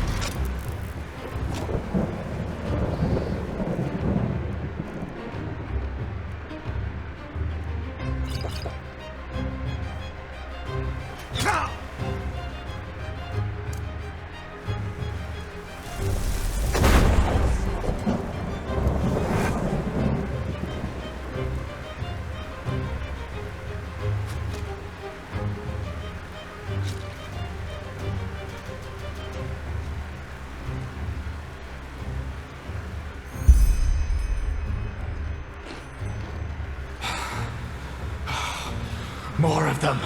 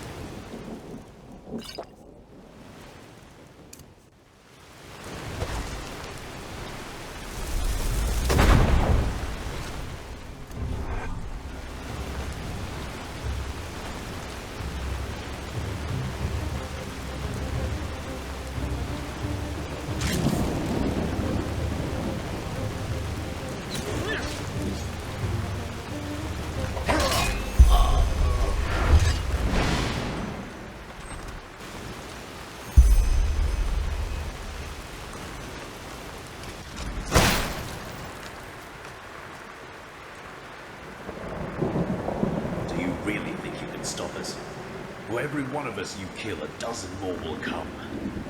No, please. I don't want any of this. No one wants any of this. Just let us go. I have a daughter.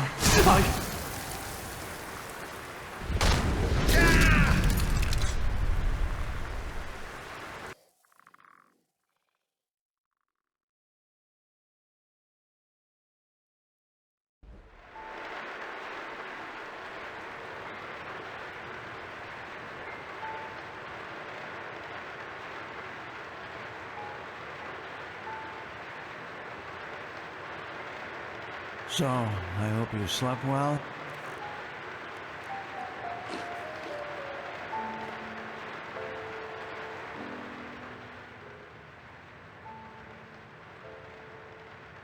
Well, what do you think?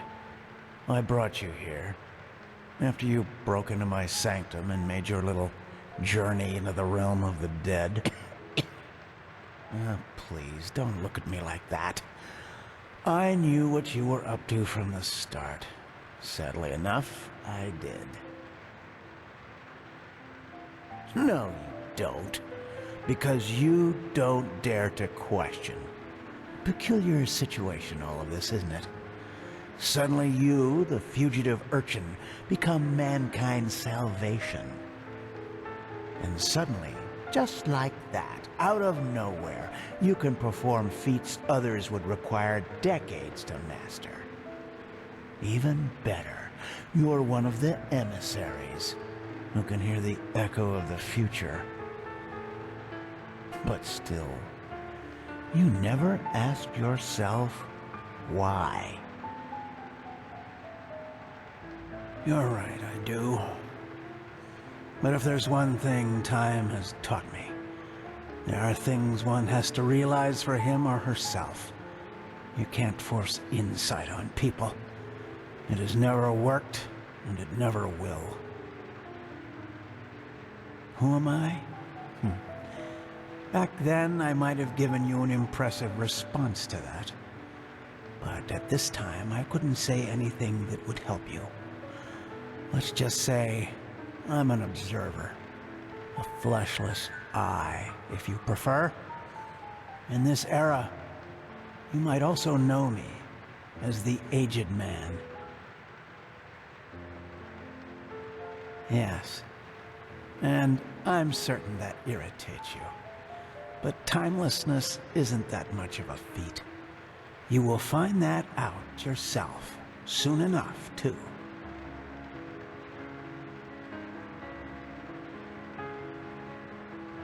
Amongst other things, yes, the cycle.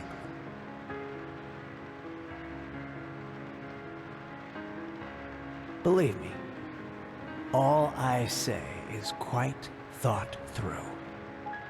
But unfortunately, there's no point in pursuing this conversation any further. You have what you came for, and the rest is up to you. Even though I doubt it will make much of a difference. Maybe you could do just that, but time will tell. Now, forgive me.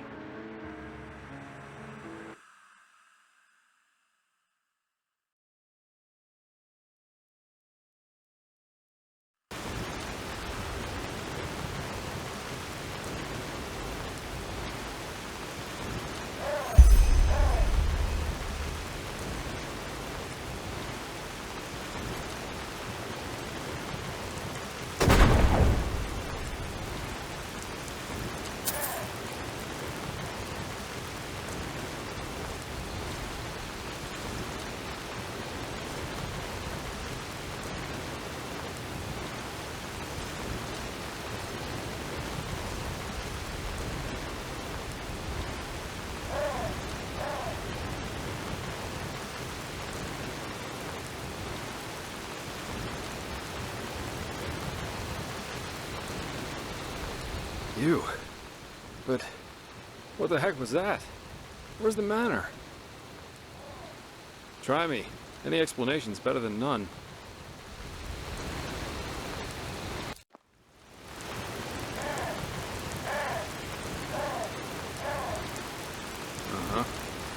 It sounds strange, to say the least. After you went down that shaft, someone locked the door to the study, and I couldn't get it open, no matter what I tried. Well, a couple hours later, I found myself face down in a puddle of mud. But anyway, these glyphs you drew on paper look good to me. So at least officially, this mission was a success. I only wish I could... Come on. You see that?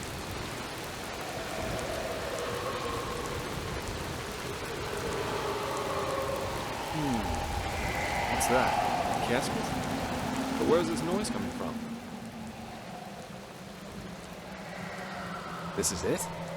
But then the aged man left it on purpose. For us. Whew. Maybe I'm jumping to conclusions, but it seems to me as if this fellow knew a lot more than we did from the start. Still, we should take this thing with us. Let's go back to Ark and report to the Grandmaster. I've got a scroll right here with me. What do you say? Well then, let's go.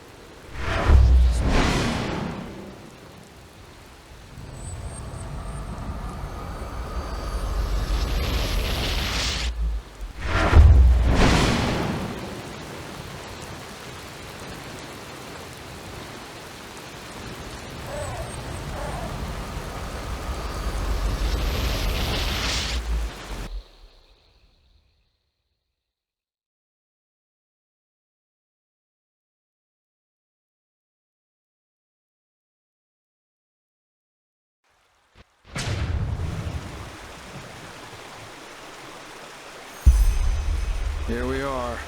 I suggest you go inside and tell the Grandmaster what happened. Then give him the casket. I'll go grab my pay now, and then I'll head back to the tavern. I guess I need a good pipe. For some reason, I can't get these puppets out of my head. They remind me of something, though I don't know what exactly. Anyway, see you around.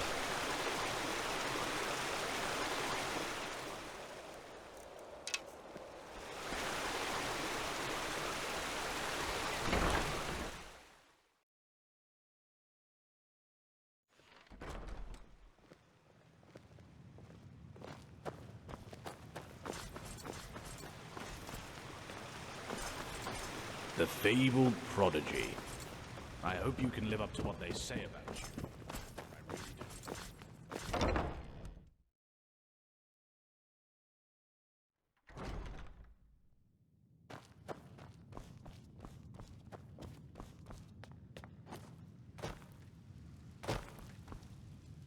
Prophet, were you successful? Then tell me.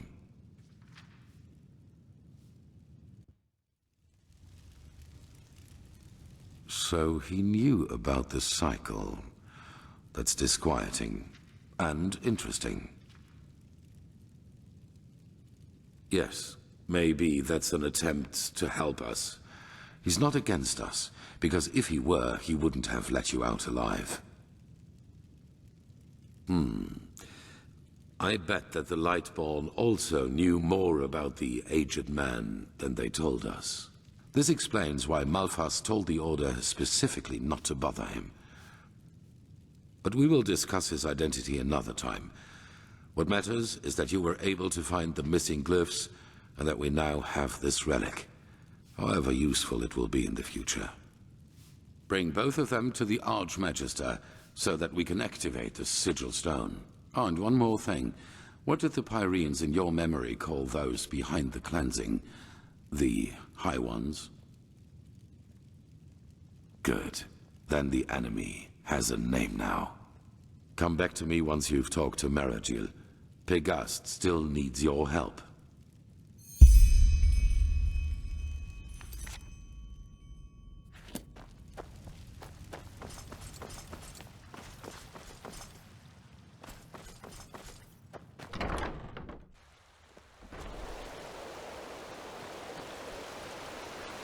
Huh?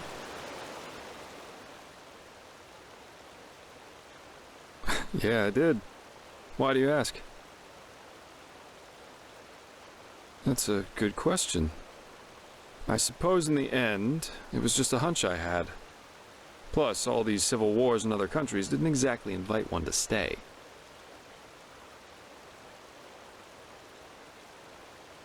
Well, I guess that depends on where you're standing. Of course, times can be tough, especially if you come to a new city, or even country where you know nobody. But if you're good at what you do, which I am, there's always work, everywhere.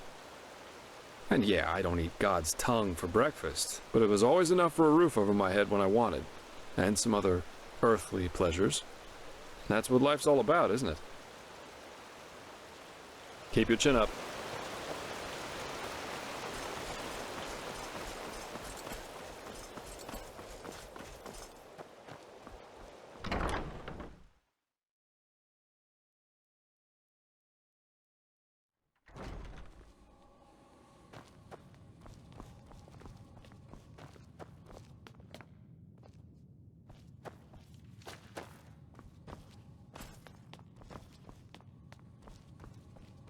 Jarem dorba nubis, locorem tares.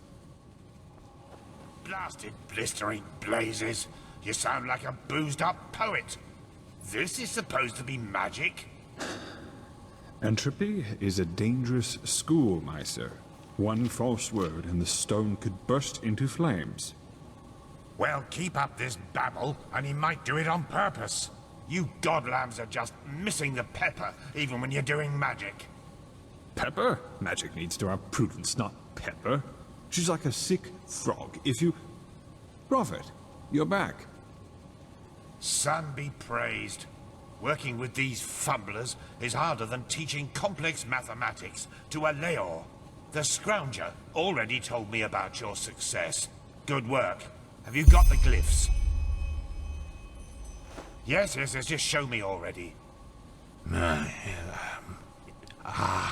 Yes, that does make sense. Step back, I'll show you how this works.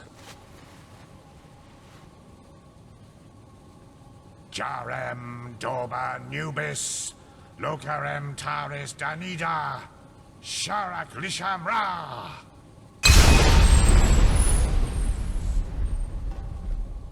By the righteous path. Are you feeling this? Yes, this is impressive. Truly impressive.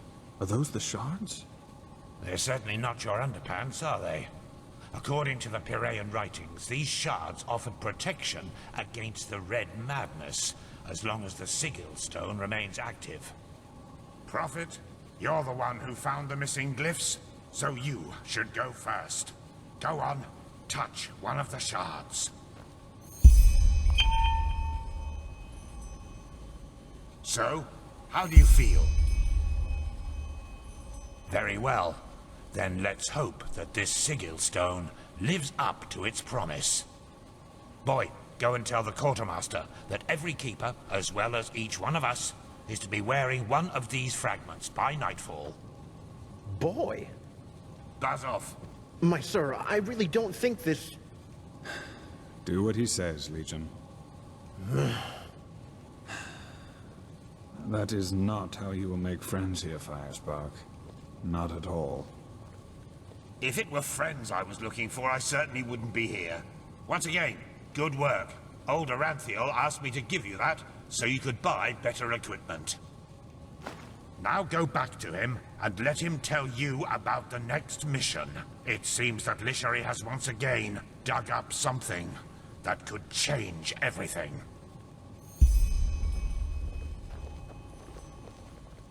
Well, well, Naya, isn't that a sight? The one they all talk about has come to visit us. Greetings, Prophet. I'm Juslan Sharim, and, as you might know already, one of the ever-renowned Neramese mages around here. What's your name? Pleased to meet you. Beautiful name, by the way. Usually, our Azilian names sound as if they were chopped up with a cleaver, but yours doesn't. You have to tell me someday how a child of the steppes ended up in Ostian. But anyway, what brings you to me? Do you need anything specific, or do you just want to talk? Well observed. I'm a child of the sand, a vassal of the Golden Queen, or whichever other nickname these idiotic people around here have for us.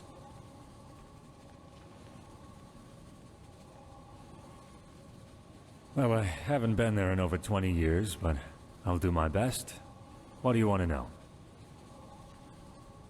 Shock of shocks, the Queen.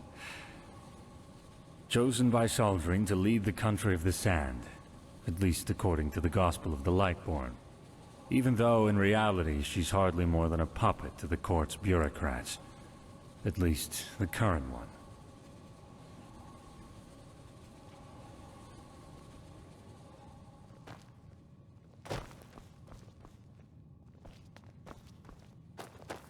Yes.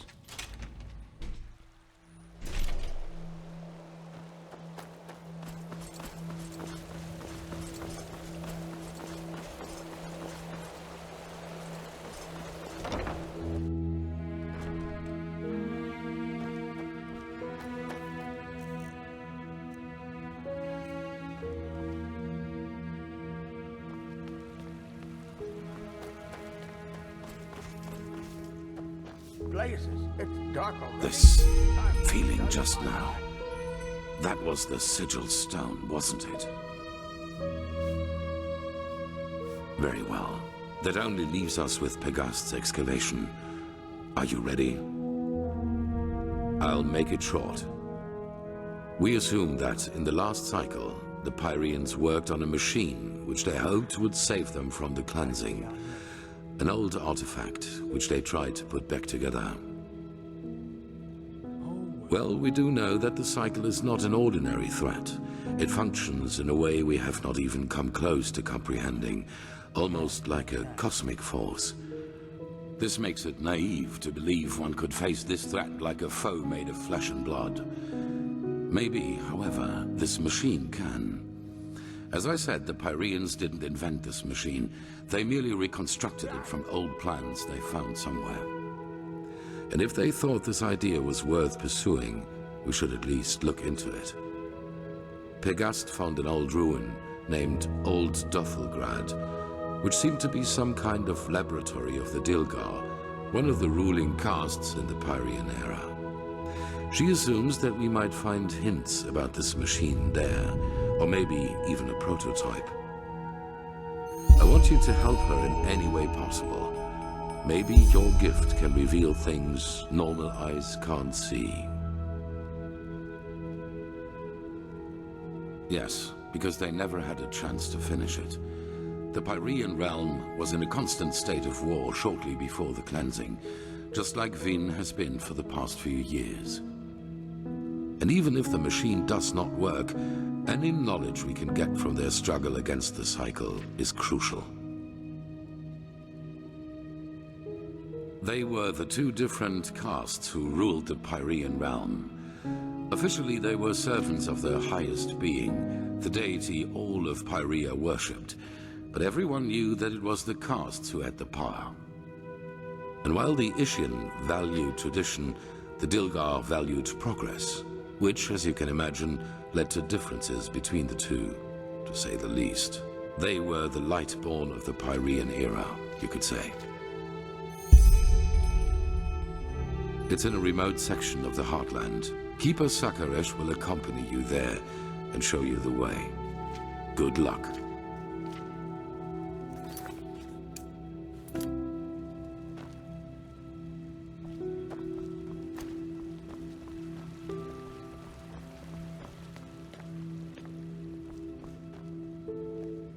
There you are. The Grandmaster already briefed me on our mission. Shall we go?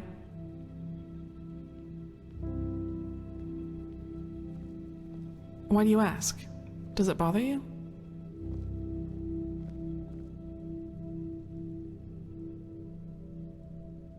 Yes, that's true. To answer your question, I don't know. I assume I am accompanying you because we both did the trial together, but as to why you are assigned to such a crucial mission is beyond me. It seems the Grandmaster really does believe in your role as a prophet, whatever that may mean. But anyway, I suggest we save these questions for later. For now, let's focus on the task at hand. Yes, the ruin isn't far from here. Just meet me at the Myrids Tower in the Northern Heartland. I will wait for you there once I finish my preparations.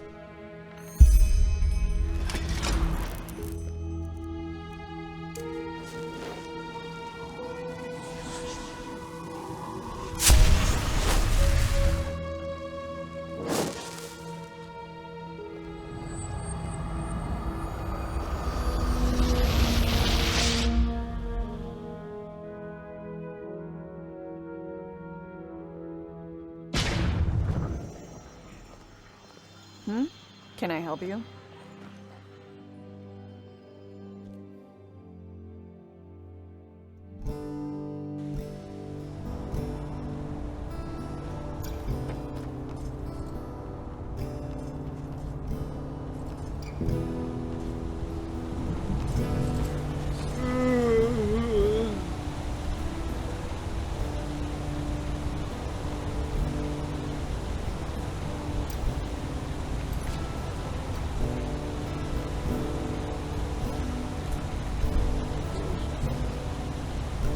Walk blessed? Sure. Where to?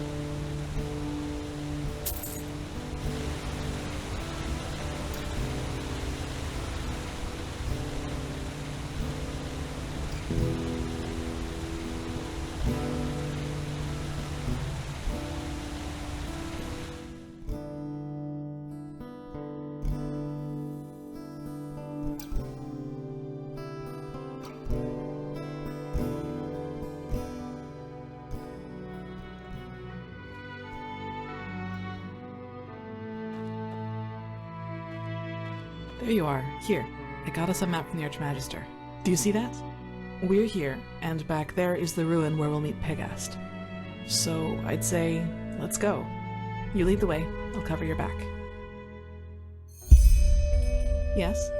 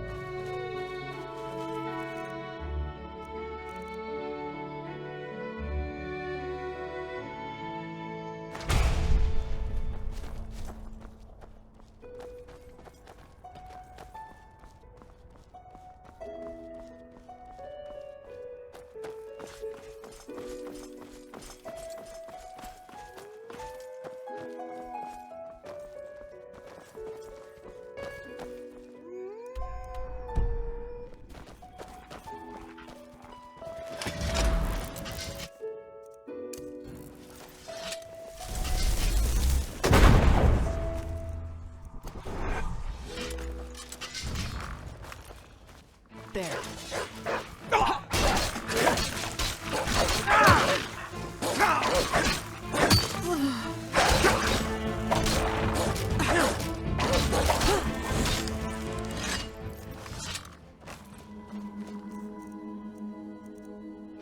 Over there. That must be the ruin.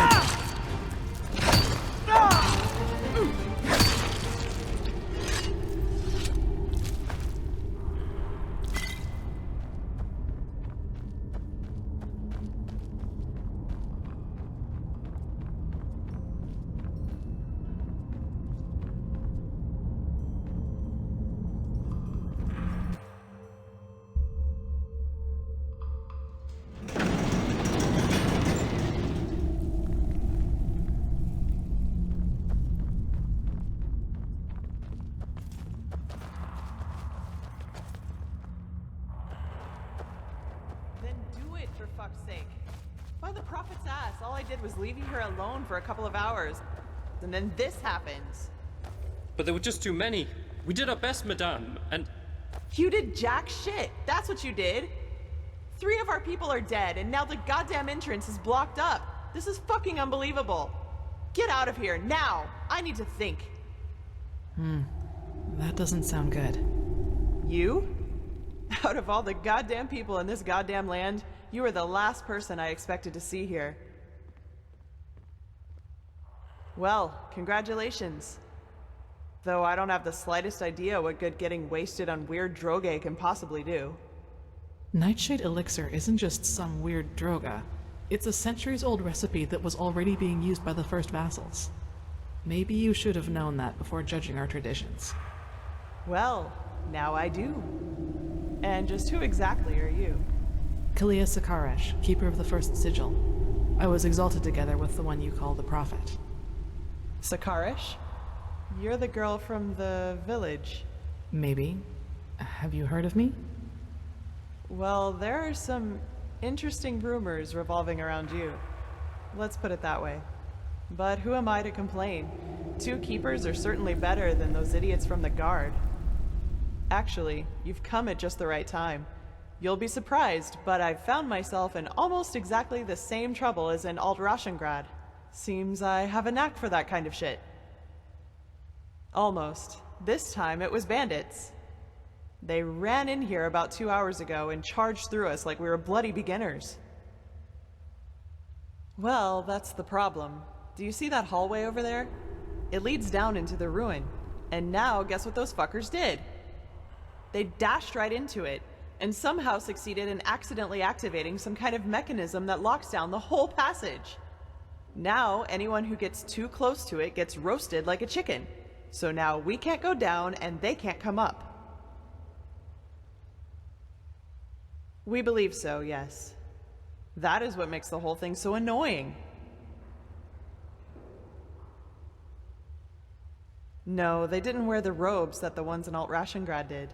And they also seemed kind of unorganized to me. And scared, as if they were running from something. My guess is that they were trying to hide from something and thought the ruin was deserted. Somehow, yes, but would you place the button to deactivate the trap right next to the door it's supposed to protect? We need to find another way down. But at least we've got a clue. Some kind of hidden entrance.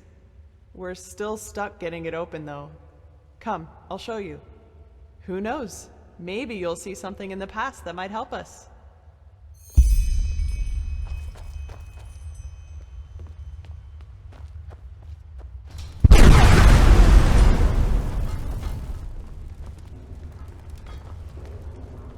You're from the surface, aren't you? They say that Arantheal came back. Let's hope he knows who rules this place as well as the Truchessider.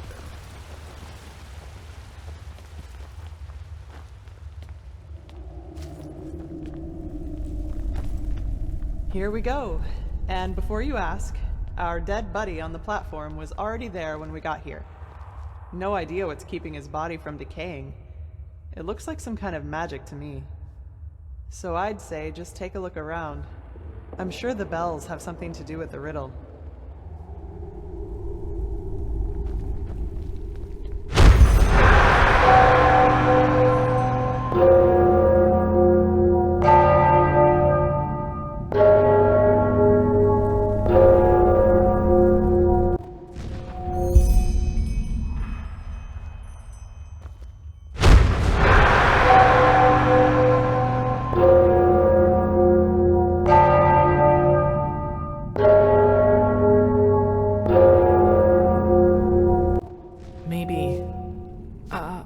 You all right?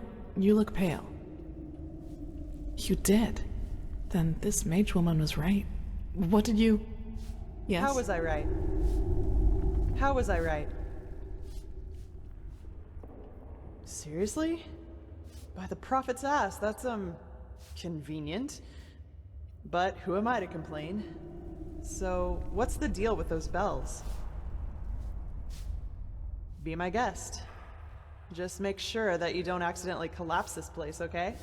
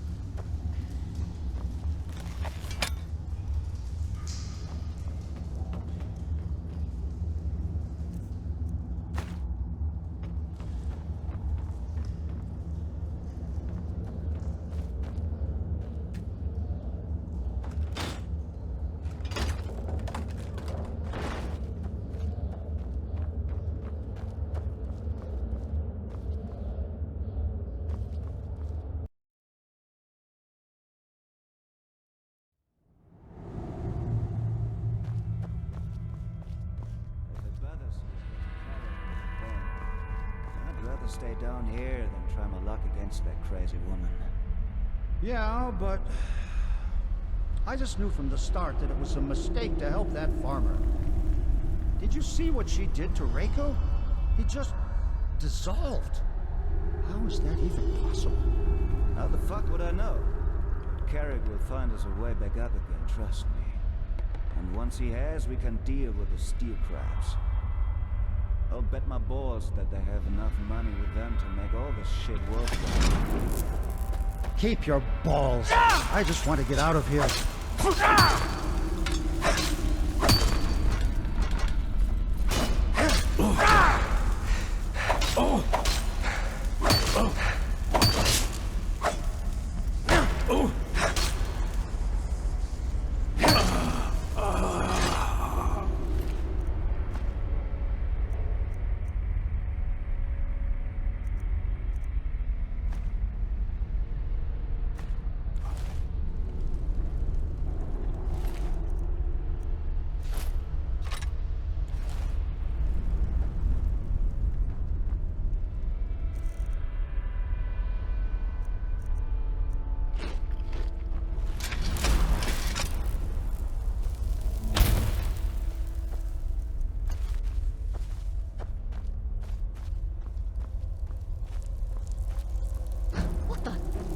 Traveler up bad. Get him!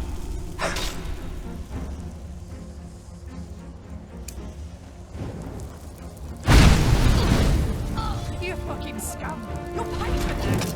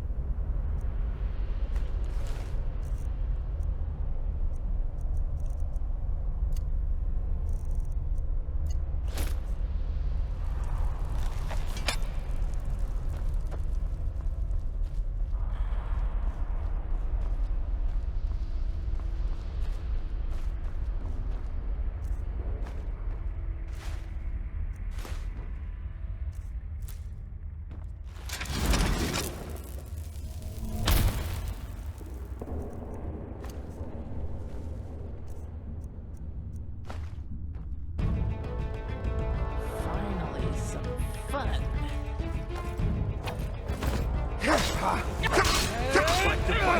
Flee!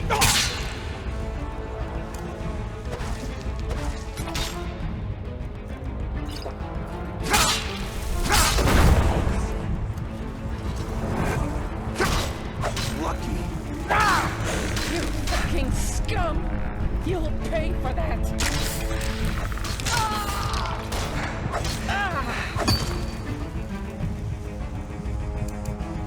You'll bleed for this, I swear it!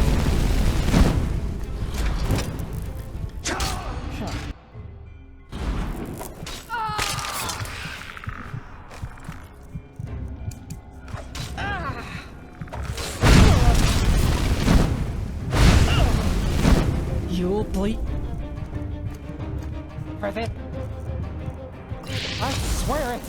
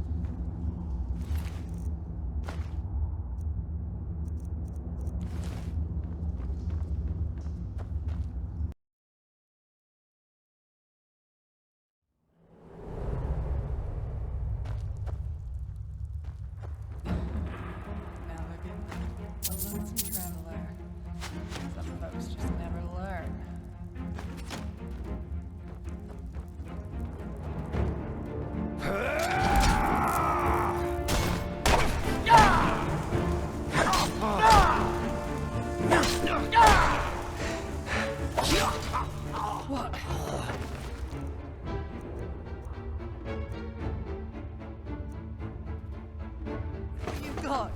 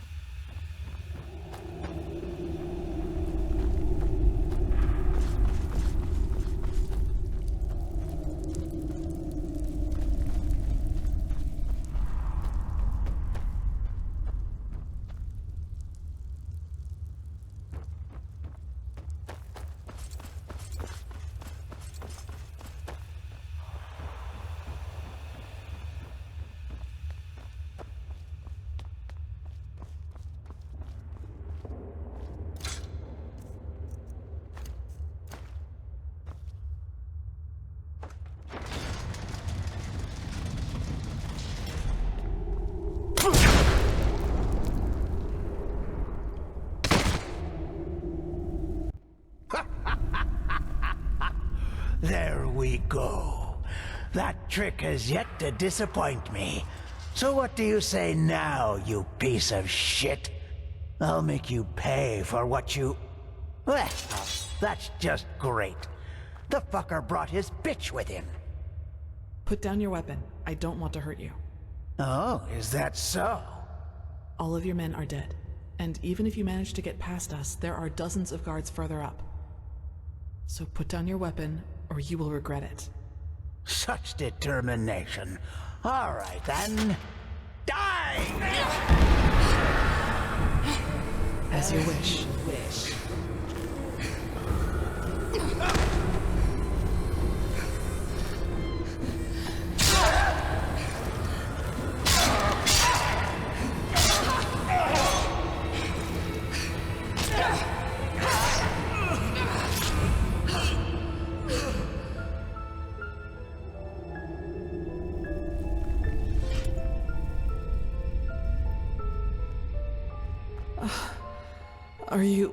Are you all right? I fell, thank Malphus, into a thicket farther down the ruin. It was some kind of machine room, at least that's what it looked like to me. And luckily enough, that's also how the traps in the entrance are being controlled. I tried to deactivate them. We'll see if it worked. Anyway, do you see the camp down there? We should take a look at it.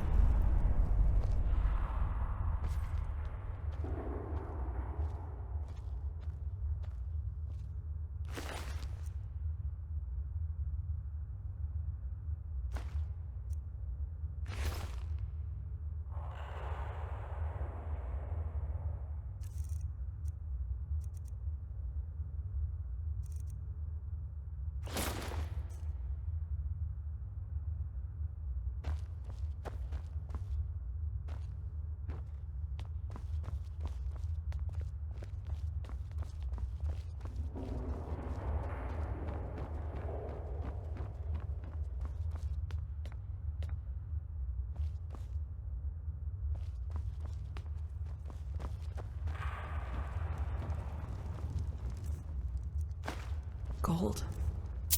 And I died. Yes? You can't do that, please. Stay right there. Who are you? I'm not one of them. Please don't hurt me. Oh, by the righteous path. What did I get myself into?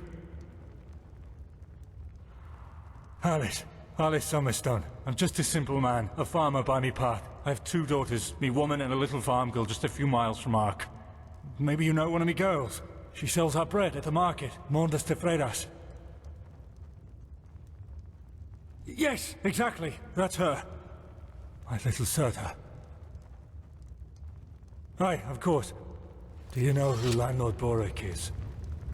He's one of the most influential landlords of the Farmer's Coast. Both the Guard and the Order get their food from his lands. What does he have to do with this? Everything. He's a pathless bastard. And all of this is his fault. I swear it by me name. Why? Because he's a criminal, that's why. Believe me, I know how that sounds. But it's the truth. You have to believe me. The tolls he collects from his tenants are so high that we hardly have anything left to eat. And those who don't pay get beaten up by his lackeys. But that's not all of it. He also knows the Relata. Aye, who else? They believe themselves above Malphas, above the Holy Path. And they are powerful. Which is also why no one does anything about them. No, this money isn't his. I had debts.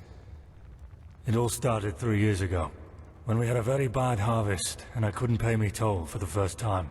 Borak gave me a loan, but he said that I'd have to pay interest next time. Well, I think you can figure out the rest. Aye. I knew from a friend that there was this man in the Undercity, this Coarek. And he said that he and his men might be willing to help me, if they would get money from it. Apparently they even had a sense of honor and path-abidingness, if you can call it that.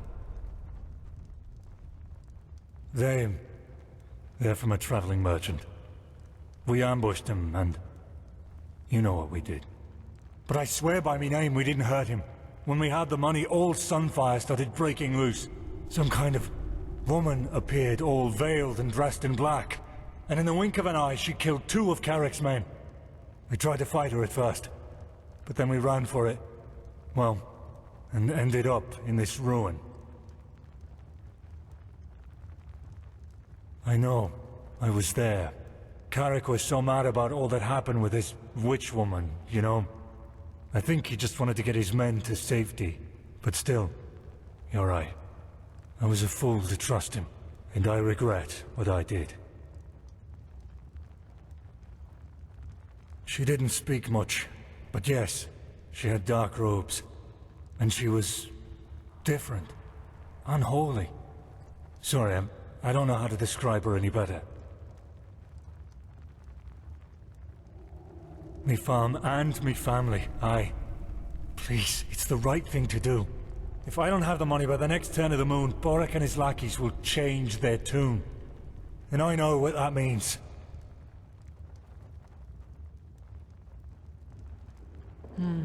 It's a tough call. I can understand his motivation, but that doesn't change the consequence of his actions. If we let him run, we legitimize his crime, so to speak. You should justify your crime before the tribunal. Explain to them what Borak did, and they might judge you lightly. Judge lightly? You don't really believe that, do you?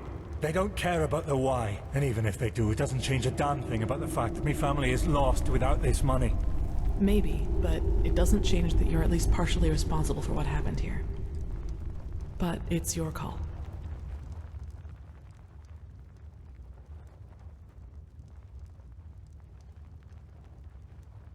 No, but... Oh, damn. What did I get myself into?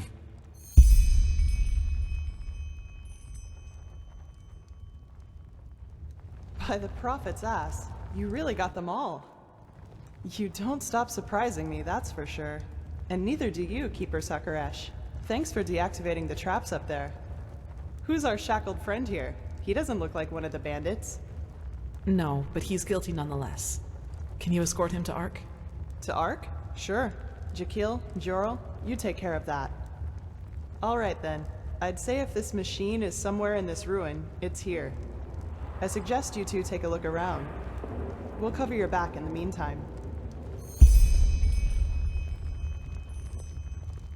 Huh? Do you see the passage over there? We should take a look at it.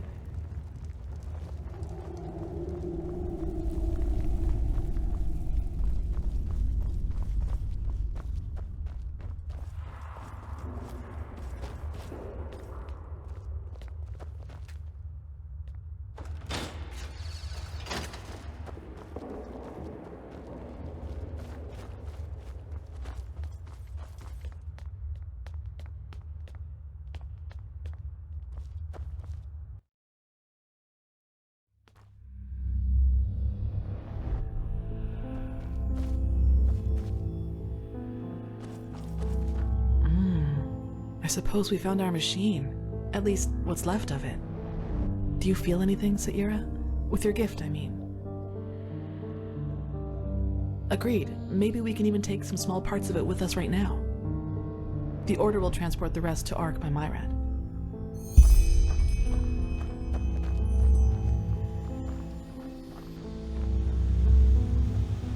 What strange metal. It didn't rust at all, despite all the time it's been here.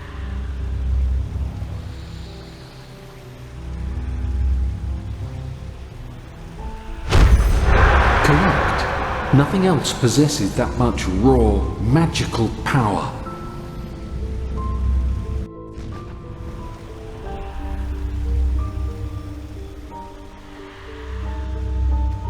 Yes? Found something? Let me see. Yes, it does indeed. Seems to be some kind of energy storage, but it's empty. Oh, I did... I'm sorry. Yero is Kyranian and can mean a lot of things, but the closest translation in our case would be brother-in-arms. My foster father called me that, so I suppose it's just an old habit. I like the way it sounds, though. If you don't mind, I'll call you that from now on.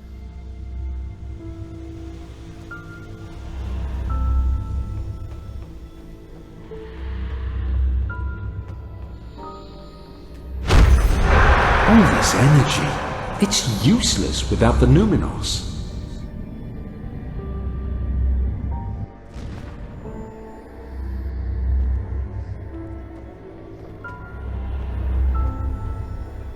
Yes? Found something? Yes? Yes, you're right. How is it possible that it moves all by itself? Let's take it with us.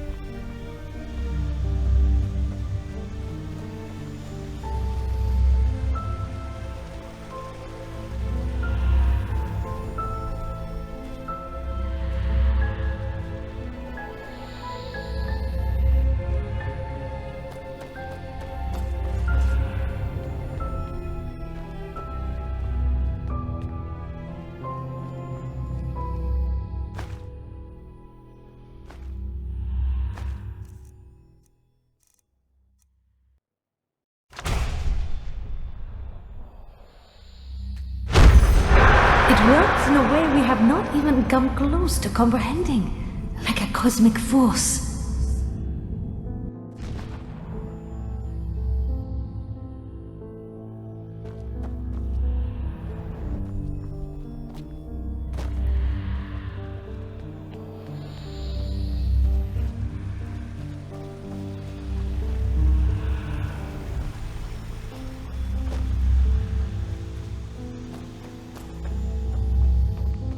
Yes? Found something? They look useful. Let's take them to the Chronicum. Yes, I think you're right. Hopefully we didn't miss anything. Let's go talk to Pegast.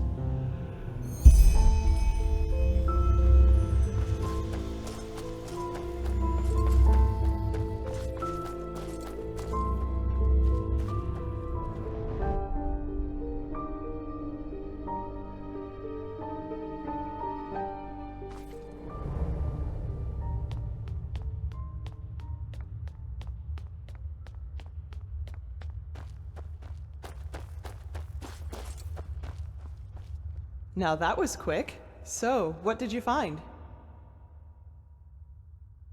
Well, that's not much of a surprise considering how long it was down here. And as long as we can reconstruct it, that's alright. I sent some of my men back to Ark. We'll request a caravan to get all the parts back to the temple and see what we can do from there. Let's just hope it really will help us against this cleansing, whatever it is. As much as I admire Pyrean technology, I don't like the idea of putting our lives in the hands of it. Let me see.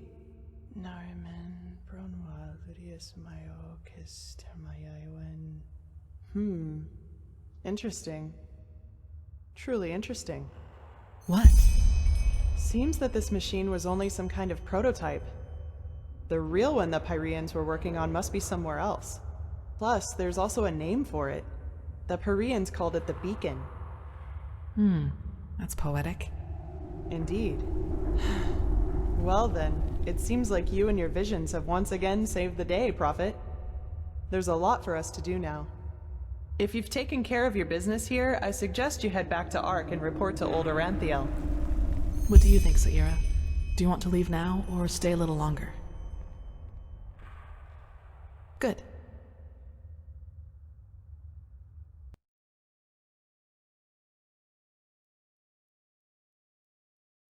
There you are. Pegast's mages have already told the Grandmaster about our find, and they're waiting for us in the Emporium. Let's go.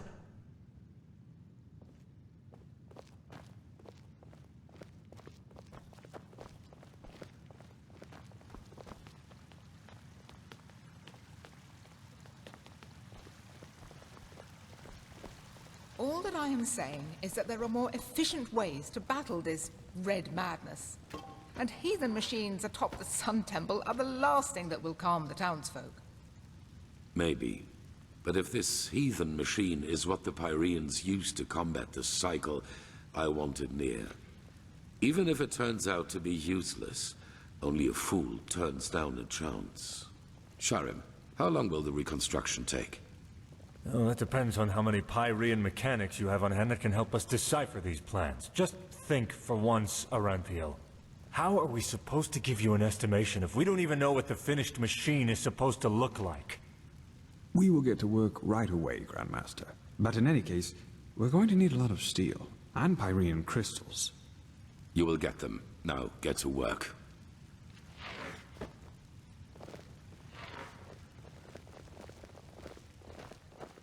You did excellent work. We will reconstruct this machine, no matter the price. Here, this will reward you for your effort.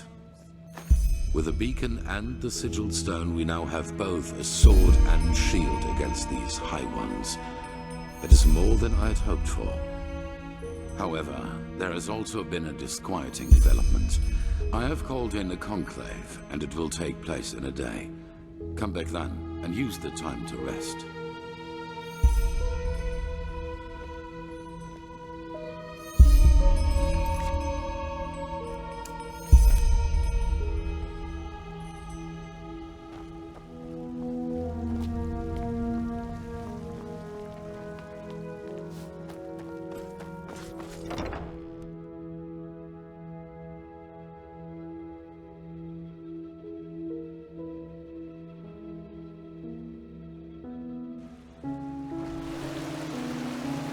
Hello.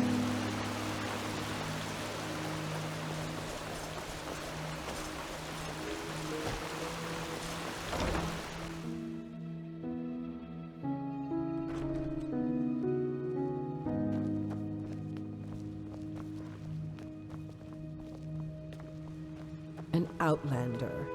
What are you doing?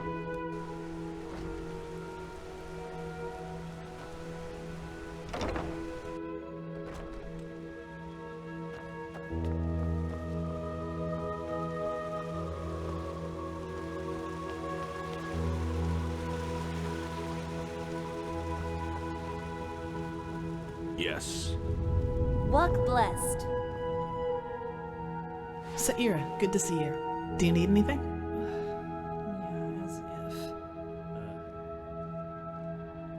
It was stitched into the blanket they found me in near that village. I don't really know if it is my actual name, but I had nothing else to go with, so it stuck. That stuff's so expensive. Oh shit. I have to remember this. Well, what should I think about them? They're disquieting. Speaking of which, recently there's been word from the League of Apothecari up north. They say that their studies on the Red Madness haven't borne fruit yet, and that it is like no disease they've ever encountered. Honestly, that has rid me of the last of my doubts about the cycle being real, just as the Grandmaster said. Let's just hope we can find out how to stop it. Tattoo? Oh, of course, you mean my mark. I've had that for as long as I can remember, and I don't have the slightest idea as to how I got it.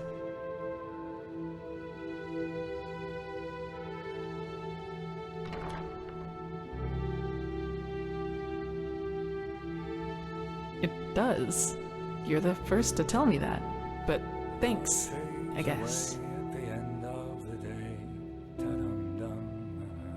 No, it isn't. It's just there, that's all. That's what Tyrus said too. But if it has a meaning, it's obscure. I couldn't find anything in the books, and the Magisters couldn't put their fingers on it either.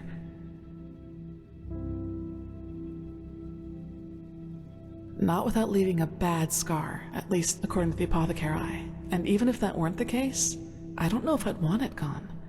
It reminds me of something. You just wait and see. Fucking sissy. Well, as I told you, I was never very popular with the other novices. You know, the novitiate was very challenging. The Magisters only rarely gave us days off to contemplate, as they called it. The others usually used it to go to the tavern to gamble and drink. I never really liked that kind of pastime, and I still don't. I've never really thought about things like that. You know, life in the temple is quite secluded, and I doubt there are many men or women who would find my way of living attractive. But forgive me, that's very personal. I don't really want to talk about it. That's true, but when I feel the need to relax, I prefer taking a stroll or spending time in the baths. Whatever secret there is about relaxing to loud music, raucous shouting, and alcohol is beyond me. That's convenient, actually. I think I still owe you an explanation. Yes, but let's talk somewhere else. Come on.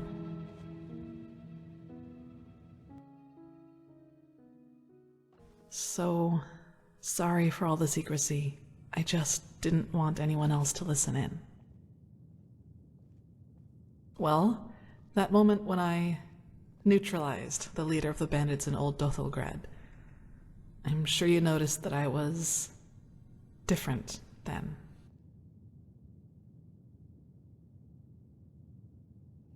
Upset. You choose your words carefully, Saira. I appreciate that. I'll make this quick. There is something about me that you don't know. That no one knows, actually. Do you remember what I told you in the curarium about the destroyed village? Well, I wasn't entirely honest with you. Not all of it, no, and it's true that I don't know how I ended up there. But I remembered something just before I regained consciousness. Some kind of vague memory. A feeling coupled with an image. It's hard to describe because it didn't last very long, but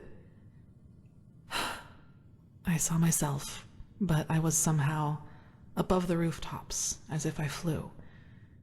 Below me, I saw all the chaos, the dead, the fire, the devastated houses, and I somehow felt hot, but from inside, as if my blood was boiling. That sounds crazy, doesn't it? I'm sorry, but I don't know how to describe it better than that. It was something that actually happened, I'm sure of it. But the memory, it was somehow blurred. Like a dream, but a very vivid one. Nothing. I woke up, and from there things happened just as I've already told you. But that's not really what I'm trying to get at. In that memory, when I saw all those dead bodies and all that destruction, I felt satisfaction, pleasure. As if all that suffering, all that pain was the most exhilarating thing I'd ever seen. Well, I didn't know what to make of that memory myself for quite a long time. But then, things happened that made me understand. There is something inside my head, Saira. Some kind of second soul, an entity. Most of the time it sleeps, but there are situations in which it wakes up. Mostly when something atrocious happens or has happened. Blood, pain, death. Whenever I'm confronted with these kinds of things, it tries to... I don't know how to put it. Tries to take control of me, and then things like Alt Dothulgrad happen. It's never managed to completely take me over, and It hasn't gotten as far as it did in Dothulgrad for a long, long time now. But that memory from the village, I think that is what happens when I let myself go completely. If that name seems fitting to you, then yes. But I think we both know these stories about ghosts taking over the living are just stories to scare the common folk. If it helps you, think of it as some kind of temptation. One that's just waiting for the moment when I am too weak to contain it.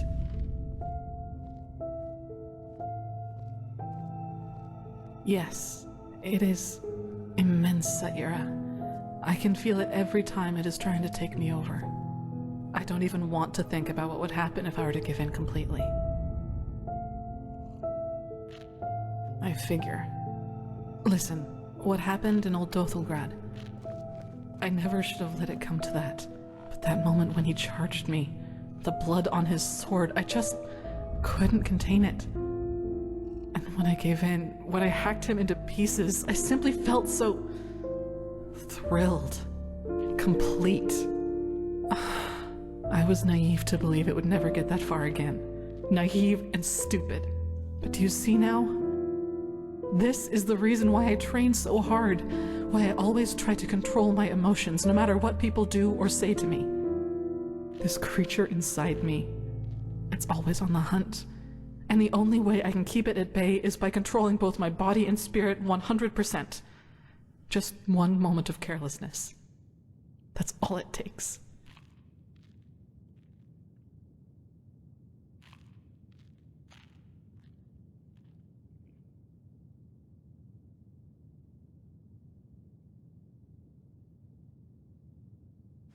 No way that I know of, at least.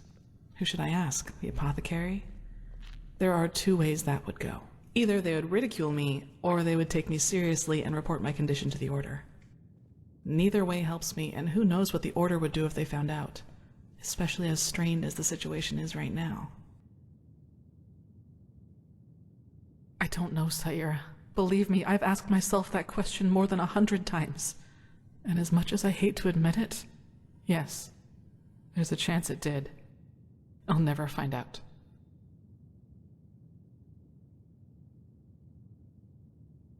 I don't know.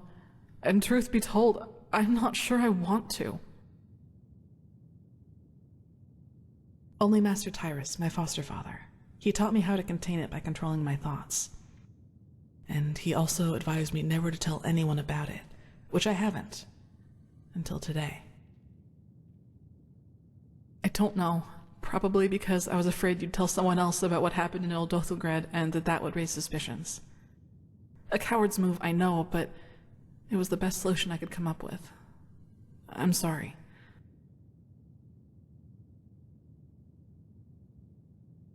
Well, what would be the alternative?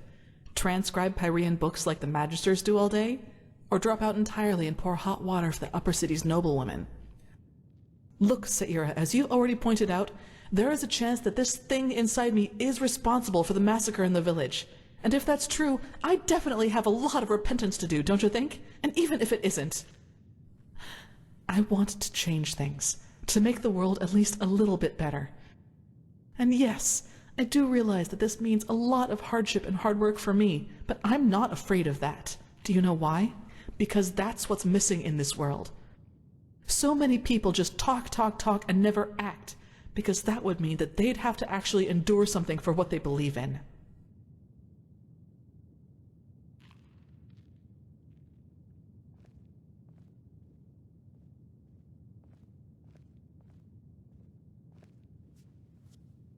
Determination alone hasn't helped anyone yet.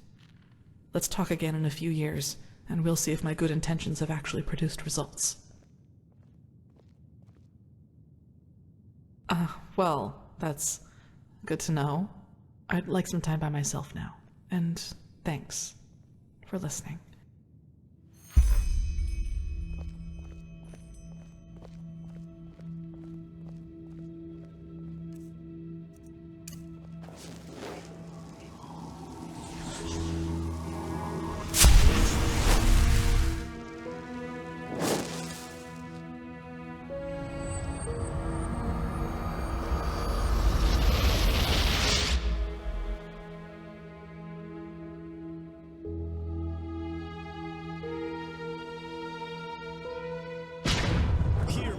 words, O path-abiding people of this holy city. Can I help you? A miracle that must happen. Yeah? What do you want? No, I just put them out for you to look at. Tell me what you need, and be quick about it. Yes, you have heard right.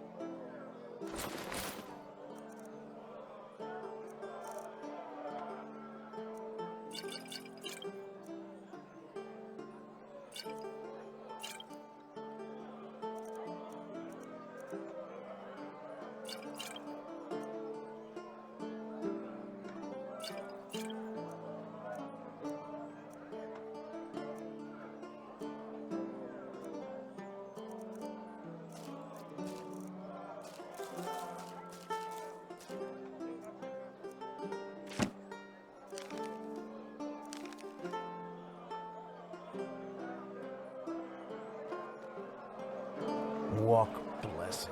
You're not from here, are you? Greetings. I heard Do you need a... Sure, take a look. To the throne, son of Glorious has, after decades of imprisonment by his treacherous son, returned to his position as Grandmaster of the Holy Order. The esteemed Trecesha, Natara Dal Varim, thereby returns to her position.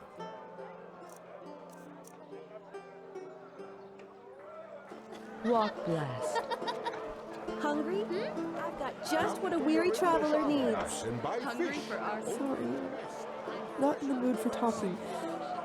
Maybe later. Maybe.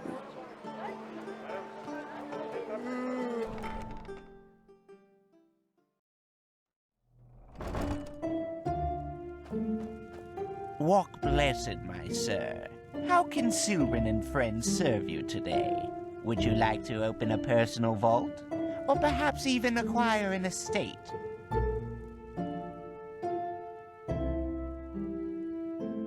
Very well. We will need a 100-penny deposit to start with. After that, you may make a withdrawal or deposit whenever you would like. Excellent. You will not regret this. Here, this is your personal safe key. This way, you may access your shelf even when we are closed. To make a deposit, simply talk to one of the bankers or put it on the shelf yourself. And should you acquire any shareholdings, simply give them to me and we will allocate them with your future interest. Well, holdings for something, a business, a caravan, things like that. But forgive me for saying so, you do not seem to be a man of means, so I don't suppose it will be relevant to you.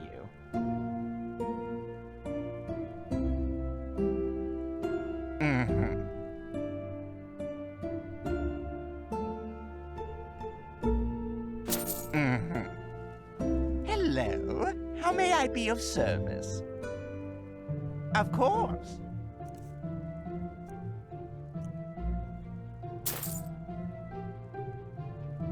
Walk blessed, my sir. How can Sylvan and friends serve you today? Walk blessed, my sir. Walk blessed, my sir.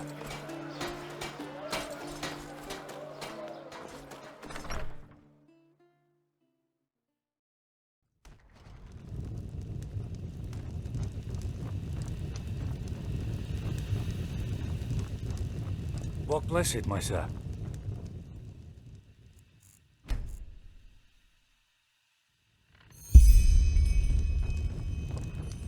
If only that man knew a thing or two about reliability.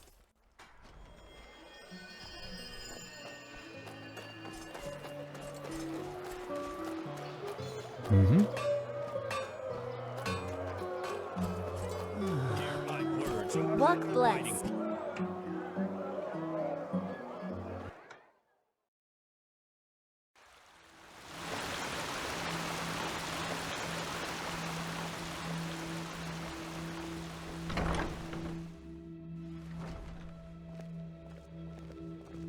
Walk blessed, my sir.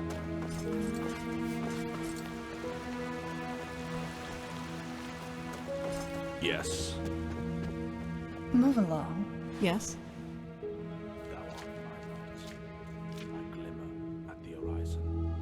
Thy name is my So son. if it's really necessary, what do you want to know?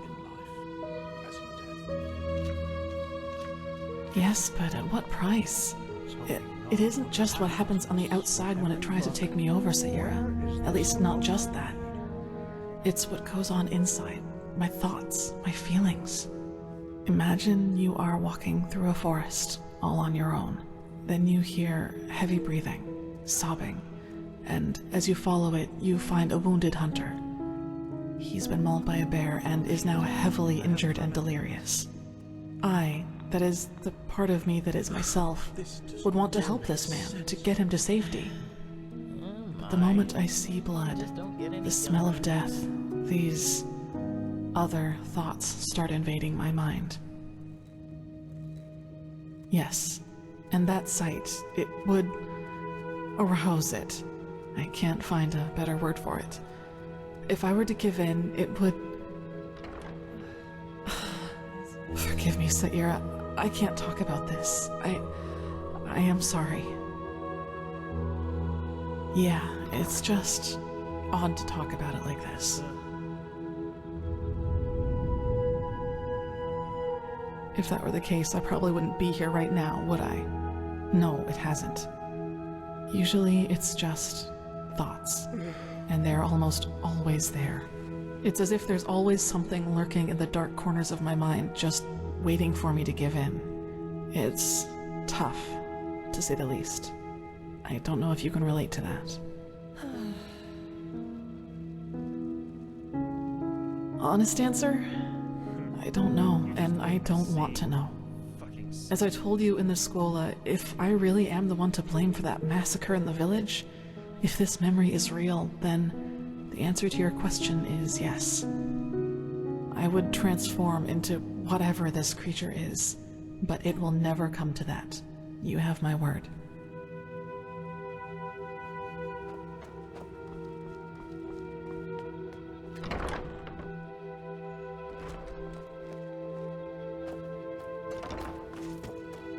This is too dangerous, whatever they want here. If we send spies and they get caught, Nerim will see this as a provocation. Poor, poor people. All they did was invade a foreign country, and look how ruthless we are, sending spies in order to find out why they're here.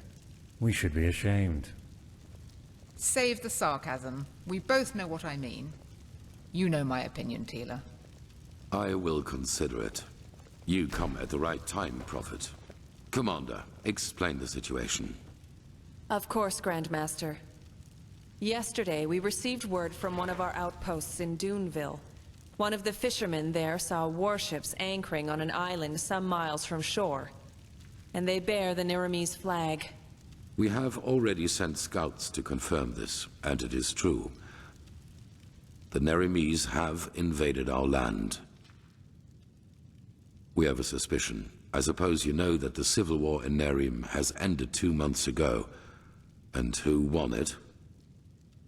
The combined forces of the Northern and the Middle Realm, led by Taranor Coarek of Kabait. The Southern rebels and the remnants of the Creator's Temple have been destroyed, once and for all. Now Nerim has been united under the banner of the Free People of Nerim, how they like to call themselves, and this could be the reason for these warships. Because of this Coarek. It is said that he helped Narathd'zul Arantheal shortly before the Lightborn were slain. And while before that, he was an opportunist who changed his ideals as often as his underpants. It seems that his crusade with Narathd'zul converted him, so to speak. He has become a declared enemy of religion. He also thinks of the death of the gods as the first step of many. And now he sees it his task to rid Vin of religion once and for all. Free the world from the scourge of faith. These are his words. Though it is worth mentioning that his understanding of freeing includes mass executions and the burning down of temples. He's a fanatic, and worse, his men worship him for it. What he wants is to found a new world, and his free people of Nerim are supposed to be vanguard of it.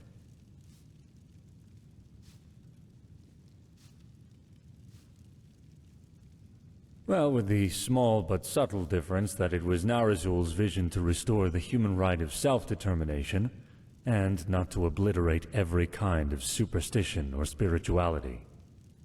It is plain stupid to believe a way of thinking can be beaten out of someone's head with just enough violence.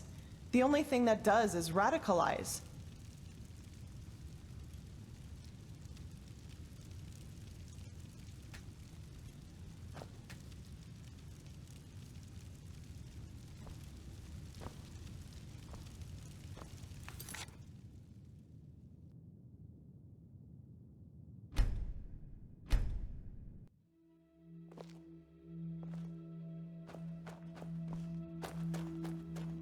This is too dangerous, whatever they want here.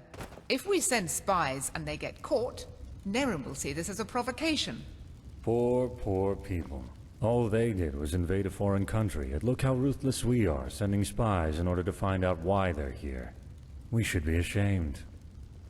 Save the sarcasm. We both know what I mean. You know my opinion, Tealor.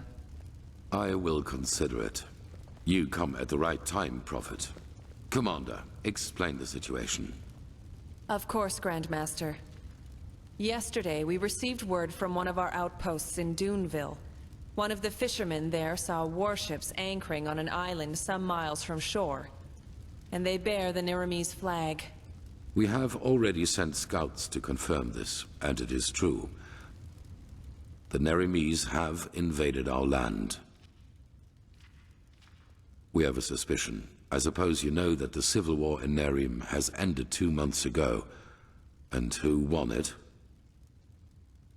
The combined forces of the Northern and the Middle Realm, led by Taranor Coarek of Kabait. The Southern rebels and the remnants of the Creator's Temple have been destroyed, once and for all.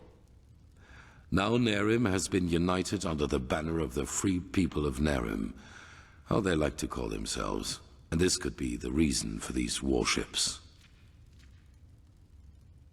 Because of this Coarek. It is said that he helped Narazul Arantheal shortly before the Lightborn were slain. And while before that, he was an opportunist who changed his ideals as often as his underpants. It seems that his crusade with Narazul converted him, so to speak. He has become a declared enemy of religion. He also thinks of the death of the gods as the first step of many. And now he sees it his task to rid Vin of religion once and for all. Free the world from the scourge of faith. These are his words. Though it is worth mentioning that his understanding of freeing includes mass executions and the burning down of temples. He's a fanatic. And worse, his men worship him for it. What he wants is to found a new world, and his free people of Nerim are supposed to be vanguard of it.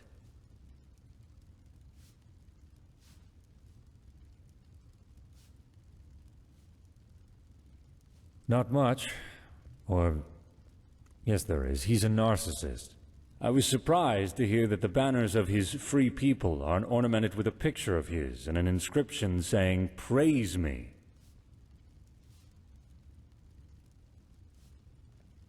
Correct. What Coarek doesn't understand is that we're doing this to prevent a crisis. Not before the High Ones have been stopped. The civil war on Calia, Nerim, and Arantheal shows what chaos such a revelation can cause, and we will not take this risk. That is the problem. Pigast? We believe that Coarek already knows about the cycle and the cleansing. And that he, how should I put it, wants it to happen.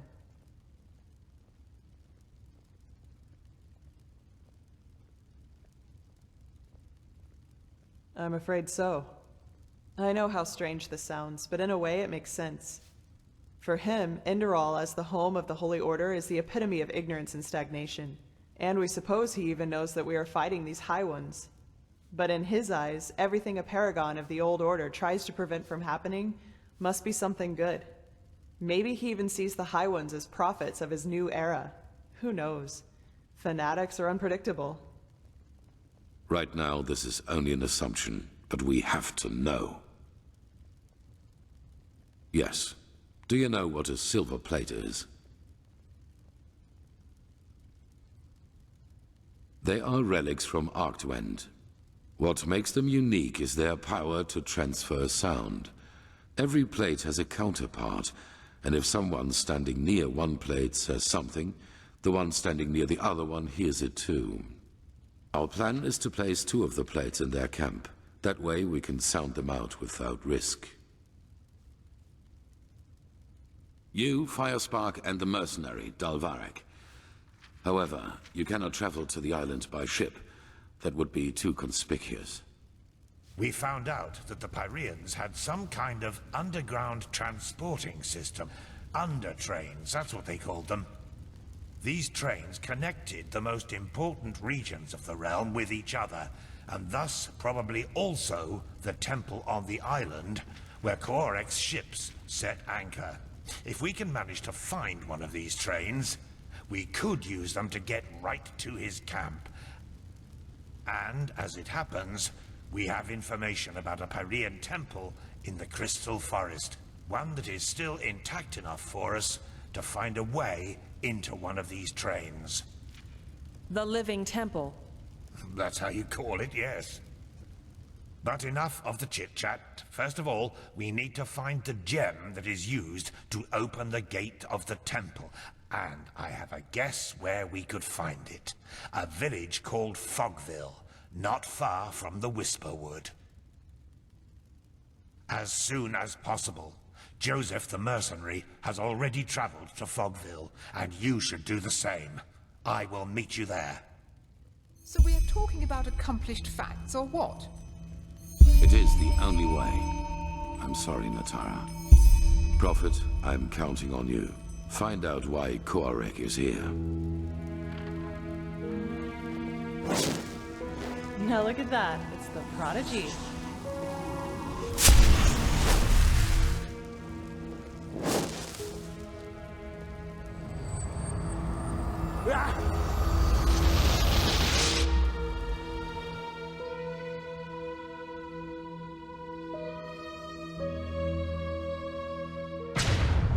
Hear my words, O path-abiding people of this holy city.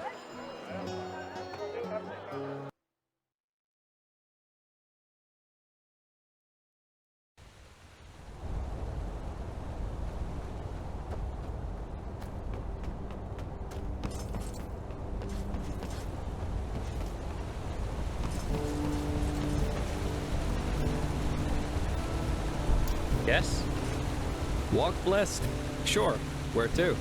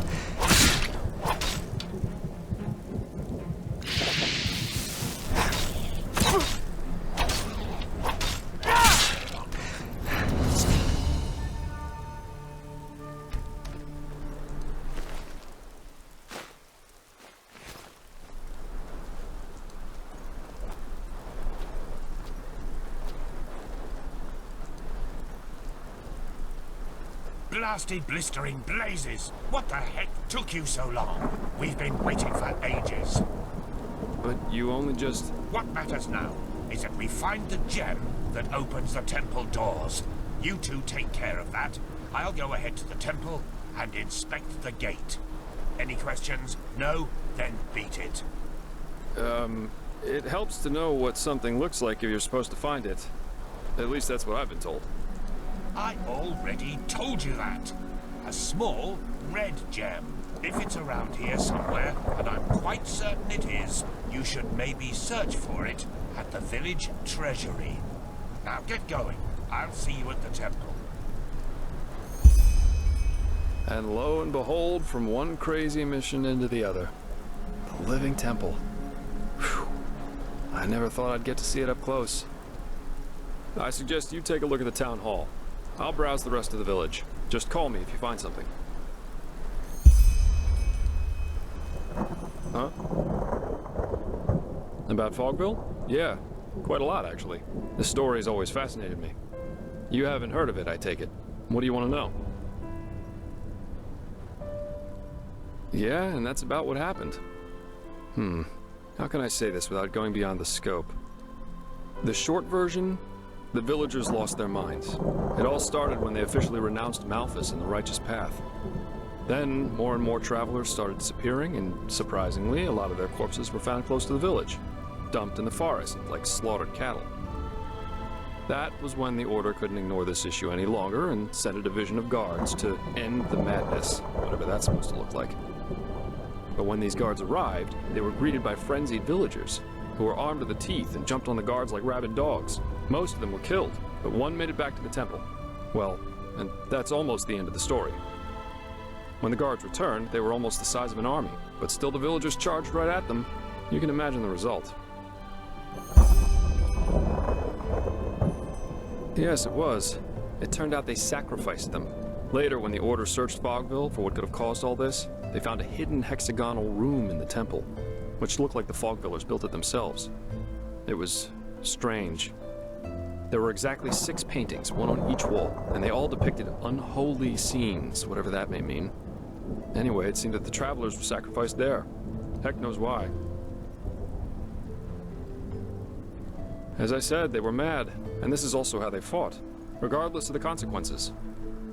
Plus, this place isn't exactly easily charged. Just look at all the walls. It's almost a fortress. Well, the most common one is the proximity to the Whisperwood. We all know what these spores do to the human mind. So maybe unfavorable winds over several moons? Who knows? At least that's the official explanation. Some conspiracy theorists see a connection to the Butcher of Ark. Exactly. Strange guy, to say the least. You know, shortly before he killed himself, he left an autobiography. And even though the Order officially forbids owning it, there are collectors who established an entire cult around that Tanderson character. There's a lot of speculation going on about this entire myth, and some of it's quite bizarre and morbid, if you ask me. Anyway. Keep your chin up.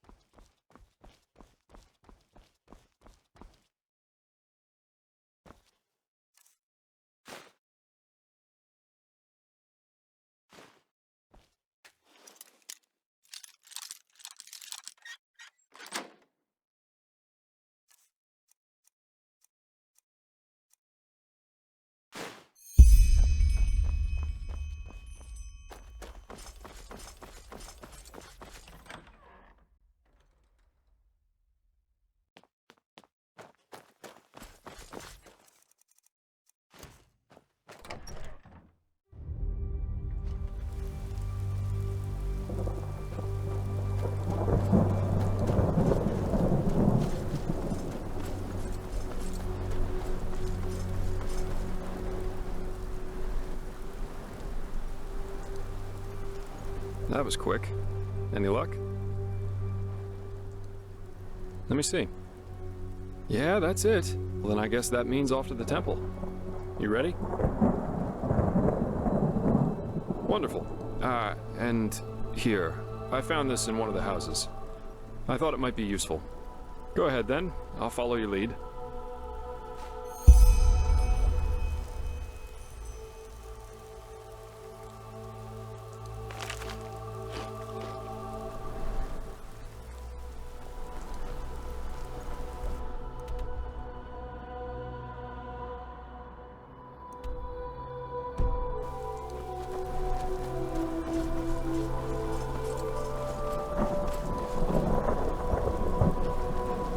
Eager to explore, aren't you?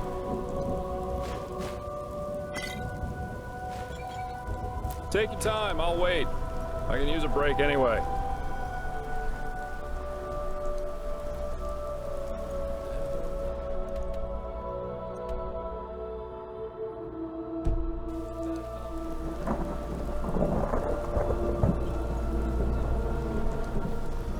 Oh, places.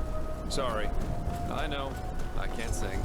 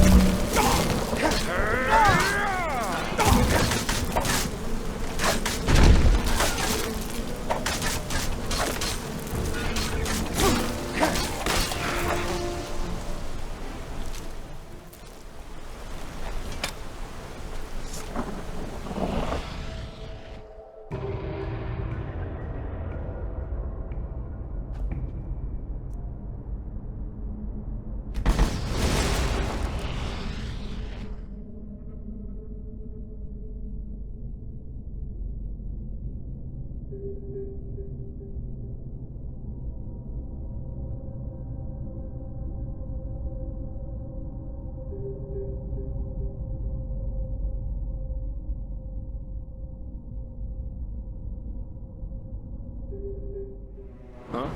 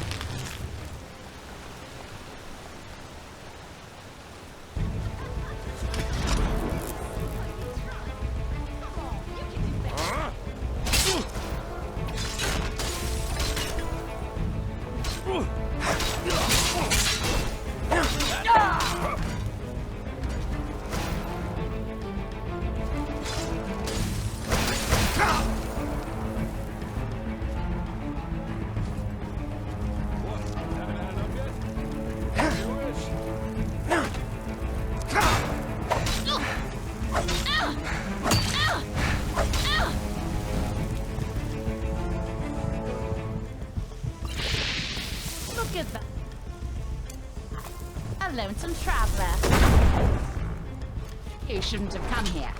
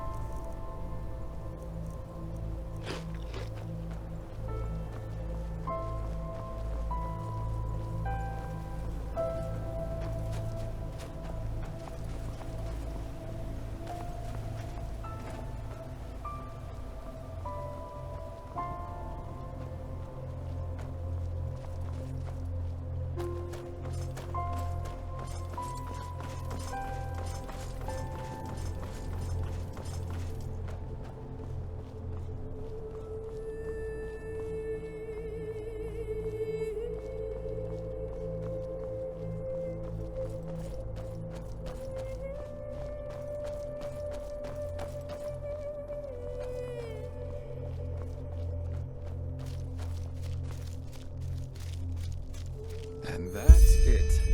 The Crystal Forest. Beautiful, isn't it? The temple should just be a few miles up the hill. Oh, it's an old legend. Apparently this temple has some kind of consciousness, so to speak. That's also the reason for the weird vegetation around here. Yep.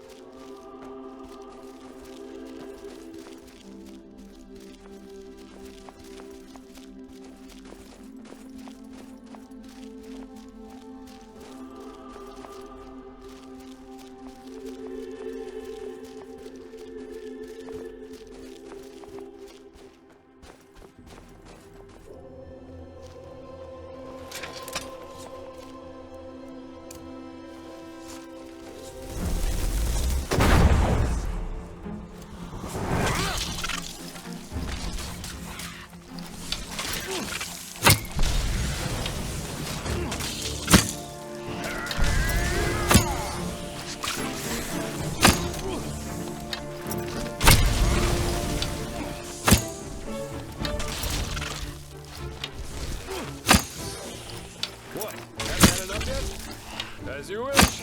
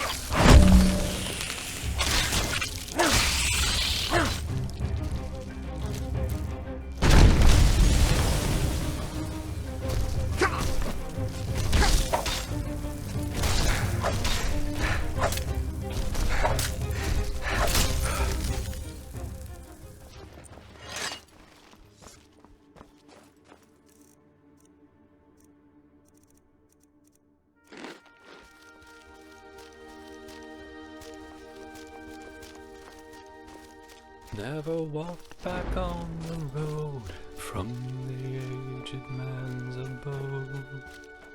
Oh, blazes. Sorry. I know. I can't sing.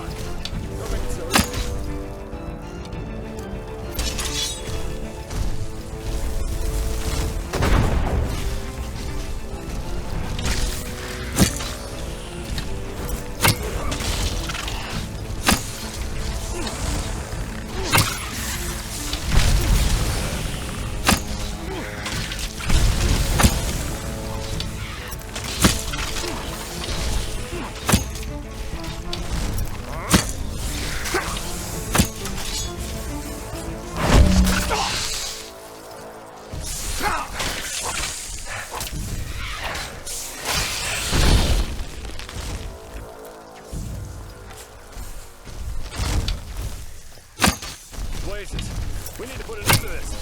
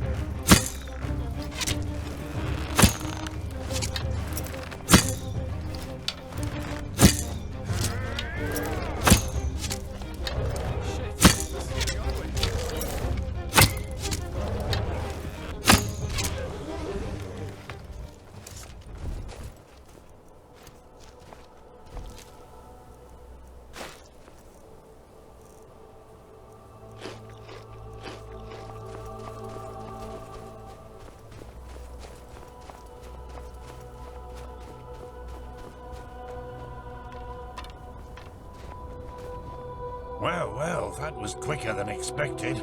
Did you find the gem? Show me. Well, I'll be damned, that's the one. Then I suppose it's time for me to tell you some things about the temple. Maybe you've already heard the Enderalian legend about this place. It's said that this temple is alive, and that the entire forest is some kind of sensory organ of it. Heareth his whispers, sung from the trees, dreadeth his gaze, blah blah blah, you get the idea. Though most folk legends are superstitious nonsense, this one has a true core. The temple does indeed have a consciousness of some sort. That has, however, less to do with some suicidal lover's tragic fates, but with a Pyrean defense mechanism. The Stone Heart. It works because the Pyreans found a way to conjoin something immaterial with a human soul. That doesn't need to be a building like it is here. It can also be a sword or an amulet. The Bound Ones, as those whose consciousness was transferred were called, suffered atrocious pain during the ritual, but when it worked, they practically achieved immortality. Well, that's consoling. It's a terrible fate, yes, but we all know that with the right religious blathering, humans can be convinced to do just about anything. However, don't get the wrong idea, these bindings were unusual. Not every Pyrean had a relative living in his frying pan, so to speak. Only a very few Arcanists, mainly those of the Ishian caste, were able to perform them. In other words, bound places or objects were extremely rare. This temple is one of them.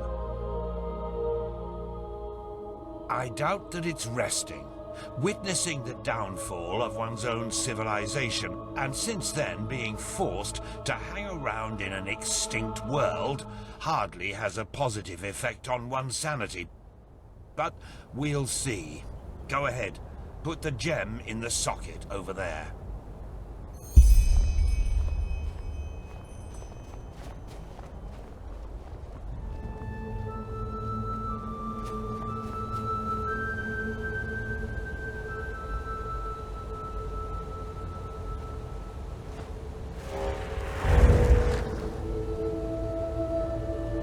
I'll be damned. Perfect, then let's go. Keep your weapons ready. The Undertrain will be the lowest level of the temple. At least if Lushishi's theories are true.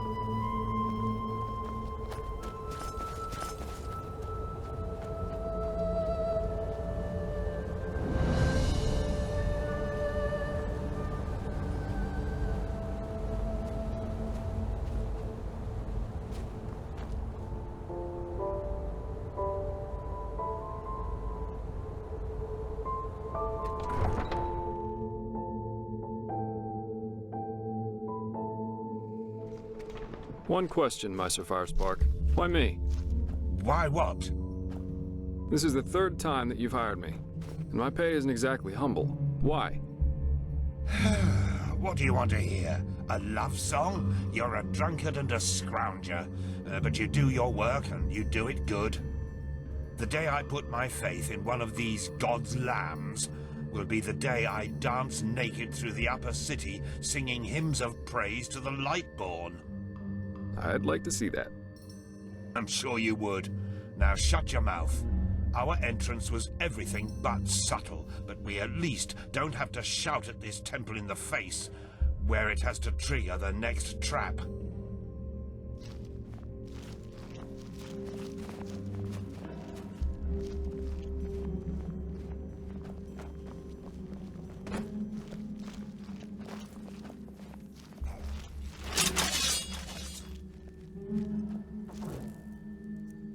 Mystery blazes. This is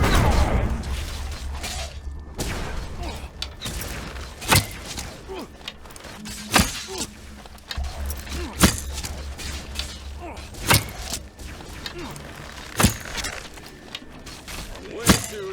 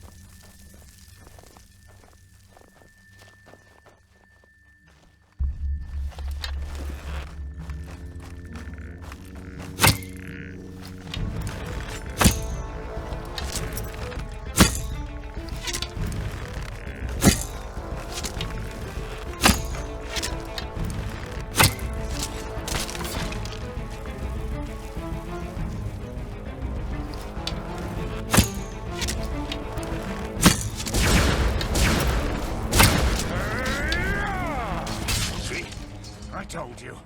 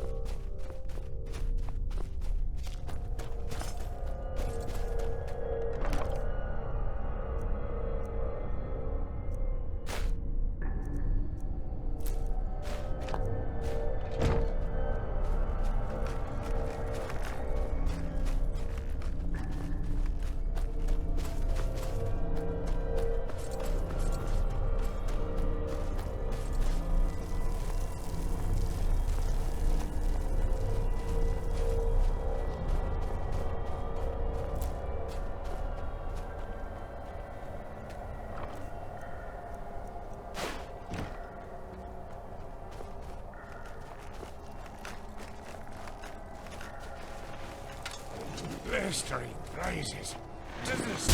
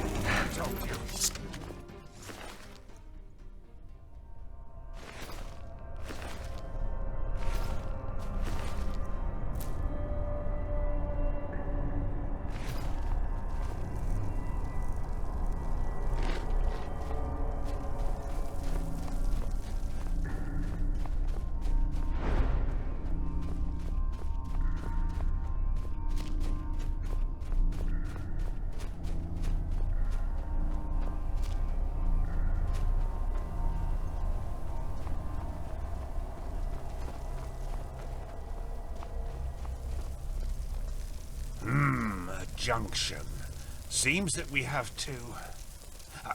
wait a moment. There's something written here. Chuijara nem Yoresa nem gan Tealor Pyara. Interesting. Yes? I'm translating.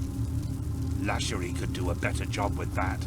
Age takes its toll, I suppose, but... I think that means something like the warrior, the wise man, and the dark one together wields the light. Ah, and look at the inscription above the doorways. Chuijara, Hjoresa, Gandila. The warrior, the wise man, and the dark one. Sounds to me that there's something we need at the end of each of these tunnels to go further. To the light, whatever that is. Brilliant deduction. That means we have to split up. Do you see the pressure plates in front of the doors? To me, it looks as if each of us has to stand on one to open the gates. I should take the path of the wise man. What about you, Joseph? The warrior? Good. That leaves you the path of the dark one. Off we go then. We'll meet again at the light. Come on, step on the pressure plates.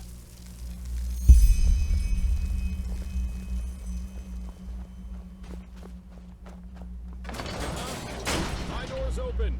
Constantine? Mine too. Then let's go.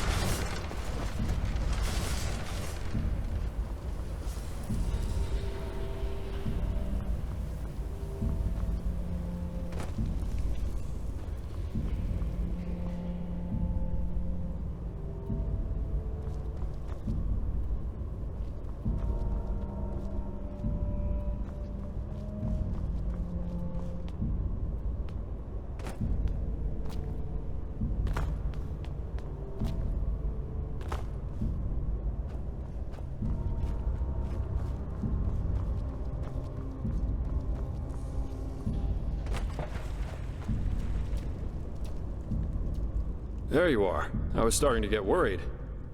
Where is Bushybeard, though? Have you seen him somewhere? A scream? But... wait. Do you hear that?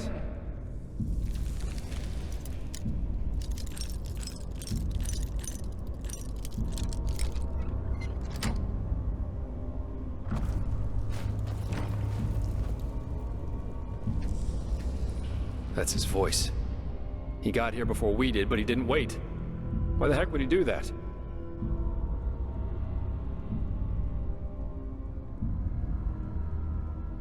Yes, but... Come on, let's take a look.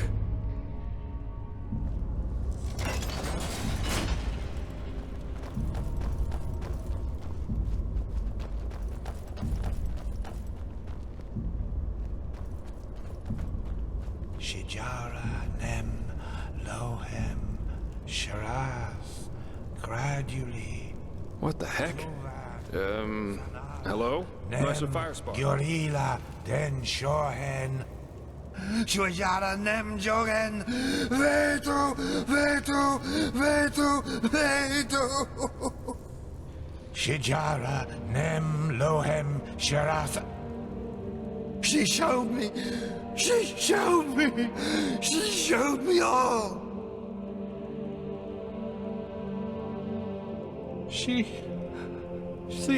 The temple. She let me look through the window of time. And I saw it. All of it. The high ones, the light, the burnt flesh everywhere. Yes, because of the light. It burns us from within.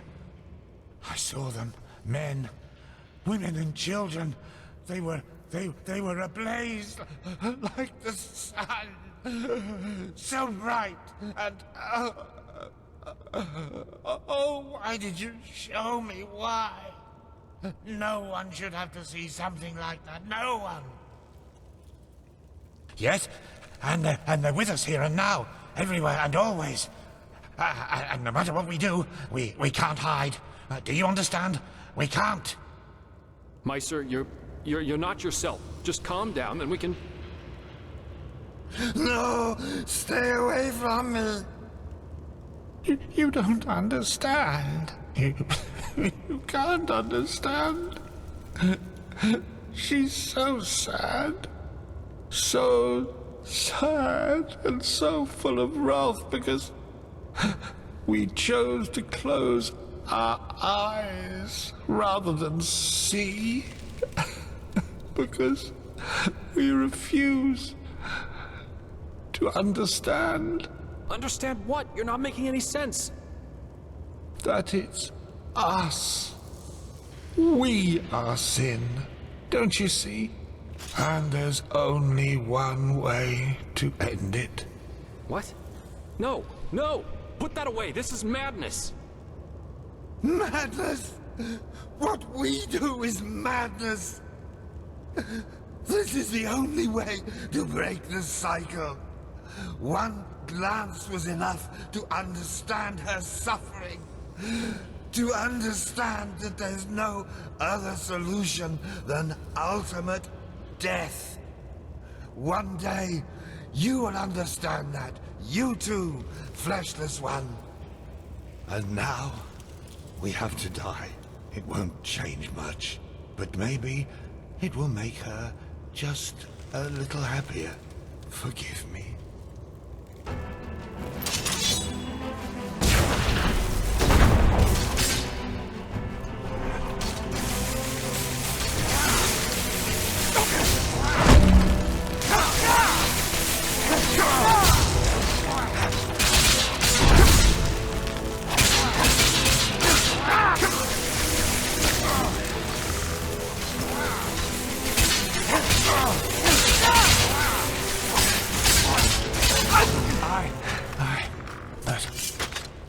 Why?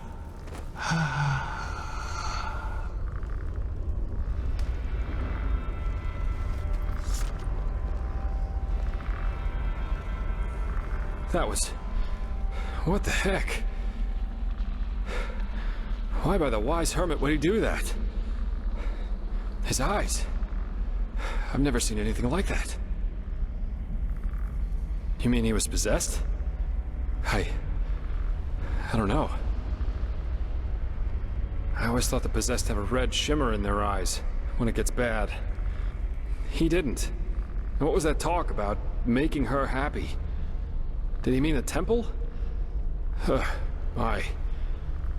This doesn't get better. We'll need to tell the Order about it. Now, let's push on. At least we should find this train. We owe Firespark that much. Yeah, you're right. Come on, let's find a shovel. Or something like that.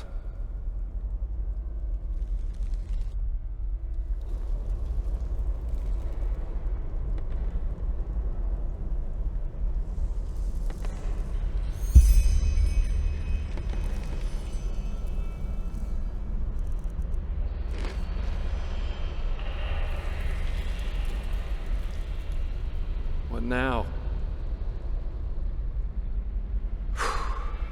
Such chaos.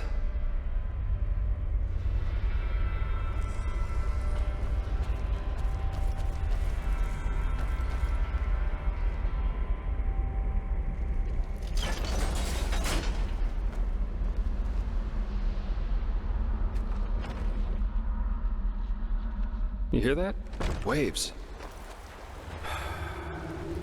Nature takes back what belongs to her. Let's hope the tunnels of this undertrain aren't flooded too.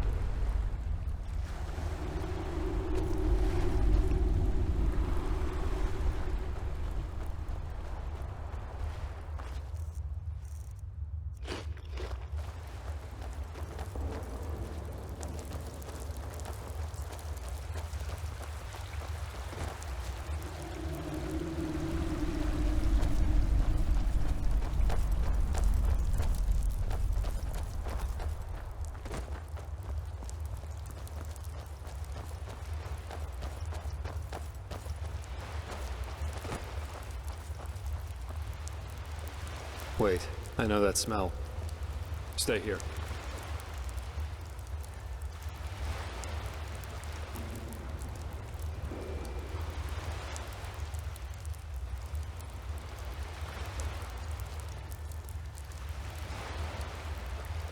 Where did we find Yero's wife? Yero's companion. Where did we find her coffin? Please, just do me a favor and answer. Just do it.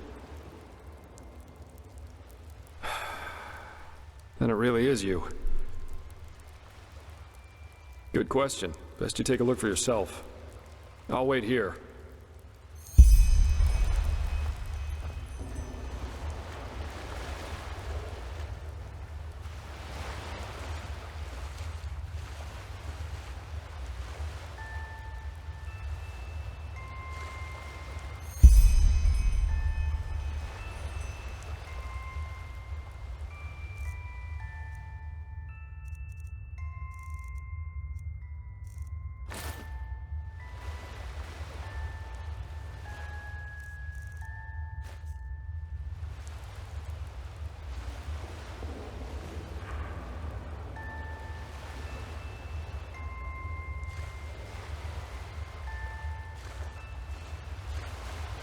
So, any explanations? It must be some kind of illusion. A mirage, created by this bloody temple. Or maybe even the High Ones. Yes, of course, that must be it. They're trying to confuse us. By the wise hermit, they'll do just about anything, won't they? This is just wrong. This is crazy. Ugh. Well, working with you is definitely an experience, to say the least. We should push on, find that stupid train. I just want to get out of this place as quickly as possible.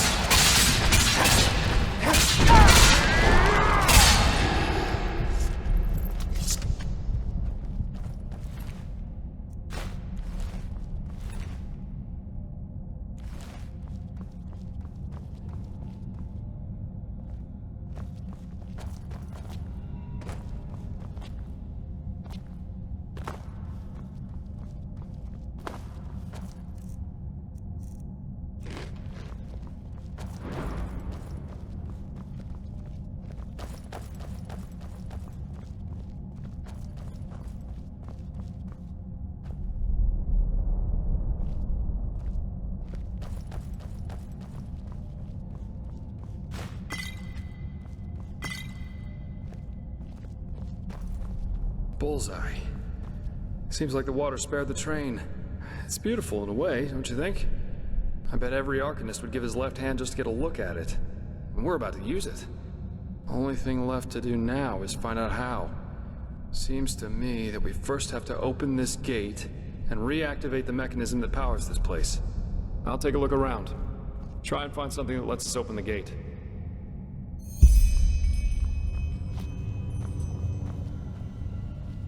This is crazy. Just crazy.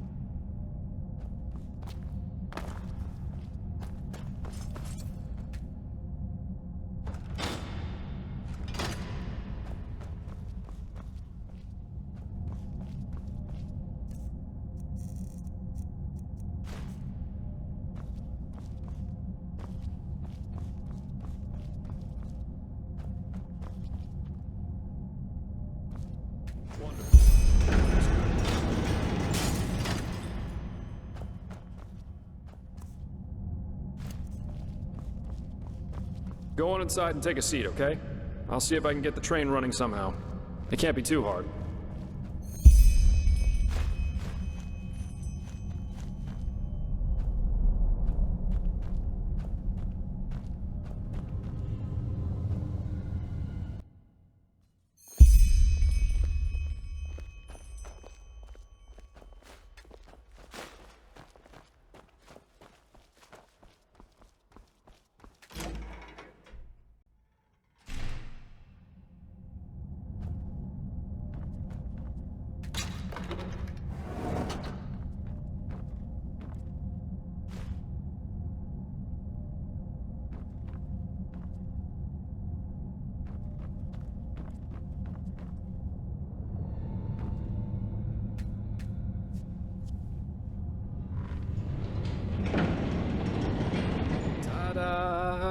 yes, I'm amazing. I know that.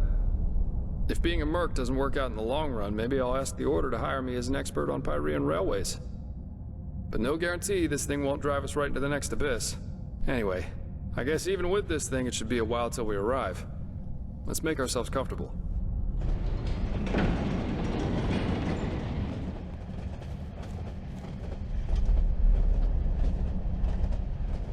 Sorry for the drama back there at the house. I guess I just didn't know what to make of the situation.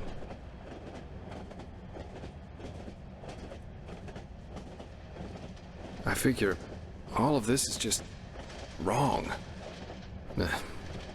But I'm repeating myself. If the High Ones were planning to confuse us, they definitely succeeded. We really should tell the Grandmaster about this, and about what happened to Constantine. Still, we can't allow this to get inside our heads too much. What matters right now is the mission. And at least it stays exciting. 2 daring adventurers who have gotten themselves into something they don't even remotely understand are plundering ancient ruins in search of treasure. Don't laugh, but this reminds me a little of my past, of my childhood.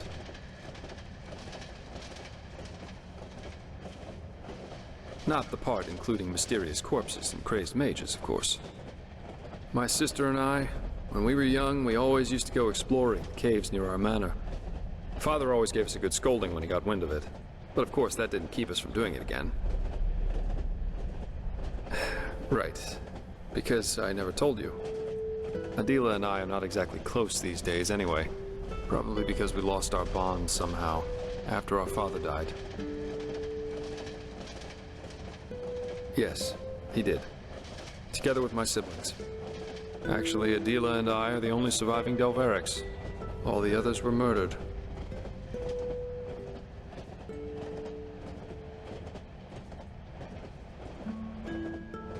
Well, now you know why. In a sad way, a part of me is actually glad everything happened the way it did back then. It made me into a man, and it showed me what kind of characteristics have a tendency to drastically shorten one's life. Stubbornness. My father was a judge in the tribunal, you know. He was a hard man, who at least, after our mother died while giving birth to Adila, lived for only one thing. His principles.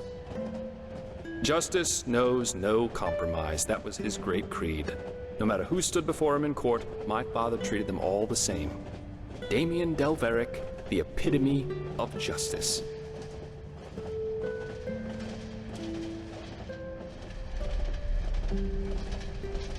Yes, an extreme attitude for an extreme man. One day, the son of a highly regarded Archer Sublime stood before the 12 judges of the court. Valenzio Duran. He had murdered 2 whores, made them happy, as he called it, and it was obvious that he didn't feel so much as a hint of remorse. You know those kind of people, the ones who think that money and power entitle them to anything they want. Of course you can. 11 of the 12 judges voted for a verdict of not guilty, because they knew Valenzio's father was influential within the Relata. Only my father, of course, remained unshaken. 1 week later, our manor was robbed by 4 masked men who killed everyone. Servants, guards, my 2 older brothers, all of them. Officially, they were bandits, who just happened to be running around with blades made of shadow steel. My sister and I only survived because we had snuck out for one of our expeditions. Ironic, isn't it?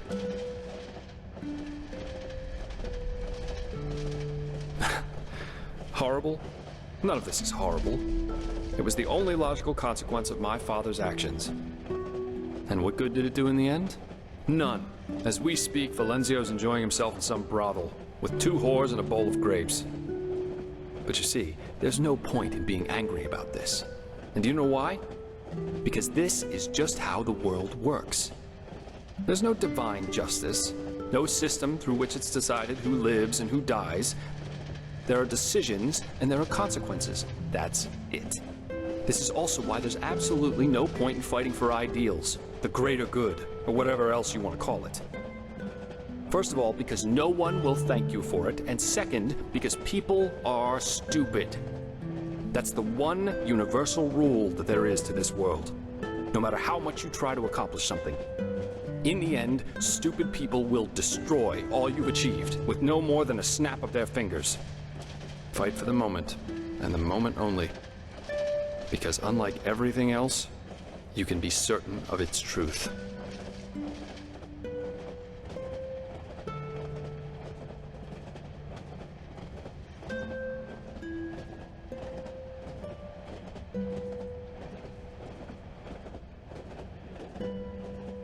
Absolutely. If he had wanted to see this snob die so badly, there would have been other ways. Poison, an accident, a hired killer, just a hint of common sense. That's all he would have needed. But, of course, none of that would have conformed with his sacred principles. Adela and I were still young when all this happened.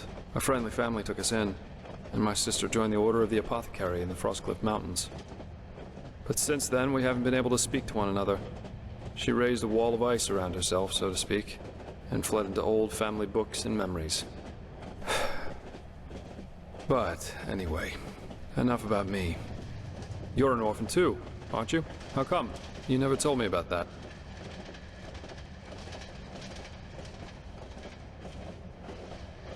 You told me that the Creator's Temple in Ostian had something to do with it, but what exactly happened?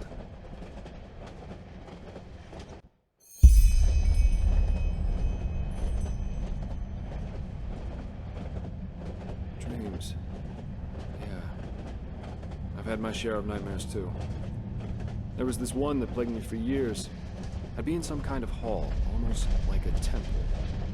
Only that there were benches and aisles, like in a courtroom. My father sat on the judge's dais. He was a corpse, and all the spectators and the jury looked like him. Anyway, there was this grotesque trial scene where he accused me of refusing to do my duty for them. And it always ended with his skin melting off like hot wax. Pretty messed up, I know. Eventually, the dreams stopped, though. Someone helped me with that.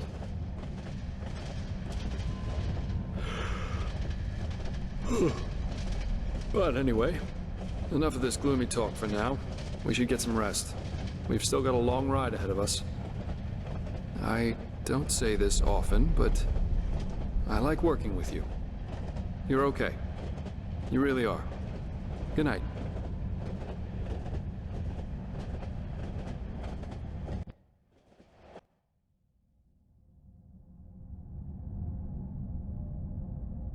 Rise and shine, my friend. We have arrived. How'd you sleep?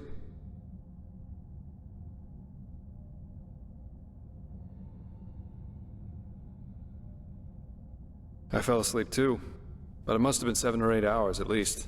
Very interesting machine, this undertrain. Come on, let's take a look outside.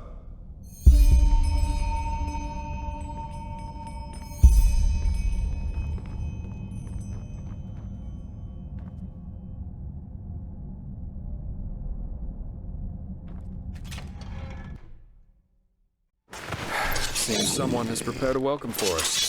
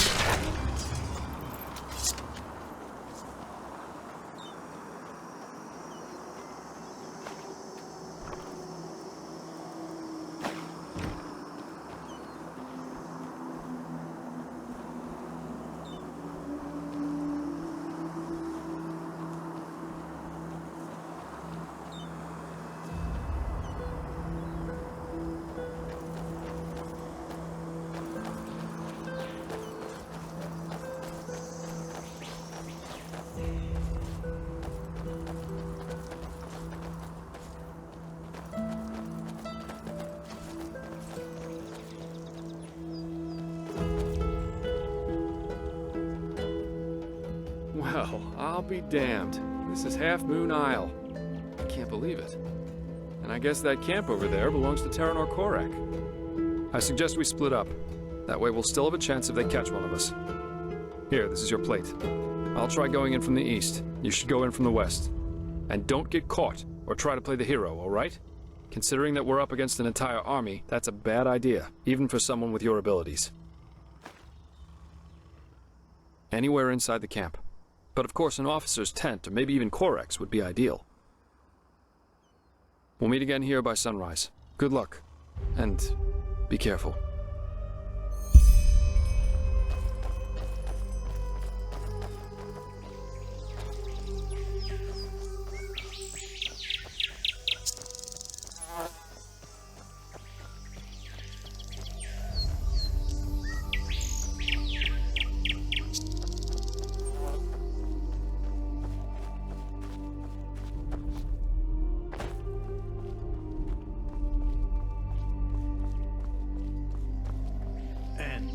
If they refuse, then it comes.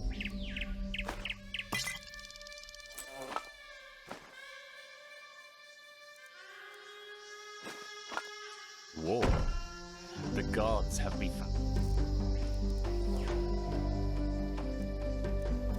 fooled the world with their ignorance long enough. You know, that would leave the deaths of thousands of innocents. No idolizer is ever innocent. Religions are ideologies, and an ideology is a decision. Subjects who don't rebel against their tyrants are at least as guilty as the tyrants themselves. But let's see what's going to happen. Who knows? Maybe that old fool Arantheal will listen to reason. For once in his life. Yeah, let's see.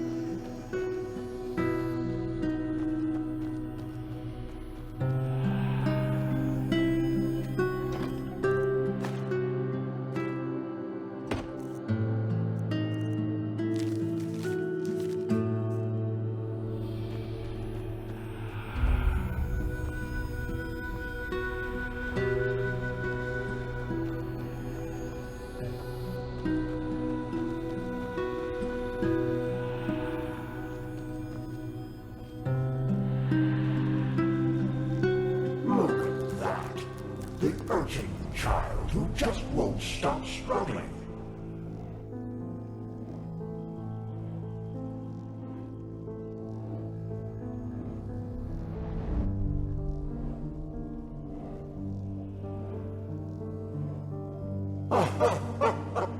Afraid? You amuse us, you know. How you refuse to give up. How you keep on fighting. Even though deep down you know your struggle is futile. But still, you have come a long way. You have ignited the Sigil stone, and you have found the beacon. And this, urchin child, this amuses us.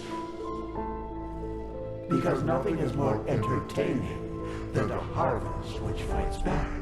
It makes things so much more exciting.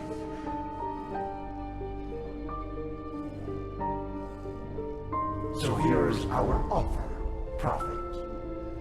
Ask us whatever is on your mind, and we swear to answer truthfully.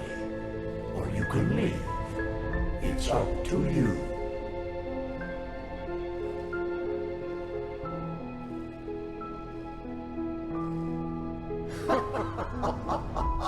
That's up to you to decide. Come on, urchin. Ask or leave. In the end, you and your people will burn anyway.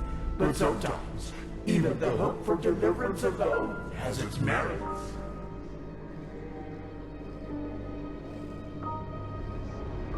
They want to destroy the beacon.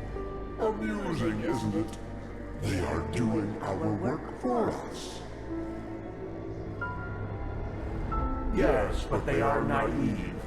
They believe that the cleansing is a good thing, and that we, the High Ones, have come to raise humanity to a higher stage. Evolution. That is what they call it. Just as the lizard became a dragon, and the bird became a man. Their leader, Taranor Coarek, thinks he is one of the emissaries, just like you.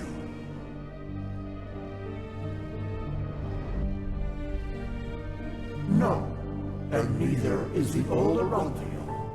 Coarek considers himself a savior, chosen to guide humanity to a glorious future. But he does not understand that he is a victim of his own pride. We have never appeared to him like we did to you. You are the only figure of significance in this game, Prophet. Are you so blind? We are the envoys of determination, the constant of being, before which time itself bows down.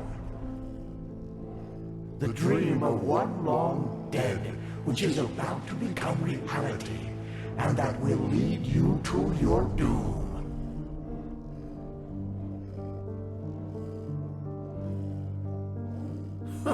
We know what you want to hear now, that you are special, that you have always been. But this is not true. You have been in the wrong place at the wrong time. And the truth is, you make our task easier. You are weak. It's just what you think it is. A weapon that allows you to bring an end to all this. Fear, hate, joy. You assume we are thinking in human terms, Prophet. Yet, a true deity is more than a simple human able to throw fireballs, as your late Lightborn were. A true god is a state of being, and its existence alone forms reality according to its will. There were so many before you, and so many have found the weapon, yet still we exist, and the cleansing is imminent. What does this tell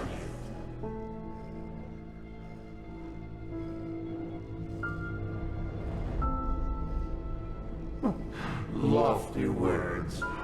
Hold on to the thought if it gives you strength. Very well. Now shoo. Continue your vain search. And forgive us for the pain. Now!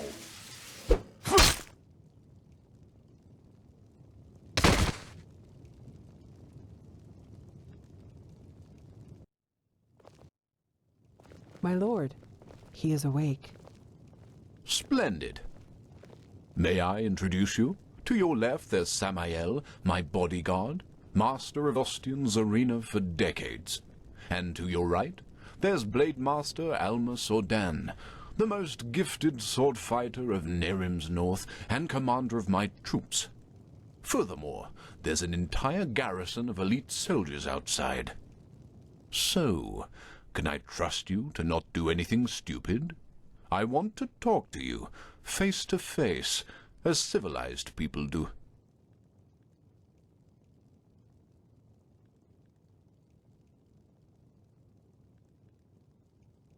No, not really.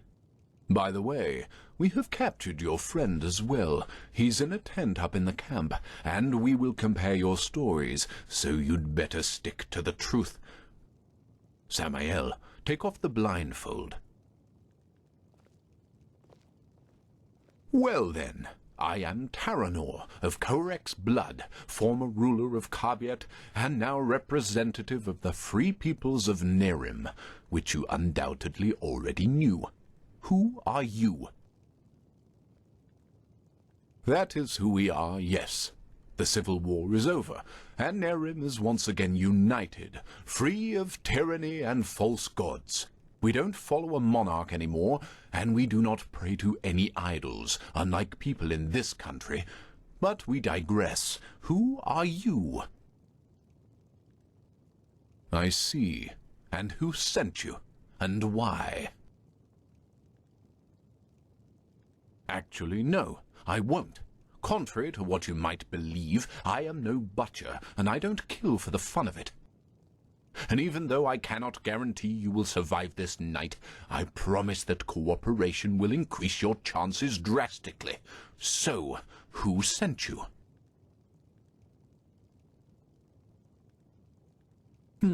Just as I suspected. And how exactly...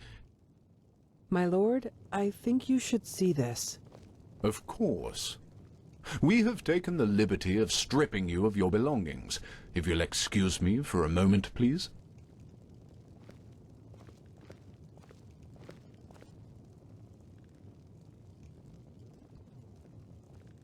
A silver plate. I see. They were sent to spy on us. Then let's kill them. No. He was honest, and I am a man of my word. And actually... Actually, you have done us a favor. We can use the plates to present Arantheal with our offer, without putting ourselves in danger. What? How? What are these plates? Old artifacts of the Pyreans. Their magic works like a sort of ear conch. Sounds are transferred from one plate to the other.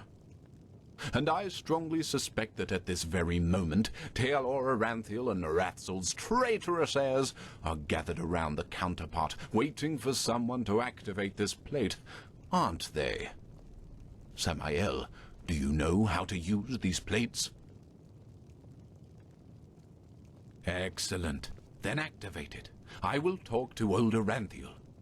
Let's hope that he will listen for once in his life. Otherwise, this will end in disaster. Tealor Arantheal. I know that you are there and that you can hear me, so why don't we just stop playing games? As you wish, Grandmaster. You can keep quiet, but you should be aware of who's going to pay for your arrogance. Haven't you had enough war by now?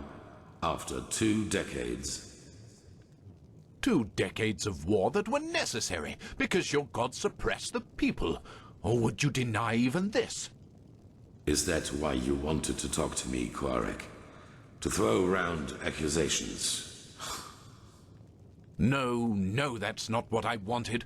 We are talking because I want to give you a chance. We know that you are fighting the High Ones, and that you're trying to reconstruct the beacon in order to stop them. Which makes perfect sense, since the cleansing means the end of all life. Don't you agree? No, I don't.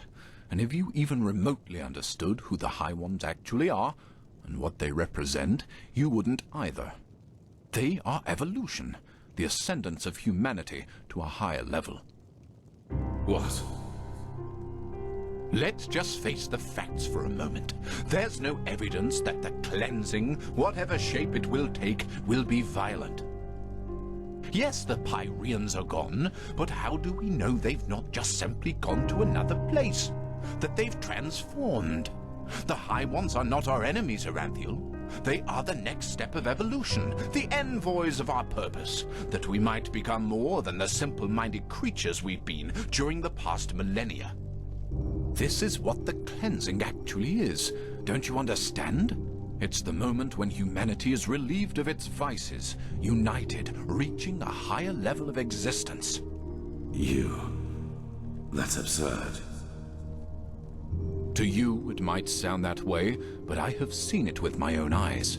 Ever since the gods departed, the High Ones have sent me dreams in which I can see the future, and it's glorious. It's not our destiny to stay human, Arantheal. With their help, we will be gods, true gods, not the idols you have worshipped.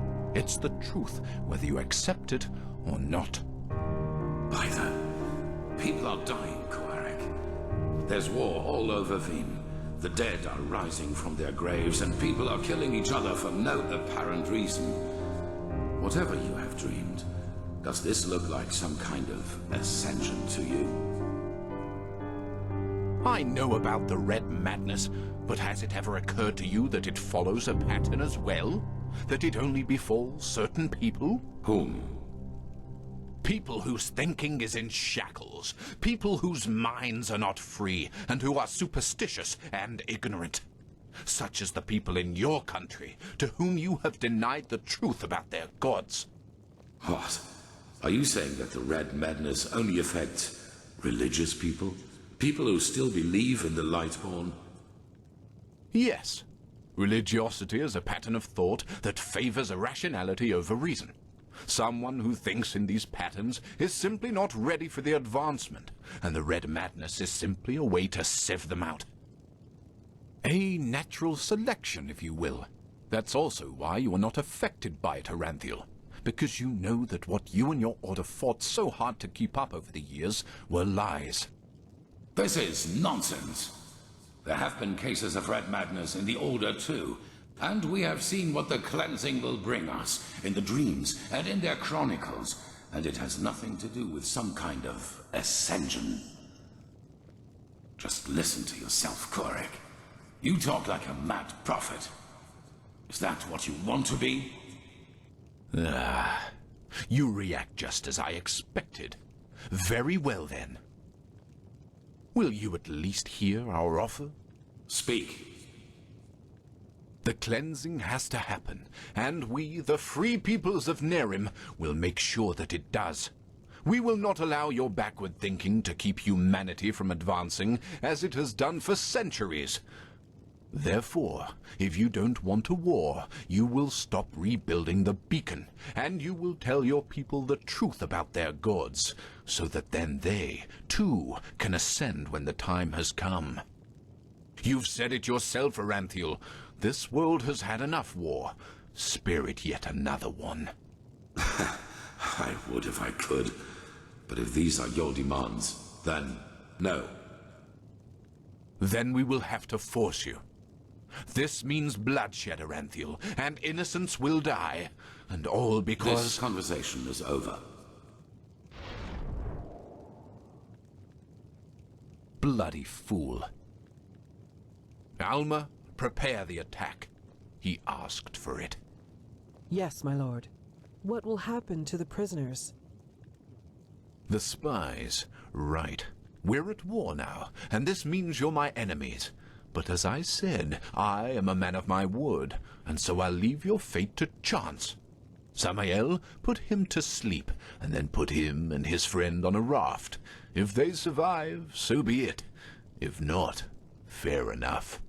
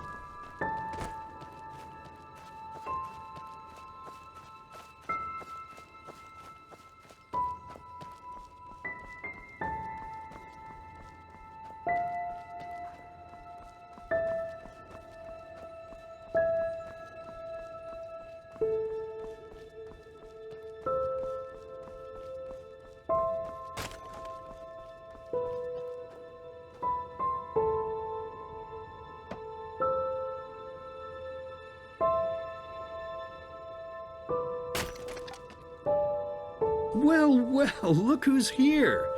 How are you doing, silly? Still on the search? Is that so? Honestly, I find that a little hard to believe. But I guess you know what you're doing, don't you? You always did. Come on, let's go inside. I prepared a little surprise. Or should I say a big one? I suppose that depends on how you look at it.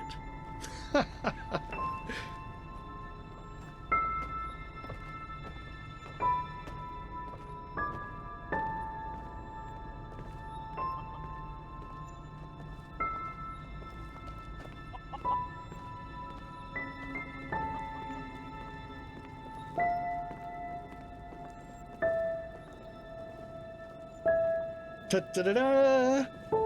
Look who I dug out. It's Mother and little sister. Aren't they beautiful? Aren't we beautiful? Aren't we beautiful? But I suppose what we dead people do doesn't concern you now, does it, my child?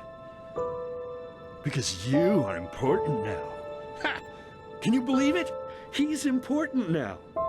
He is chosen. Chosen. Chosen. But you know, I think you've forgotten something amidst all this ballyhoo of prophecies, cleansings, and beacons. That you are weak. You are pathetic. You are worthless. And you are weak. That's what you were back then. That's what you are now. And that's what you'll always be. Saving lives? You? Ridiculous! But then again, maybe we do you wrong. So why don't you just tell us? Why you? Why should you, of all people, be the solution to the problem? Why should you be able to prevent something that has happened to mankind for thousands of years? You!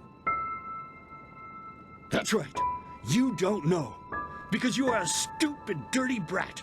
A murdering, stupid brat and nothing else. See? You did it again. You made me unhappy.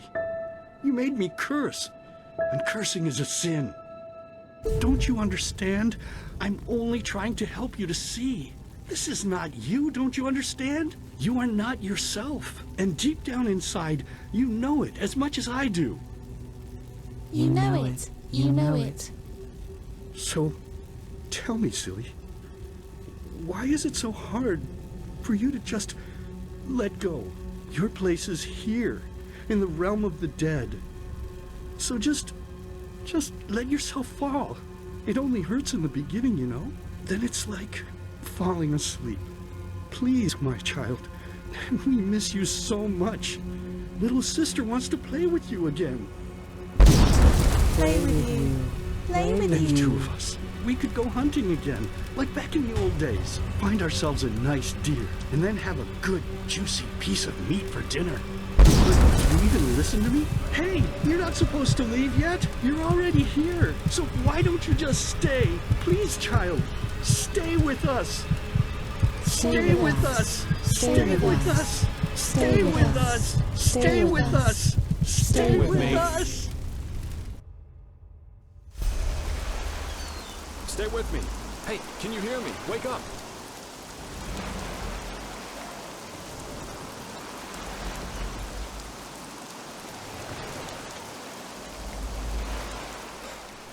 Bad dreams?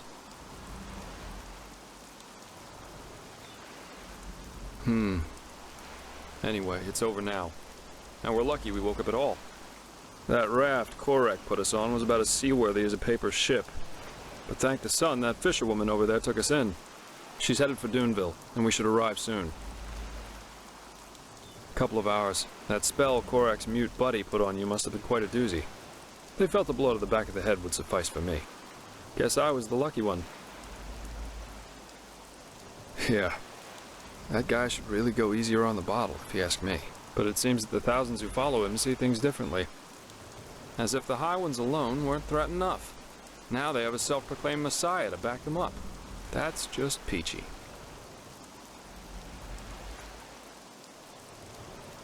Well, as I heard it, he thinks the cleansing is evolution. We become higher beings. We ascend to a new level of existence, so to speak. And he thinks the reason for the red madness in Enderal is that people still haven't learned the truth about the death of the Lightborn. They're still superstitious, so the sickness weeds them out. Natural selection. And yeah, it sounds absurd. I guess people always see what they want to see. I'm afraid so. According to the fisherwoman, the first of Corek's battleships have already arrived near Duneville. It'll take them a while to get the rest of their fleet over here from Naran, but still. Enderal isn't ready for this. Not at all. Most guards haven't tried their weapons on anything other than training dummies, or at the most, bandits. In other words, we're screwed. Well, I guess first of all, we should be grateful we made it out alive. I bet that if Coarek would have known your role in all this, we'd be as dead as doornails by now.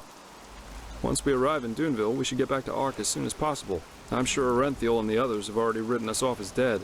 I suggest you ask the fisherwoman how much farther it is to the village. Well, I suppose first of all I'll go get my pay. Regardless of what transpired, we fulfilled our mission. After that, I don't know. War is an entirely different story, and ending up beaten to a pulp with a damned warhammer certainly isn't on my priority list.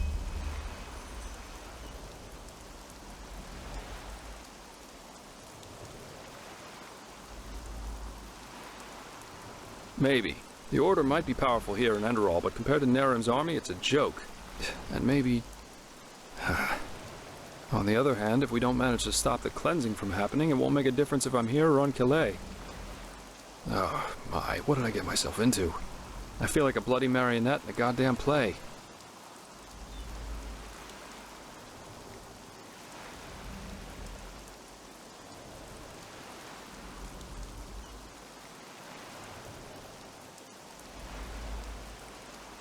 It is.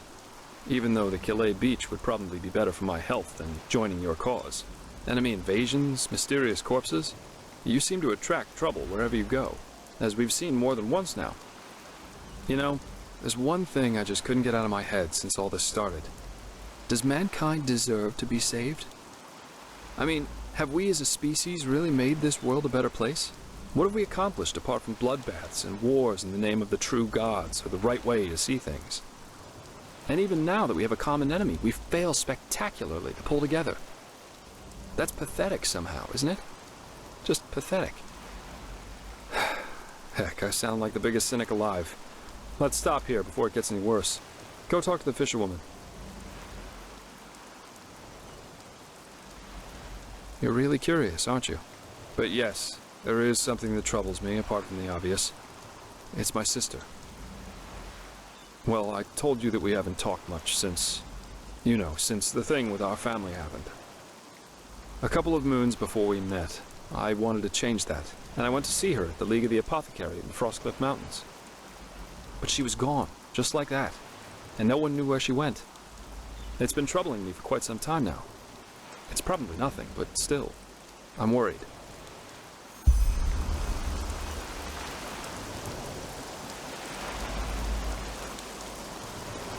Ah, you're awake. How are you? No offense, but you look battered. Don't thank me. I only did what every other path-abiding citizen would have done as well. Your friend, he told me about the Naramese. War. I have trouble believing it.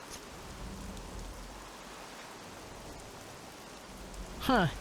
From your lips to Malthus's ears. Those bloody Naramese. Nothing is sacred to them anymore, is it? For millennia there was peace between the lands of the civilized world. And now this. They're heretics, if you ask me. No more and no less. They should be hung from trees, all of them. Anyway, I guess it's best if you rest a little more. As I said, you look as though you need it. I'll wake you up when we arrive.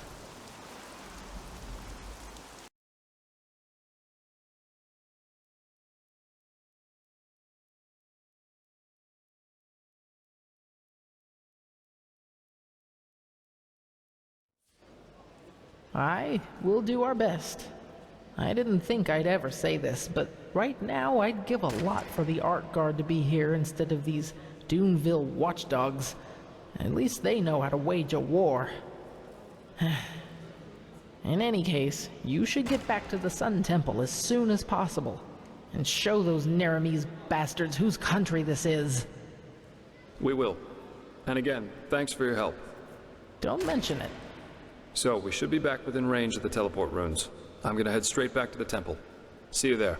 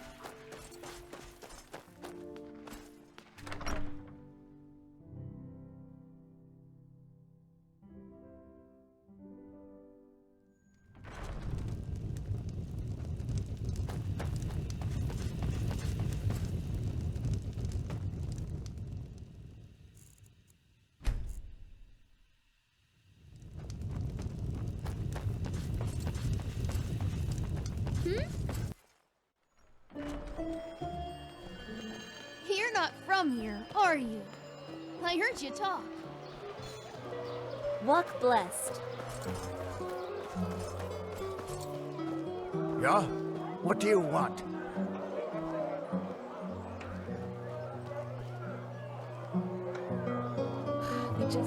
Some things never change.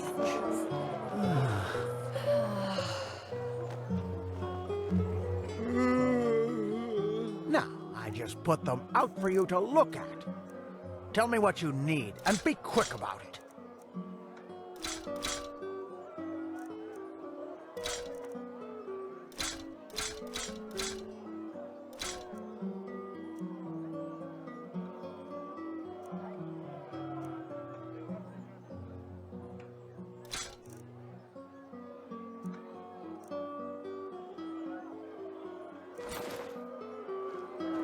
Walk blessed.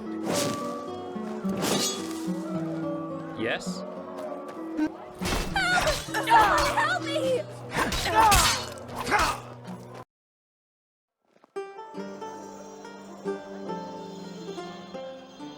Now, I just put them out for you to walk blessed. Sir? Yes?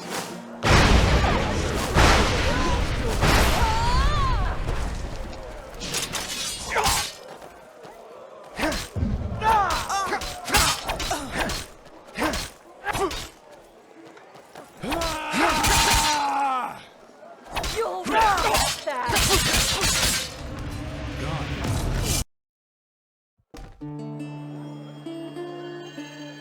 Yes? Uh-huh. Now, I just put them out. Walk blessed. Yes?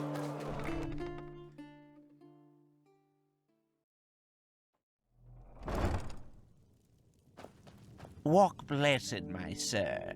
How can Sil... Of course.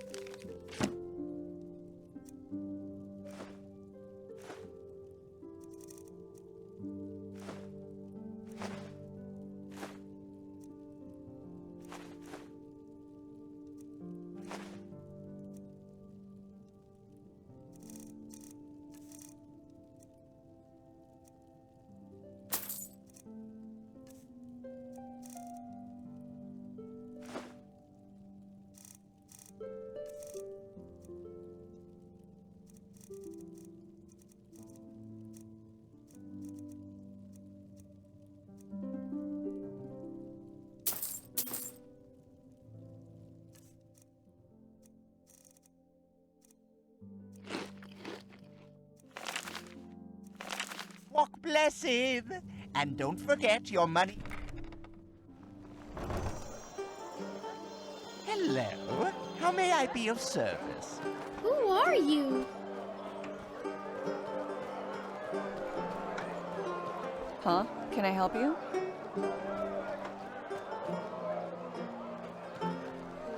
Well. Yeah. It's not as if I didn't tell them that already.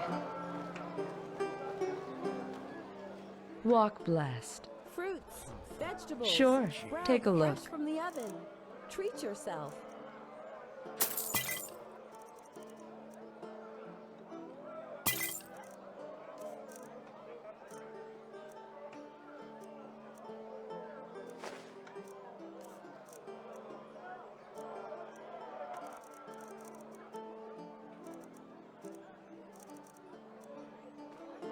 Walk blessed. Hello.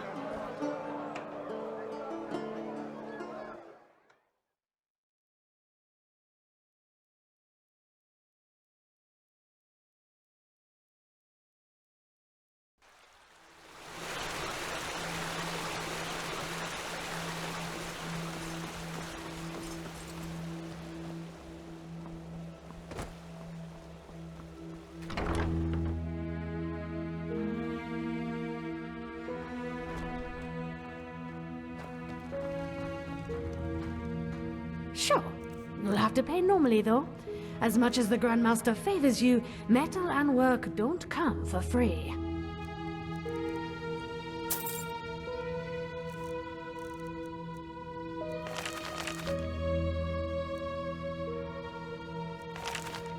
Walk blessed.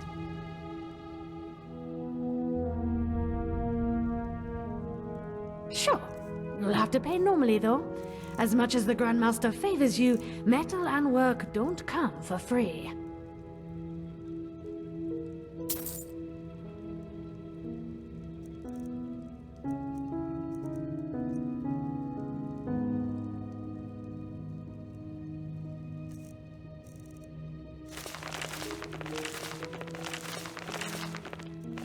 Walk blessed.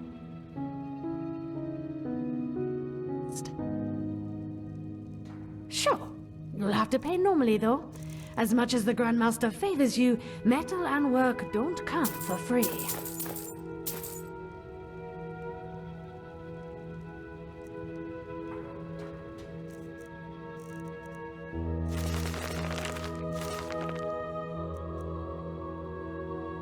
Walk blessed.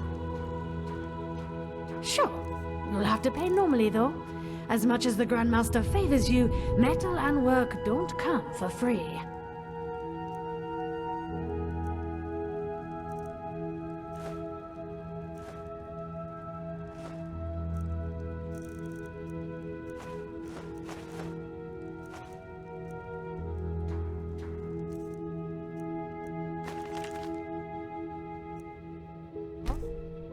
Blessed.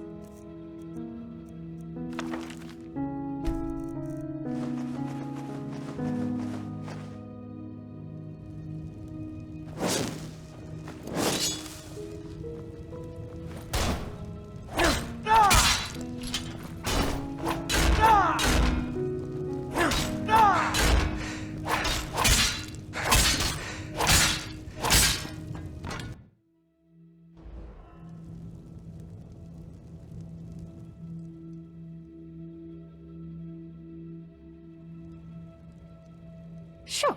You'll have to pay normally, though. As much as the Grandmaster favors you, metal and work don't come for free.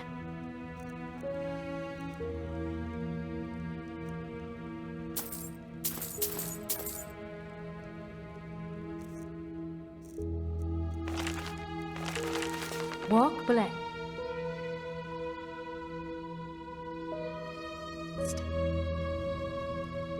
Sure. You'll have to pay normally, though. As much as the Grandmaster favors you, metal and work don't come for free.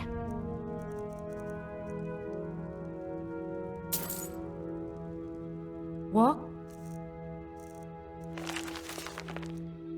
blessed.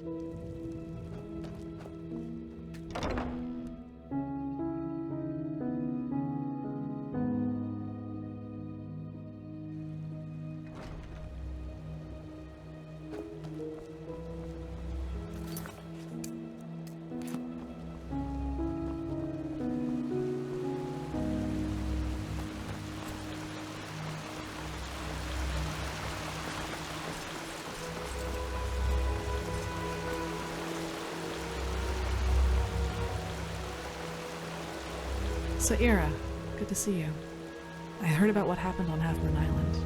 It's a wonder you and that mercenary made it back alive. But war, it just seems so unreal. How has it come to this? Now we not only have to fight these High Ones, but also some fanatic who thinks he knows best?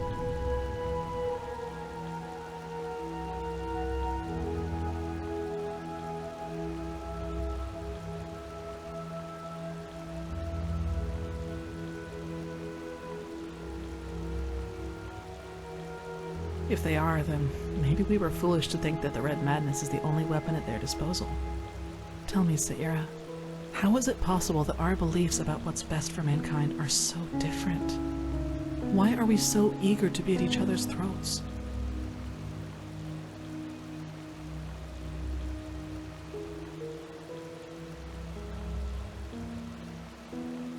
I'm not sure. You know what I find so hard to understand? Why there are so few people who actually care. So few people who feel the need to change something like you and I do. There are moments I just feel so powerless. As if we all know that if we keep going like this, we're headed for a catastrophe. But instead of changing course, we just stand by and watch. Do you know the feeling? Yes, I mean, is it so hard to see that this world could be such a better place if we'd only care a tiny bit more about something other than what's happening in front of our doorsteps? You understand what I'm trying to say, don't you? You know that feeling too.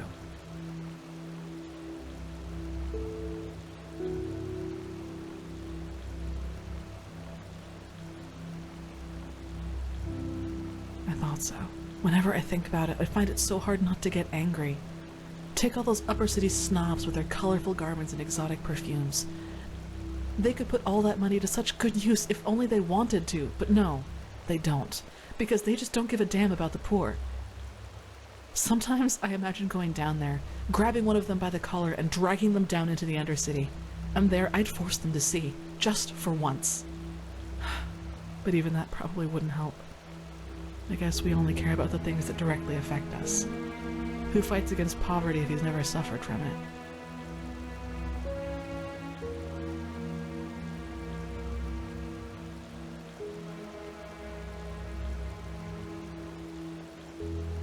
No, it's not. It should be what everyone does. And once again, you've had to listen to another deluge of my whining. I guess I'm just not a person for pleasantries. Sorry.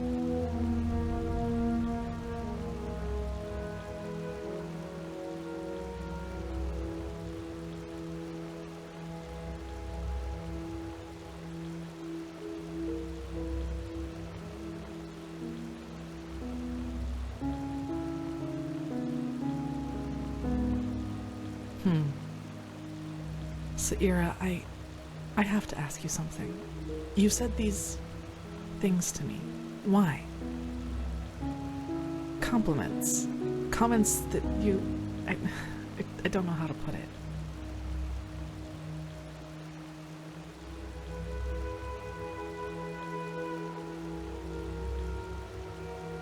No, but I just don't think that's a good idea. I'm not made for things like that. I've never felt the need for them, and honestly, I think it's dangerous. At least for me.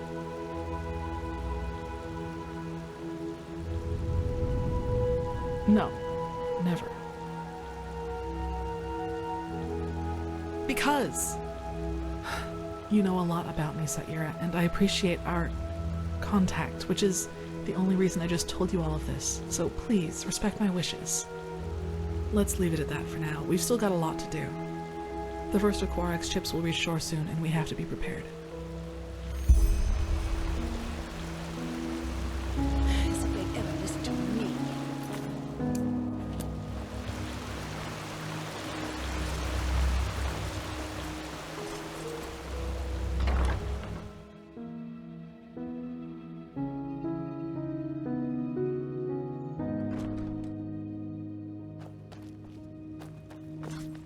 That's ridiculous. We have to at least try to negotiate. You know his demands. There's no basis for negotiation. He has not seen what we have seen. The writings, the memories of the Prophet. If he just realized... My dams? My sirs? Shit. What took you so long? And where is Constantine? That's a long story.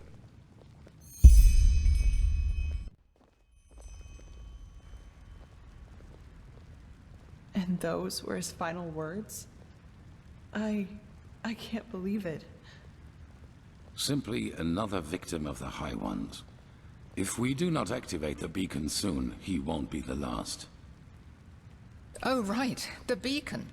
If it's activated, we'll simply glow the red madness away, won't we? Or maybe we could, for once in all this, do something that actually makes sense, and focus our resources on finding an alchemistical or thaumaturgical solution to this problem, rather than trusting in a pile of scrap metal. Oh, by the Prophet's ass, won't you just shut up for a minute? All day long you do nothing but babble, getting on our nerves, and nothing you ever say gets us any closer to a fucking solution. So why don't you just shove off to one of the bathhouses? Go torture the washerwomen with your never-ending lamentations. That would be helpful for a change. You will take that back. Will I? Come here and make me. I'd be delighted. Blasphemy! Guard your This tongue, is blasphemy. wild mage, or... Or what? Are you gonna kill me? That's what you do best, you and your fucking order. Silence! You are angry, Lishari Pegast, and I understand why. But in the moment you let that anger destroy this alliance, Firespark's sacrifice will have been in vain. Is that what you want? Is that what you want? No. No, it isn't. Good. I am tired of this endless bickering. We have a responsibility, and we will fulfill it. Well said, Arantheal. And how exactly do you think we are going to do that? Without the sources, the beacon is as worthless as a heap of rusty iron. The chroniclers are on it, and they will find the answer. Novice, tell Commander Aaron to join us. We need to plan the defense of the land. You, Prophet, will come to me as soon as you have recovered. Now, let us get to work.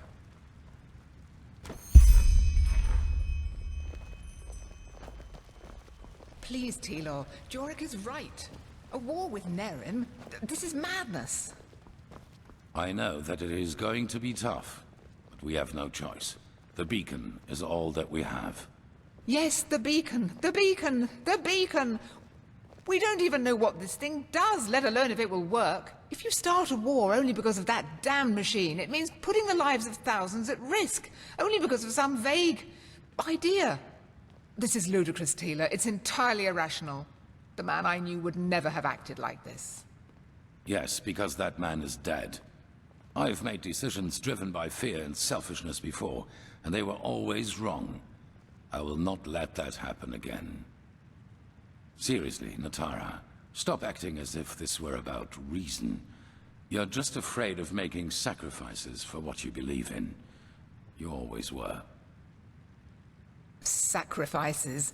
This is about your damn pride, Tealor. Nothing else.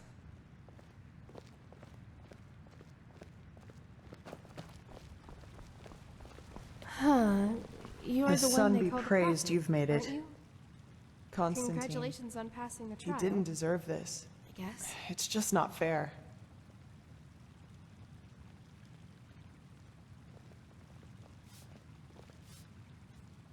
Then none of us are strong enough. Yeah, Constantine wasn't exactly the most approachable fellow, but he was a damn skilled mage. I have to talk to you as soon as possible. It's about the seal in that letter we found on the mercenaries in old Rashengrad. I believe I'm onto something. Their client is from Enderal. From Ark, to be more precise. Let's not talk here, though. Meet me in the Dancing Nomad. I'll be in the first room upstairs, right at the end of the staircase. And hurry.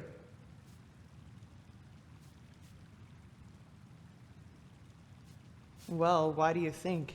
Come to the Dancing Nomad after you've spoken with Arantheal. See you there.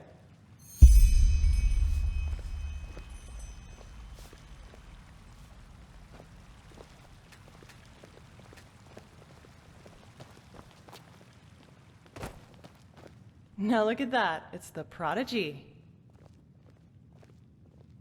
Now look at that. Someone who's actually interested in us as people, rather than in our knowledge about the Pyreans. But it's your lucky day. I really wouldn't mind a good talk right now. Hold on a second. Arizalian Brandy. Vintage 8214. What do you say? A glass and a good talk? There are a couple of things I wanted to ask you anyway. All right then.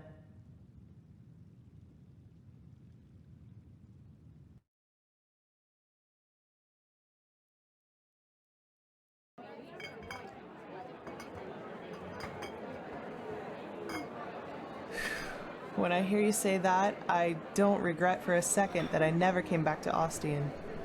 Even though I've thought about it from time to time. Wow! Finally, someone who says it up front. Yeah, I've got some Scarag blood in me, though comparably little in regards to how much it shows. My grandfather, he used to serve in the South Realms Marines. And one day they captured a ship of Scarag raiders, some of them women. Stories say he fell in love with one of them, and yeah, you can connect the dots. But to answer your original question, yes, I'm from Ostian. Though we fled the city around 10 years ago. The right choice, as I probably don't need to tell you. The temple was always a bunch of fanatical fuckheads, but that bastard High Priest Janus gave the word butcher an entirely new meaning.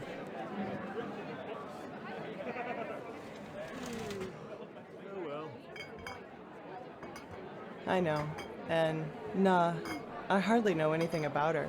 Only that they were raiders and that she fled about 2 years after giving birth to me. Poor Grandpa. You should have seen how people reacted to the way I looked. Even as a kid, they always looked at me and my almond-shaped eyes as if they were expecting me to pull out a skull fetish any second and start putting curses on anyone in the vicinity.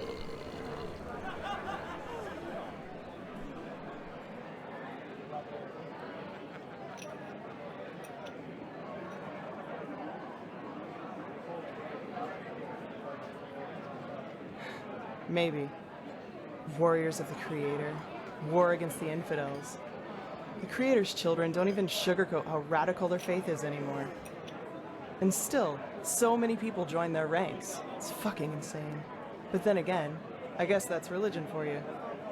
Don't think for yourself anymore. Let someone else do it for you. At least it was for my brother.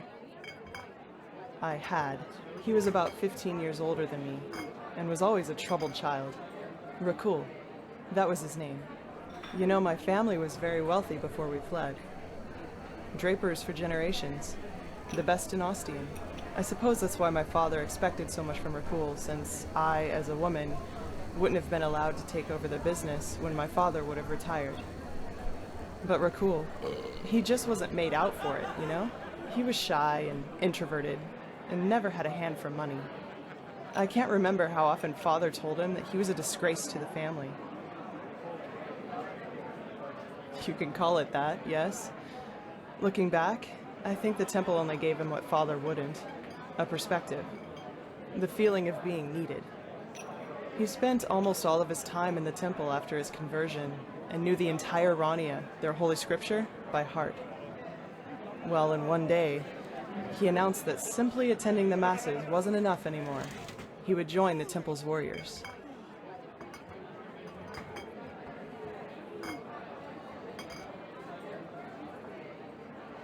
Damn right. That's what these bastards do. They exploit the vulnerability of people like him and indoctrinate them with their fucking bullshit.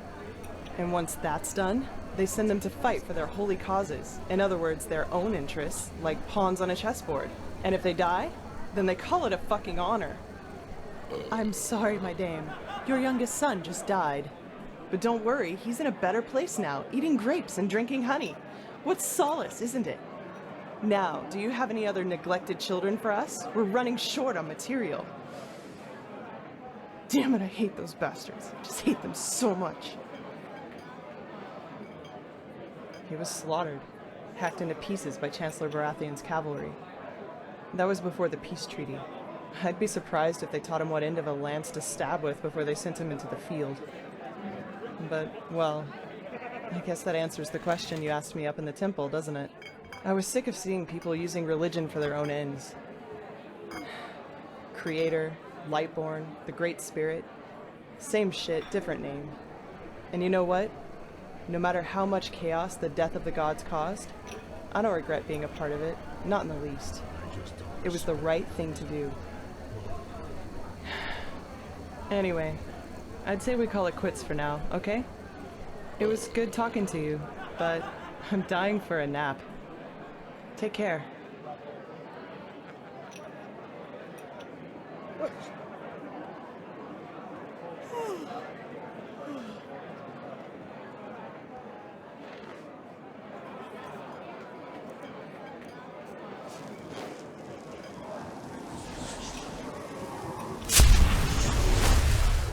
Centuries. What has this world come to?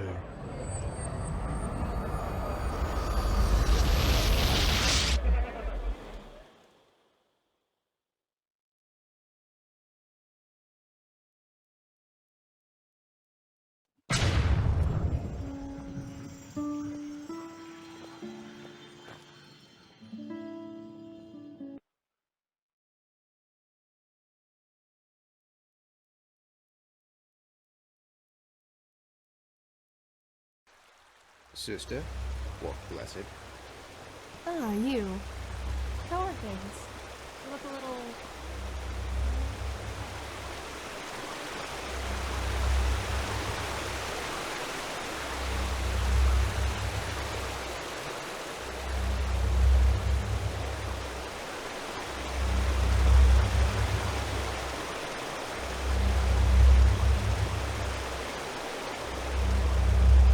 Yes.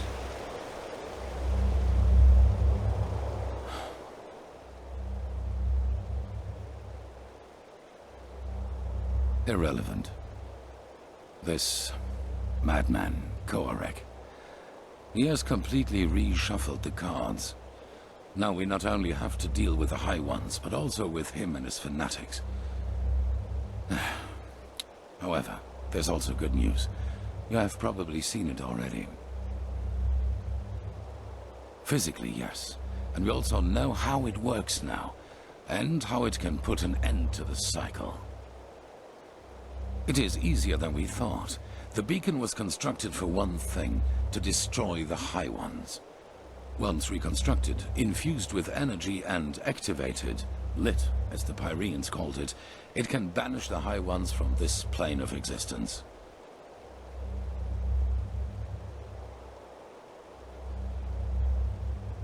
Immaterial, indeed. Essentially, they can be compared to the cold or to shadows. Omnipresent elements, yet we cannot touch them. Energy, if you will. However, there is a counterpart to each energy. Cold and fire, shadow and light, the High Ones and the beacon. Yes. Imagine a torch driving away the darkness in the moment it is ignited. This is what the beacon can do, except that the banishing will be permanent. Yes, as I said, it needs to be infused with energy before it can be lit. I take it you have noticed the 3 sockets on its base. They are what it draws its power from. Once they are filled, the beacon can be ignited and the High Ones will be undone, once and for all. At least, if the old writings are true. The only thing left for us to find out is what these energy sources are. But we are close. Give the Arcanists some more time and I will let you know if there's any news. In the meantime, get equipped accordingly. Some of the Nerimes have landed already, and outbreaks of the Red Madness become more and more frequent as we speak.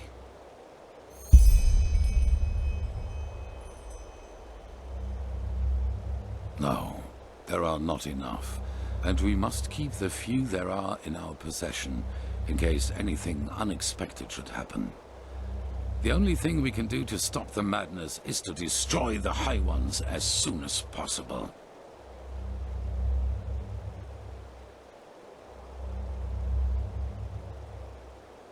What?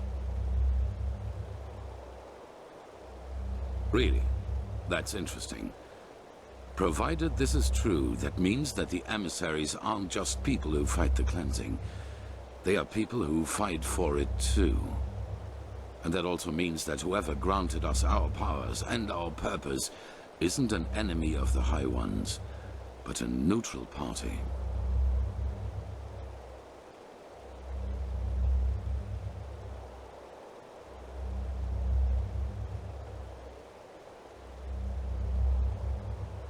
I beg your pardon.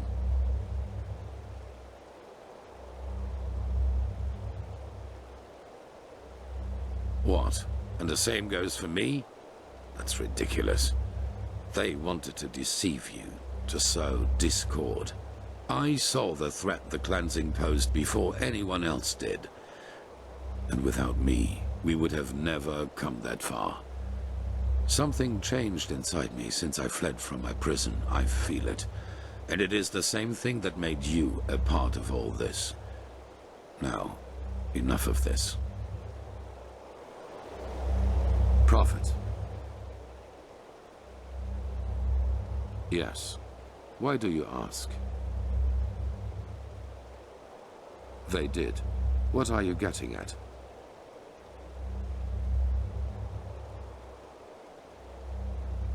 A fair point. But in the future, just be upfront. I do not like such veiled remarks. So, yes, my time in the prison was harsh. The hunger, the degradation, to name the most obvious. The worst, however, was the isolation. Ironically enough, that was the last thing I had expected, you know. From all the suffering there is, it seems so banal. But it isn't. You either find ways to cope with it, or it breaks you. Fortunately, I managed to do the former. For me, it was memories of the time before my incarceration, the prospect of what would come after it. They were my window into the outer world, so to speak. They reminded me that I was more than this deprived creature I had become in those dungeons. Strange. Everything seemed too bright, too unreal. I especially felt that in the cloister with Narazul's mages. I had difficulty talking to other people, and whenever I did, it felt as if the others were like wax figures. Like some cruel joke put in front of my eyes in order to mock me. Better. Our mission, my responsibility here as a leader, it has helped me to find my way back into the real world. What would have been the alternative? A life as a fisherman? If the things I had to live through taught me one thing, then it was how important it is for me to be right here, right now, doing what I do. In fact, this is precisely what is missing in the world. People who do not let the whims of fate break their resolve. Now, enough of this. We have business to attend to. Well, it's only fair to tell you. You've always been honest to me, so I will do the same. Have you ever heard of the Night of the Thousand Fires? Between 8,192 and 8,202, there was an underground movement in Kira called the Red Half Moon. They were brought into being by a group of intellectuals and philosophers who, under all the freedom of thought Saldrine granted them, started questioning the reign of the Golden Queen, and thus the Lightborn themselves. Saldrine saw himself as the god of knowledge, and accordingly he reigned his country. In Kira, no opinion is forbidden, which is why it is home to countless magic schools and universities, where people do nothing but discuss the reason for being all day long. An appealing thought if you hear it for the first time, but a cunning people isn't easy to reign. There have been more revolts and riots in Kira than bones in a graveyard, and the Red Half Moon was the worst of them. Correct, just as my son did. But other than him, they fought like cowards. Terror, dust crystals planted in the marketplaces, and assassinations, you name it. If they killed innocents, they blamed the Golden Queen, and if they killed her soldiers, they celebrated themselves as liberators. However, they never succeeded in putting her down, and neither did she in destroying them, which is why the court turned to the Lightborn for help. A division of the Holy Order led by me, a young keeper of barely 30 winters. None to be taken seriously. You know, not everywhere is the Order as present as here on Enderal, or as it once was on Narim. In Kira, we were ridiculed. I saw the Kiranian keepers who served the Golden Queen. A bunch of decadent gluttons who had dedicated themselves to the court's banquets rather than to the will of the gods. They were pathetic. A moon after our arrival, we received an anonymous tip on where one of the half-moon spaces was supposed to be located, in a small coastal village. As we entered it, we were greeted by the township's elders, and the villagers themselves had gathered behind them. You should have seen how they stared at us, as if we were plunderers. I should have seen by then that something was wrong. Yes, but if there was one thing the Red Half-Moon was good at, it was sowing lies. According to them, we were nothing but butchers who executed everyone unable to recite the revelation word for word. That's what they wanted us to think, and they did a good job at that. A veiled person here, an archer on the rooftops there. I got nervous, because villagers or not, they bested us in numbers, and they had kettled us. Then a man seemed to charge at us, and I gave the order to draw weapons. It was just the spark they needed. No, not a fight. A massacre. The villagers had pitchforks and shepherd staffs, and we had shadow steel swords, let alone the fact that we were trained warriors. I realized that I had made a mistake a split second after it started, but it was too late by then. My men, they slaughtered them all, like pigs. At the end of the day, 300 people were dead, and only 10 of them were keepers. Have you ever been in a big battle? Even if my men would have stopped, the villagers were blinded with rage and panic. No. From the moment I gave the order, it was too late. Well, what better proof of the Lightborn's cruelty is there than a division of keepers who, out of pure wickedness, slaughtered an entire village, women and children included. If the people had already distrusted us before that distrust had turned into hatred, and nothing could have changed that, not even the Golden Queen's heralds. We set sail back to Enderal a week later. 2 years after that, the Red Half-Moon destroyed itself due to infighting. Ironic, isn't it?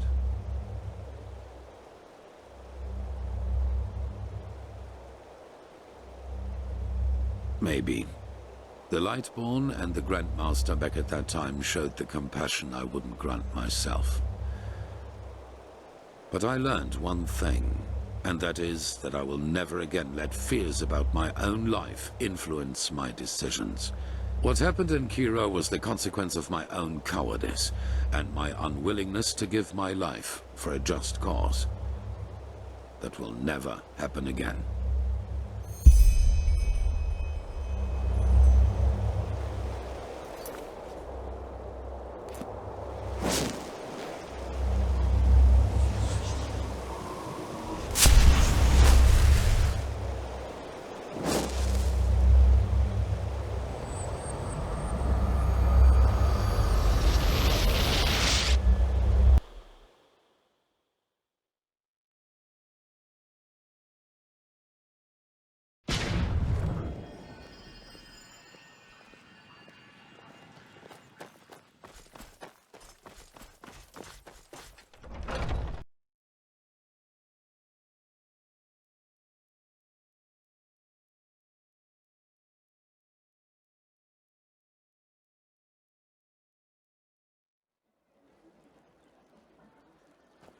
Yes? Yes?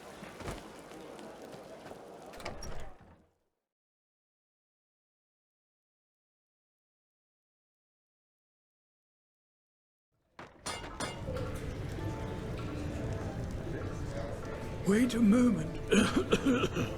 You're an outlander, aren't you?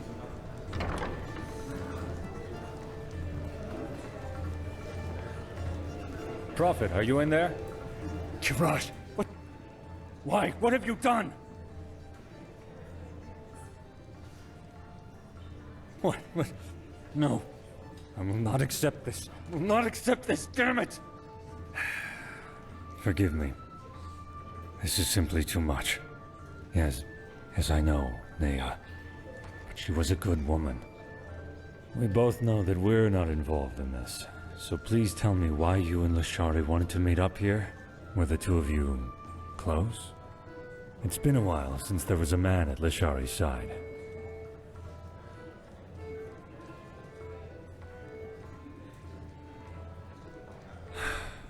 So why?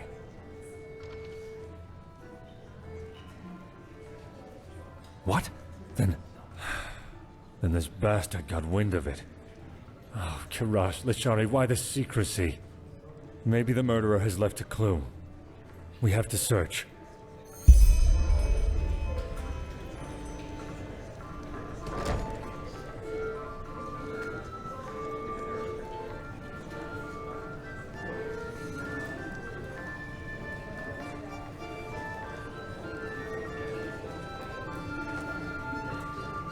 What's this? Let me see. Yes! This could be our clue.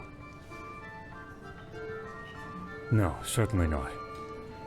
But come to think about it, it doesn't really help us either. There are so many dust addicts in Ark, it would take years just to count them. Oh, by the name of the sun, I will inform the Order.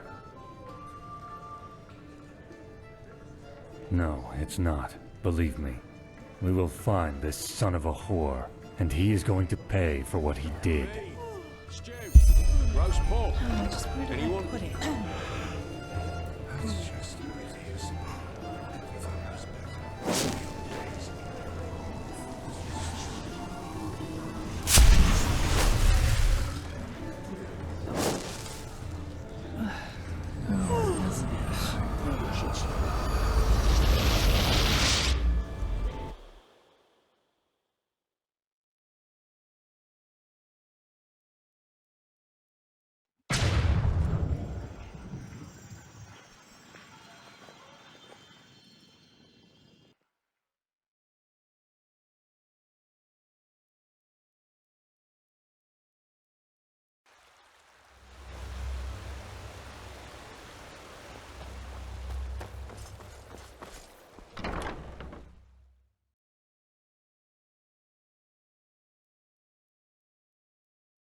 Oh, you're here?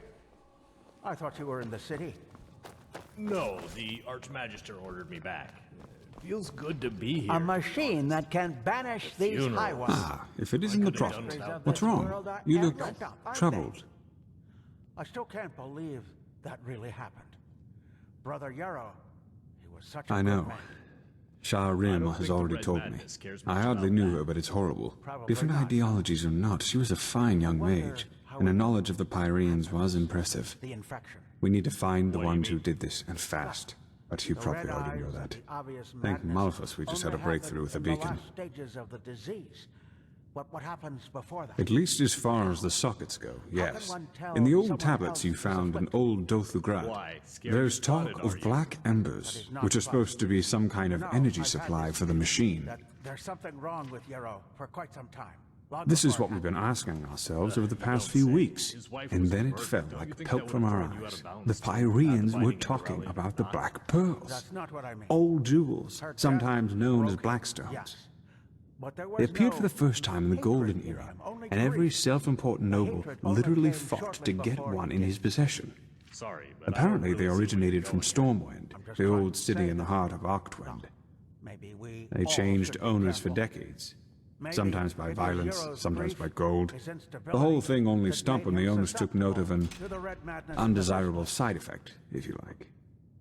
But let the Flameling and the Apothecary find that No, out. at least not with any known magic. And that's what's so strange about it. Nevertheless, all of their owners eventually shared the same fate. Countess Catua from Nerim, for example, whose castle burnt down to its foundations. According to a survivor of this tragedy, she was to blame for that. He claimed that he saw her the night it happened, laughing hysterically and dancing in the dining room and summoning waves of fire all around her. She was not previously known to have any magical talent in her. Correct. Plus, all of them eventually showed similar symptoms of delusion, like those possessed by the Red Madness do. A peculiar coincidence, if you ask me. Not quite. Those who owned a pearl tried to get rid of it, or lock it up somewhere safe, and eventually they fell into oblivion. Tell him your theory, Archmagister. Yes, of course. We believe that the stones carry energy, pure, uncontrolled magic, and that the High Ones use them for their own purposes. Correct. The pearl's magic make their owners powerful, but the High Ones befoul them, so to speak. Like a poisoned potion. I know it sounds odd, but the parallels are too striking to ignore. The red shimmer in the victim's eyes, the slow descent into madness, and ultimately this irrational, destructive act of violence. That's what we thought too, but it seems we were wrong. Maybe the High Ones never leave our planes at all, even after the cleansing. Maybe they are even part of this world, just like the tides or the elements. And the death of the gods is only what really sets them rolling, so to speak. That's a question I've been asking myself since we first learned of the cycle. Who knows? Maybe they like for us to suffer. Or maybe they see us as we see ants, whose lives simply mean nothing. Or maybe the very concept of intentions is meaningless to them. That's what we think, yes. Nothing else in this world possesses that much raw power. Which is why you will find them for us. No, because we know what we are dealing with, unlike those who fell victim to the stones. Imagine them as a powerful, magical sword. A fool won't know how to wield it and will eventually cut himself with it. A seasoned warrior, however, can use its power for his purposes. Which doesn't mean, however, that we will be careless with them. What we need is their energy, and once we have transferred that to the beacon, their shells will be useless to the High Ones. Correct. That's right, but we don't need all of them. The beacon has 3 sockets, and that is how many of the stones we will acquire. Archmagister. I studied the history of the pearls as a young arcanist, and I think that my notes might give you some hints as to where you should start looking. Give me until tomorrow. By then I will have prepared the relevant excerpts. Just come to me whenever you have questions. And hurry. I take it you have already noticed this, but Nerimi's troops are roaming our land and building outposts, and the Red Madness is also getting worse as we speak. Now go, Prophet. The sooner we find these stones, the better. A machine that can banish these High Ones. The mysteries of this world are endless, aren't they?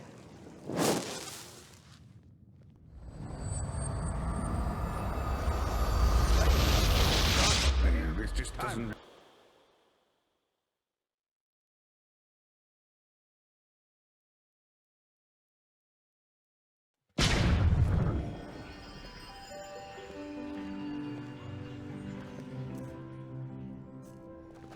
Be careful, my sir. The streets aren't safe at this hour.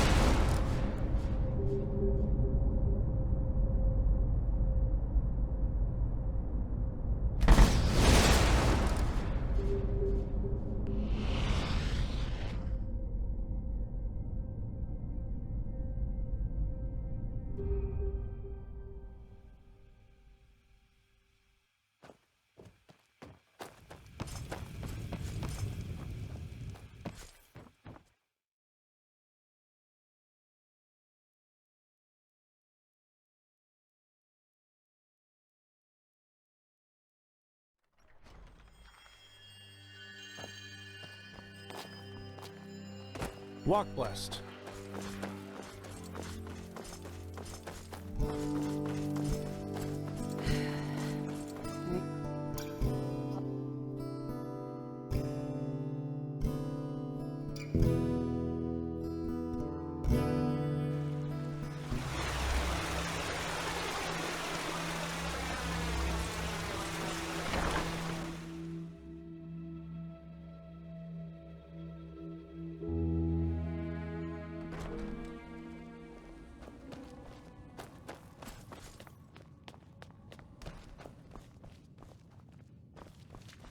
Yes?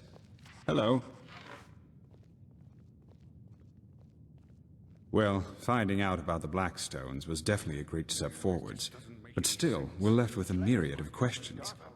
Sometimes I feel pathetic, to be honest. Like a child, asked to understand the functioning of a Starling airship.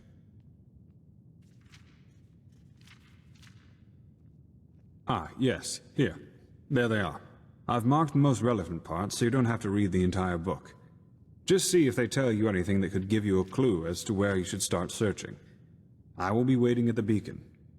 One day, Nea. One day.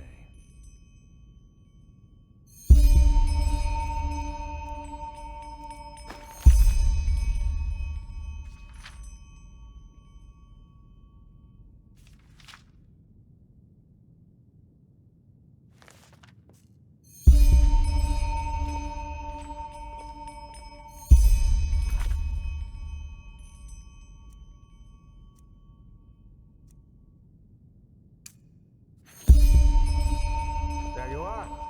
Bless. You have a moment? Ah, greetings. The Archmaster ordered me to find out more about the Pyrean Civil War.